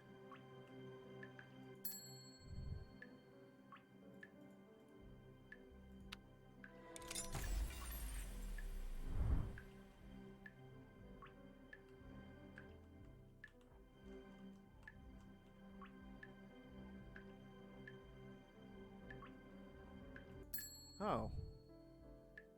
I didn't even realize this was one. Cherished moments. Fucking the circle, doy.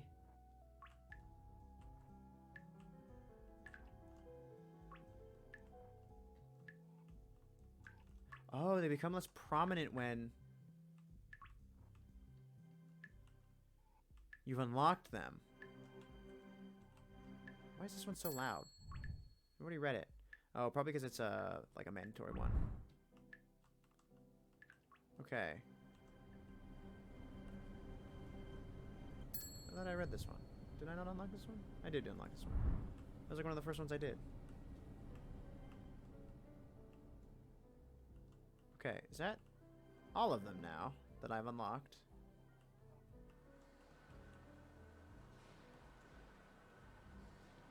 This funeral. Can't jump down there.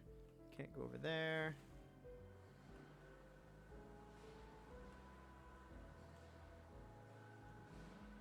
Oh, it also changes them to yellow. I see. I see. Okay, I think that's all of them unlocked.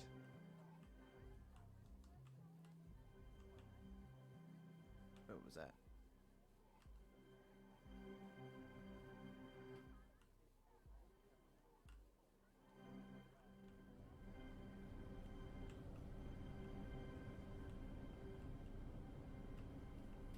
Just going around to double check. Okay. Cool beans. Well, since I'm up here. Do I want to keep going? There are a lot of them. And these range.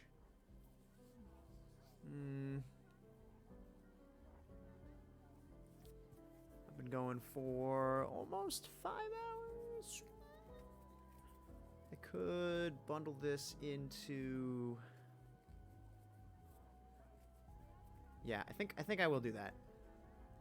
I think I'm going to call it here, ladies and gentlemen, and anyone else. Yeah.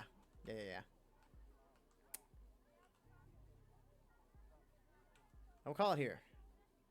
I think there's plenty of side story left to at least fill part of another stream. And with that, I could also finish my dishwasher playthrough. Because I know there's probably not much of that to fill up an entire stream by itself. So I can combine Necrobarista and Dishwasher, the Vampire Smile. Because they are nowhere near alike, but they're 2 stories that I have parts of that I know are going to be short. So, with that, now that I've unlocked everything, actually, I want to take a look at the Oh, what? I'm missing one still? Oh, hold on a second. Where? Where is this mystery one? Whoa, okay, hold on. Shoto mate. Doko desu ka? Okay, okay.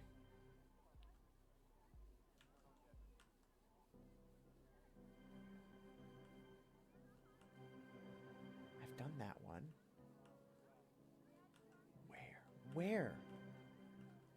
It could be like a tricksy hidden one, like the floor rune, but I don't think there are that many of them around here. Got Perfectionist. Got Ashley's Inventions. Okay, hold the gravy train for just a second. We're not ending yet. Not until I find this last unlockable. I don't see... Ugh. I don't see it anywhere outside. Fisherman. Ashley's Journal. Judgment. Reviews. There's nothing pertaining to the menus. Think about alchemy the wrong way. Yeah. Leamington recipe. Okay. I don't see anything here. Upper floor. Okay, keeping the balance. Is it like a book? The dartboard?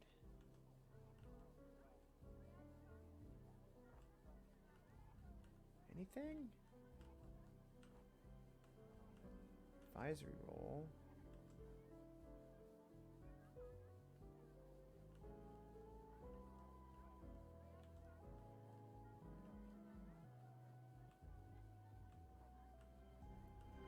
Is there another one in here that I missed? Oh! Fate of Icarus. There it is. Got it. Okay. Whew. There was another tricky one hiding in here. So Tankery 10, Ashley's Inventions...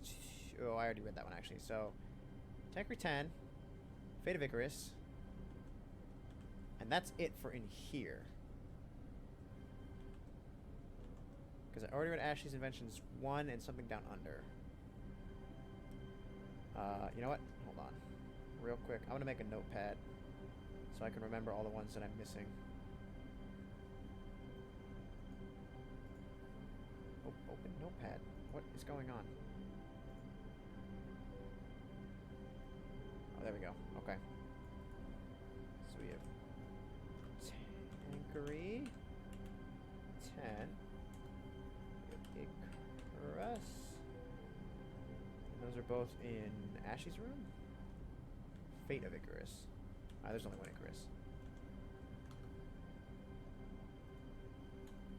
Okay. Ashley's room.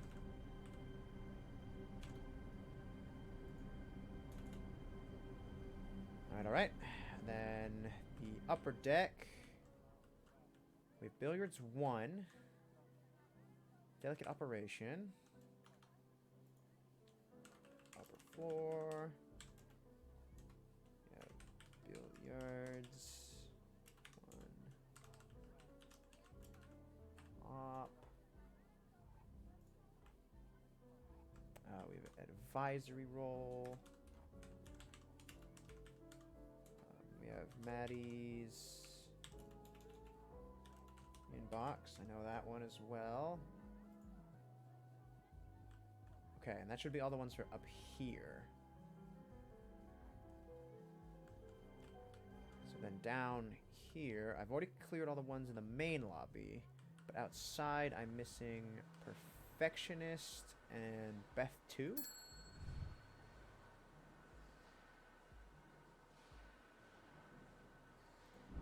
Yeah, I don't think I read Beth 2. Maybe I should have left them unlocked. Oh, regardless. Okay, so then for outside, we got Perfectionist,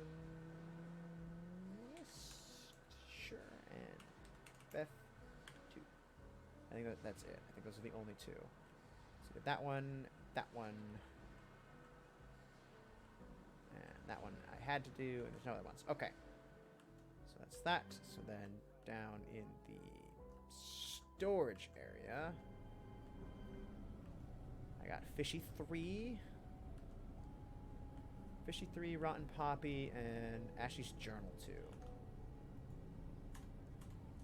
So for storage, got Fisherman 3, Rotten Poppy, 2 P's, not 2 O's. Ashley's Journal 2. Okay, cool. Should be all of them for here. So I already did Billiards 2 and Beth 1. And then finally, the cellar. I think we have the most. I think I haven't done any of these down here. Okay, so for the cellar, got Beth 3. Cherished moments. Sometimes I sit.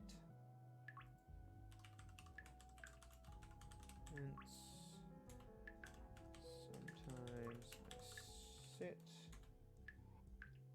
What else we got? Judgment 2. I think that's it. Just Judgment 2. That's the only other one.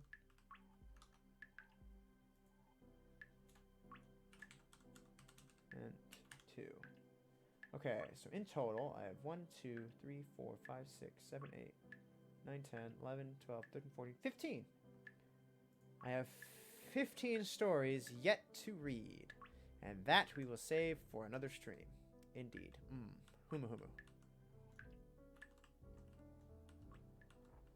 Soska. 15's a solid number. Hi. So.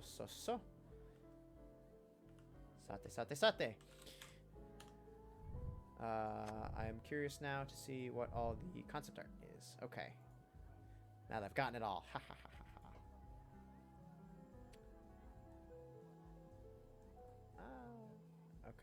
Okay.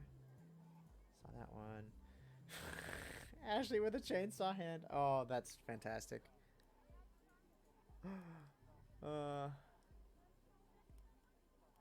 Okay, so who is this person supposed to be? Is this supposed to be like early Maddie designs? Why look your best when you can...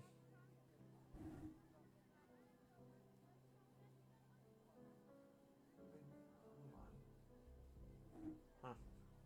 I can't really read the scribble.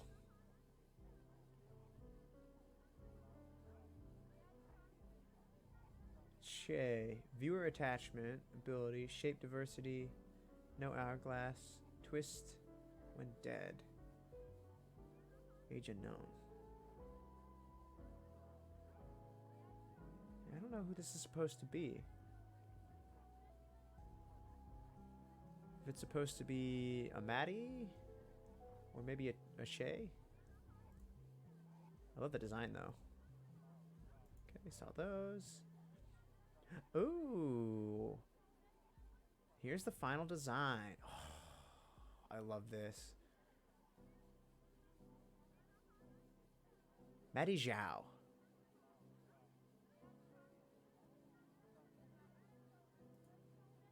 That's so good. What? What are these? Starts moving along with the trams. Magic. Are these supposed to be like random passer goers? Andrew Paul. Darren. Glued on googly eye. Oh, that is fucking hilarious. Alright. Should the opportunity ever arise where I have to... Well, I guess not have to, but if I ever lose one of my eyeballs and an eye patch would not go awry, I would absolutely glue a giant googly eye to it. Or something. You know, I think I would probably have, like, multiple eye patches. One with a googly eye, one that's, like, studded or something. You know, you gotta accessorize. Oh, that would be great. I'm guessing these are just random characters that they thought that might have. Potentially. Could be misinterpreted. Oh. Oh, and then this is possible Ned. Phantom of the Opera style. Yeah, I don't know who Darren... Oh, wait. Darren, Andrew, and Paul. These are probably the people who are in the billiard story. I don't really remember. Hi, mate. You can't be whistling at them girls. What will the missus say? Oh, this must be a very, very early Maddie design. I kind of like this. I'm always a fan of the longer hair on one side, kind of covering the face look. Longer on one side, shorter on the other, kind of dealio. There's a lot. There's a lot in this concept art. There's a lot to unpack here. I like how the actual design they went for Ned. Kisha doing that. Ooh, that's cool. Coming up from the basement. Nice, nice. Love it. Ah, there's Ned's final design. Fucking just shorts, sneakers, and a long sleeve shirt. Long sleeve polo with a collared shirt and then a scarf. And then whatever the hell is going on with his head, this helmet mask thing is great. I love Ned's design. Halloween? Nah, not in this hemisphere. Aww. Poor Ashley. Beth 1 we saw. Beth 2. I wonder if this is supposed to be Beth. Ooh, or this is Tuon and Hannah, I think. Early Tuon and Hannah designs. Yeah. Because this definitely looks like what Tuon is now. And this may be an earlier design. And even earlier ones. And Hannah's different hairstyles and facial structures and kind of face placement. I like how for one of them it's like a villager from Animal Crossing. God, why couldn't I think of it? Oh, I'm a dumb. That's what that meant. There are multiple. Okay, I've been missing some. We have to go back. Wait, you're serious? Yeah. This is definitely Tuon and Hannah. Okay, hold on. We're restarting. I missed a bunch.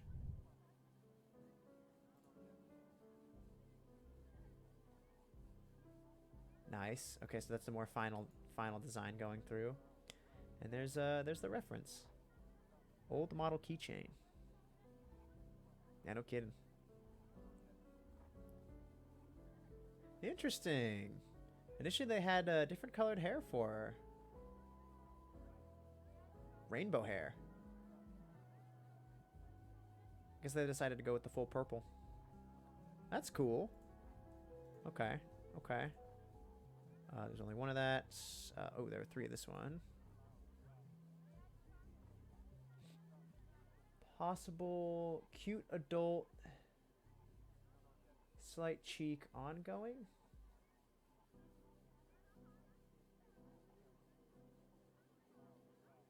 So were these different? Hold on. Holistic character design. Not really digging the hair. Okay, so I'm guessing the top one is early Hannah?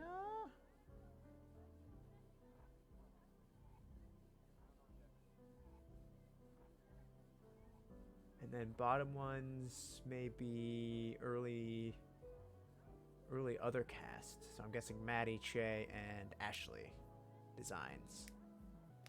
I'm not sure who the holistic character design is for. The Octaville. I can't really read it. Fascinating. All right.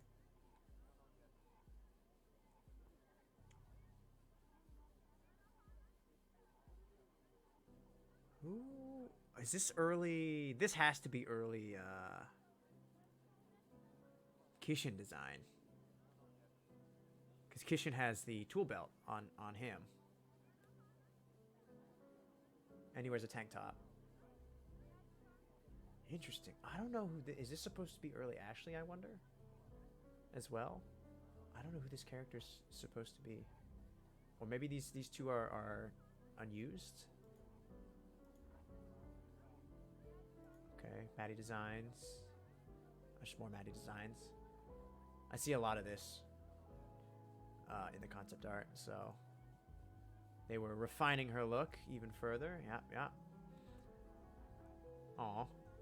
The robot arm looks less sophisticated here. I like that. Right, that one. Okay, there's one other one here. Oh, yeah, there we go. The final shade design. There's a lot going on with his look. I always wanted to comment while going, but I don't know, I just never did. How it looks like every piece of him is from like a different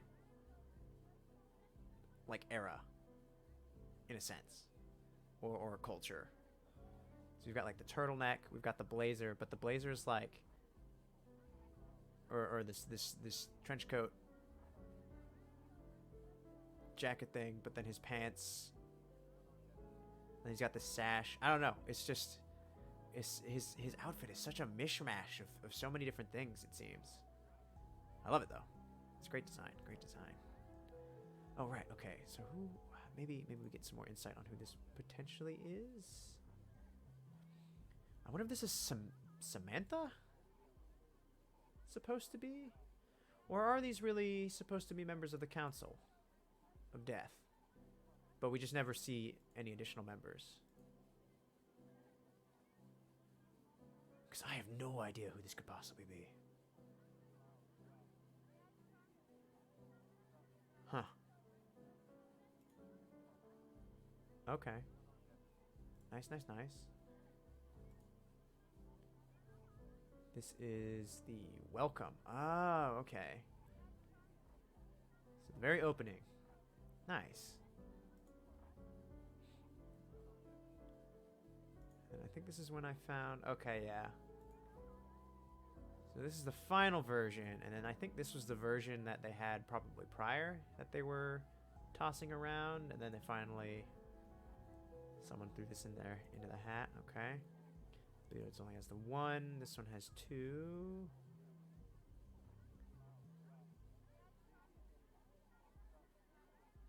The rest of his body or something?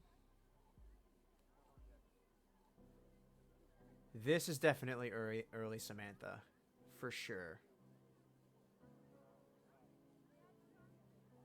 Love that. I don't know who the rest of these characters are supposed to be. Once again. Twins? I wonder if they're going to make more chapters to this. More story. Concept. Communication. Cool. Sharpened. Mix should add interest. Slight. Proud. Cute appeal. Ability to emote complex scenes. Serious tone. Just further refining Maddie's look.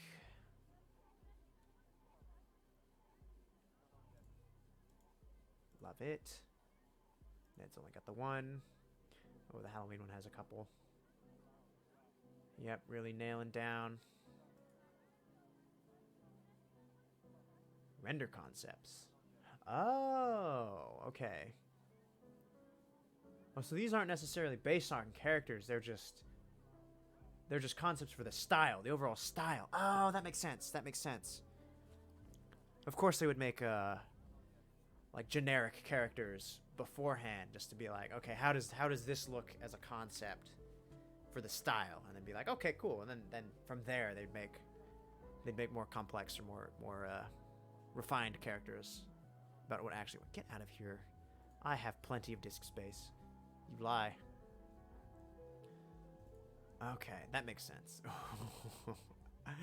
Oh man, if I could have this as a background image, I absolutely would. I love this. Got the anime like half glasses, the dramatic pose. Oh, it's so good. Oh, I love it. Okay, I saw that. I think this is just more, I would assume, style checking. Let's see, holistic character design. Yeah, them just testing out different character designs. For sure. Oh. Interesting. Potential shop design. More like a, this is more like a mini mart cafe than the coffee house that we originally got. Cool. Oh, there's Ned. There's Che. Oh, interesting. Wait. So an early concept had him with gloves and a face mask as well.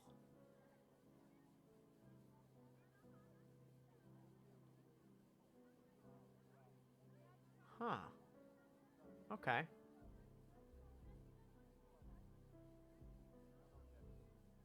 I just love the belts. I don't know why. Just how like this belt is just hanging out, going into his pocket.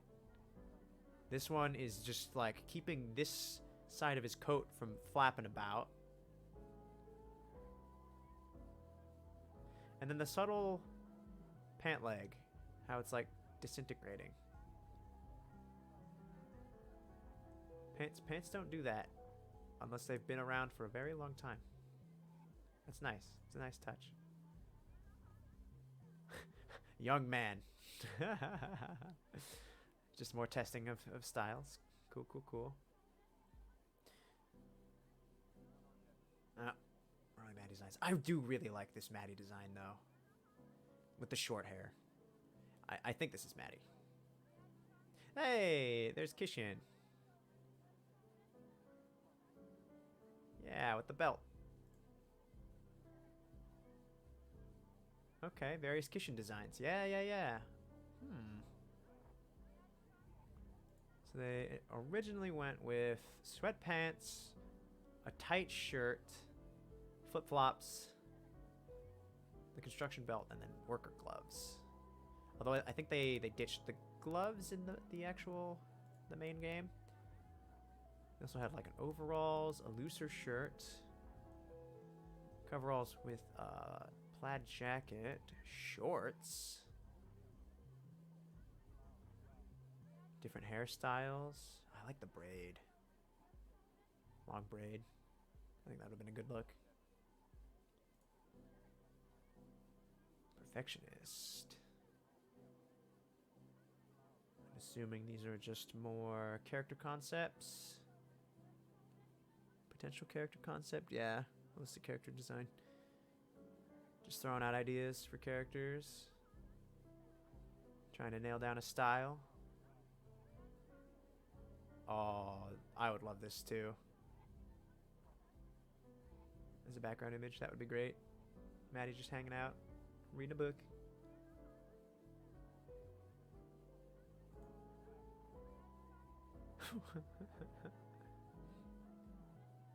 Straight mouth.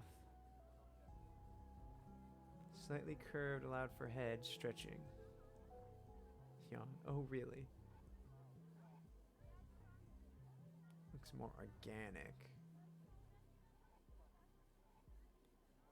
Interesting. Okay. Cool. Ooh. different robot designs. Some of these are fucking terrifying. Jesus. No, thank you. I mean, I feel like they would be a bit more fitting for a cafe of the dead, but some of these are downright just eerie. Like this thing. Oh my god. It's just like a coffee bag with a gaping maw. And of course the spider bot on a TV. Those are creepy. Dog things, terrifying. All of these designs are terrible. Not terrible as in like they're bad. Terrible as in they invoke terror. Ugh. I don't like it. Facial expressions, love it.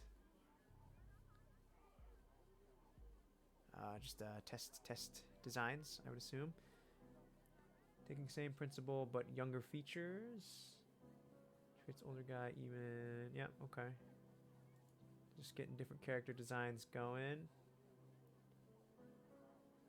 Action poses. I guess to be fair, not all the characters depicted in the concept art necessarily have to be related to any of the characters that are actually in the game.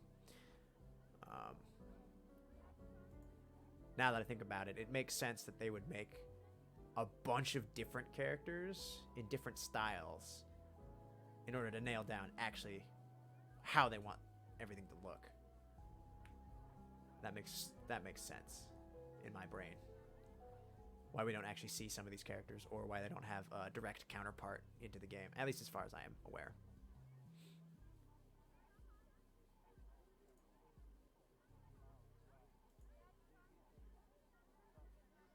Oh yeah, look at that. Okay, so these are the very early Che, Ashley, Patty designs. Nice. I really like that. They're very simple. So simple. Oh, and here's the cat. There she is. Yeah, there's my girl. She's mine. No one else can have her. I call dibs. Here they all are. Actually, I think Ashley's look changed slightly. But I think the overall design is about the same. But yeah, look at that. Here's our main cast. I'm sad Samantha only got like one minor part. I want to know more. Tuan and Hannah had an entire episode just for them and learning about their nonsense. Okay, it's not nonsense. It's like actually legitimate stuff. But you know what I mean. You get my meaning. Kishin was like the main character. Same with these. Like everyone else had a major role except for her. Makes me sad. Makes me sad. The heist? What?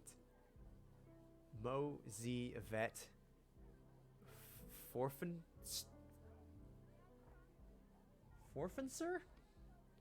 Main character needs more work. Seems a little too minimal. Dan. Not gonna lie, this actually kind of looks like my friend Dan. A little bit. Take away the scruff. The facial, the bone structure is very similar. He has a long ass neck. He could absolutely swoop his hair back like this as well. And it's fine that I name dropped Dan because he's also the one who did my model. And when I asked him how I should refer to him, he just said simply Dan, my friend. So it's fine. I have his approval to use his actual name because there's a million Dans in the world. You're never going to find him. Just so long as I keep myself from being found out myself. In any case, I digress. What is this heist? Interesting.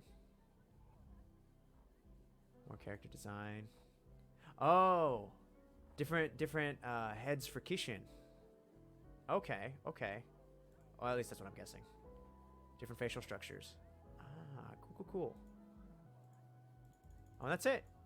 Sometimes I just sit. So that's all the concept art. What was that? Computer, why you do this?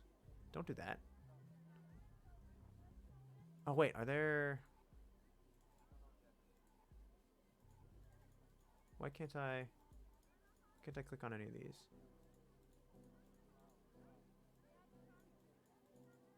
I can click on these just fine. Hold on. What's going on?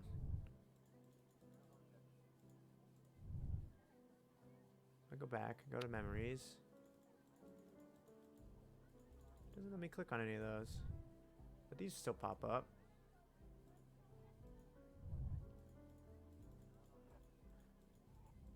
I'm guessing it's just the script. I like how that lights that up too.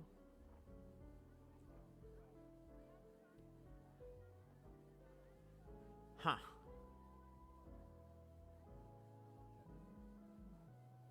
So it looks like throughout the game, this is how many extra you get of each, potentially. So there actually aren't that many Melbournes. There's very few extra Melbournes. Like, that requires one. This requires one. All the billboards require one. So it's already like 5 used. Maddie requires one. So anything that requires a Melbourne, like, you really gotta pick your poison. Because there's only 3 extras out of all the memories you can pick from. And that's if you pick a Melbourne. You only have so many. Same with Ned, same with Kishin. There aren't that many extras. Everyone else, or everything else, there's a bunch.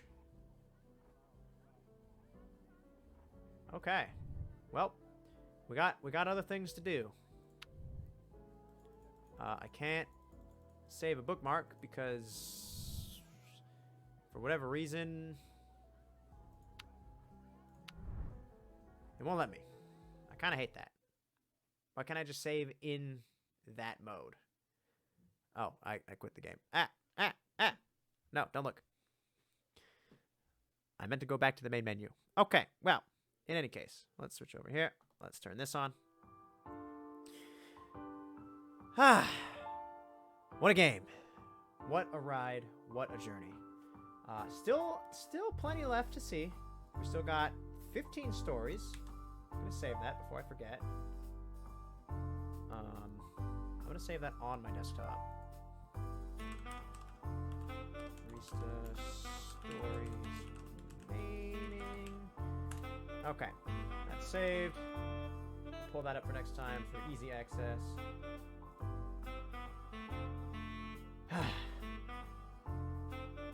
Fantastic game. Absolutely loved it. Highly recommend. The writing is a little weird at times, at least in terms of word choice. Sentence structure can get a little wonky. But overall, it told an interesting story between a motley crew of characters.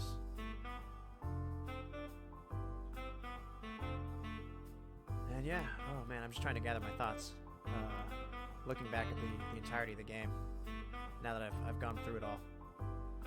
I haven't read all the stories though, so there's probably details that I'm missing, or there are more character interactions that are yet to be revealed. But from what I've played, from what I've seen, my closing thoughts are this game is definitely worth it.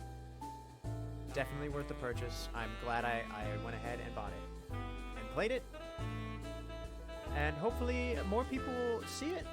Hopefully more people go through it, because I think it has a good message. A solid message.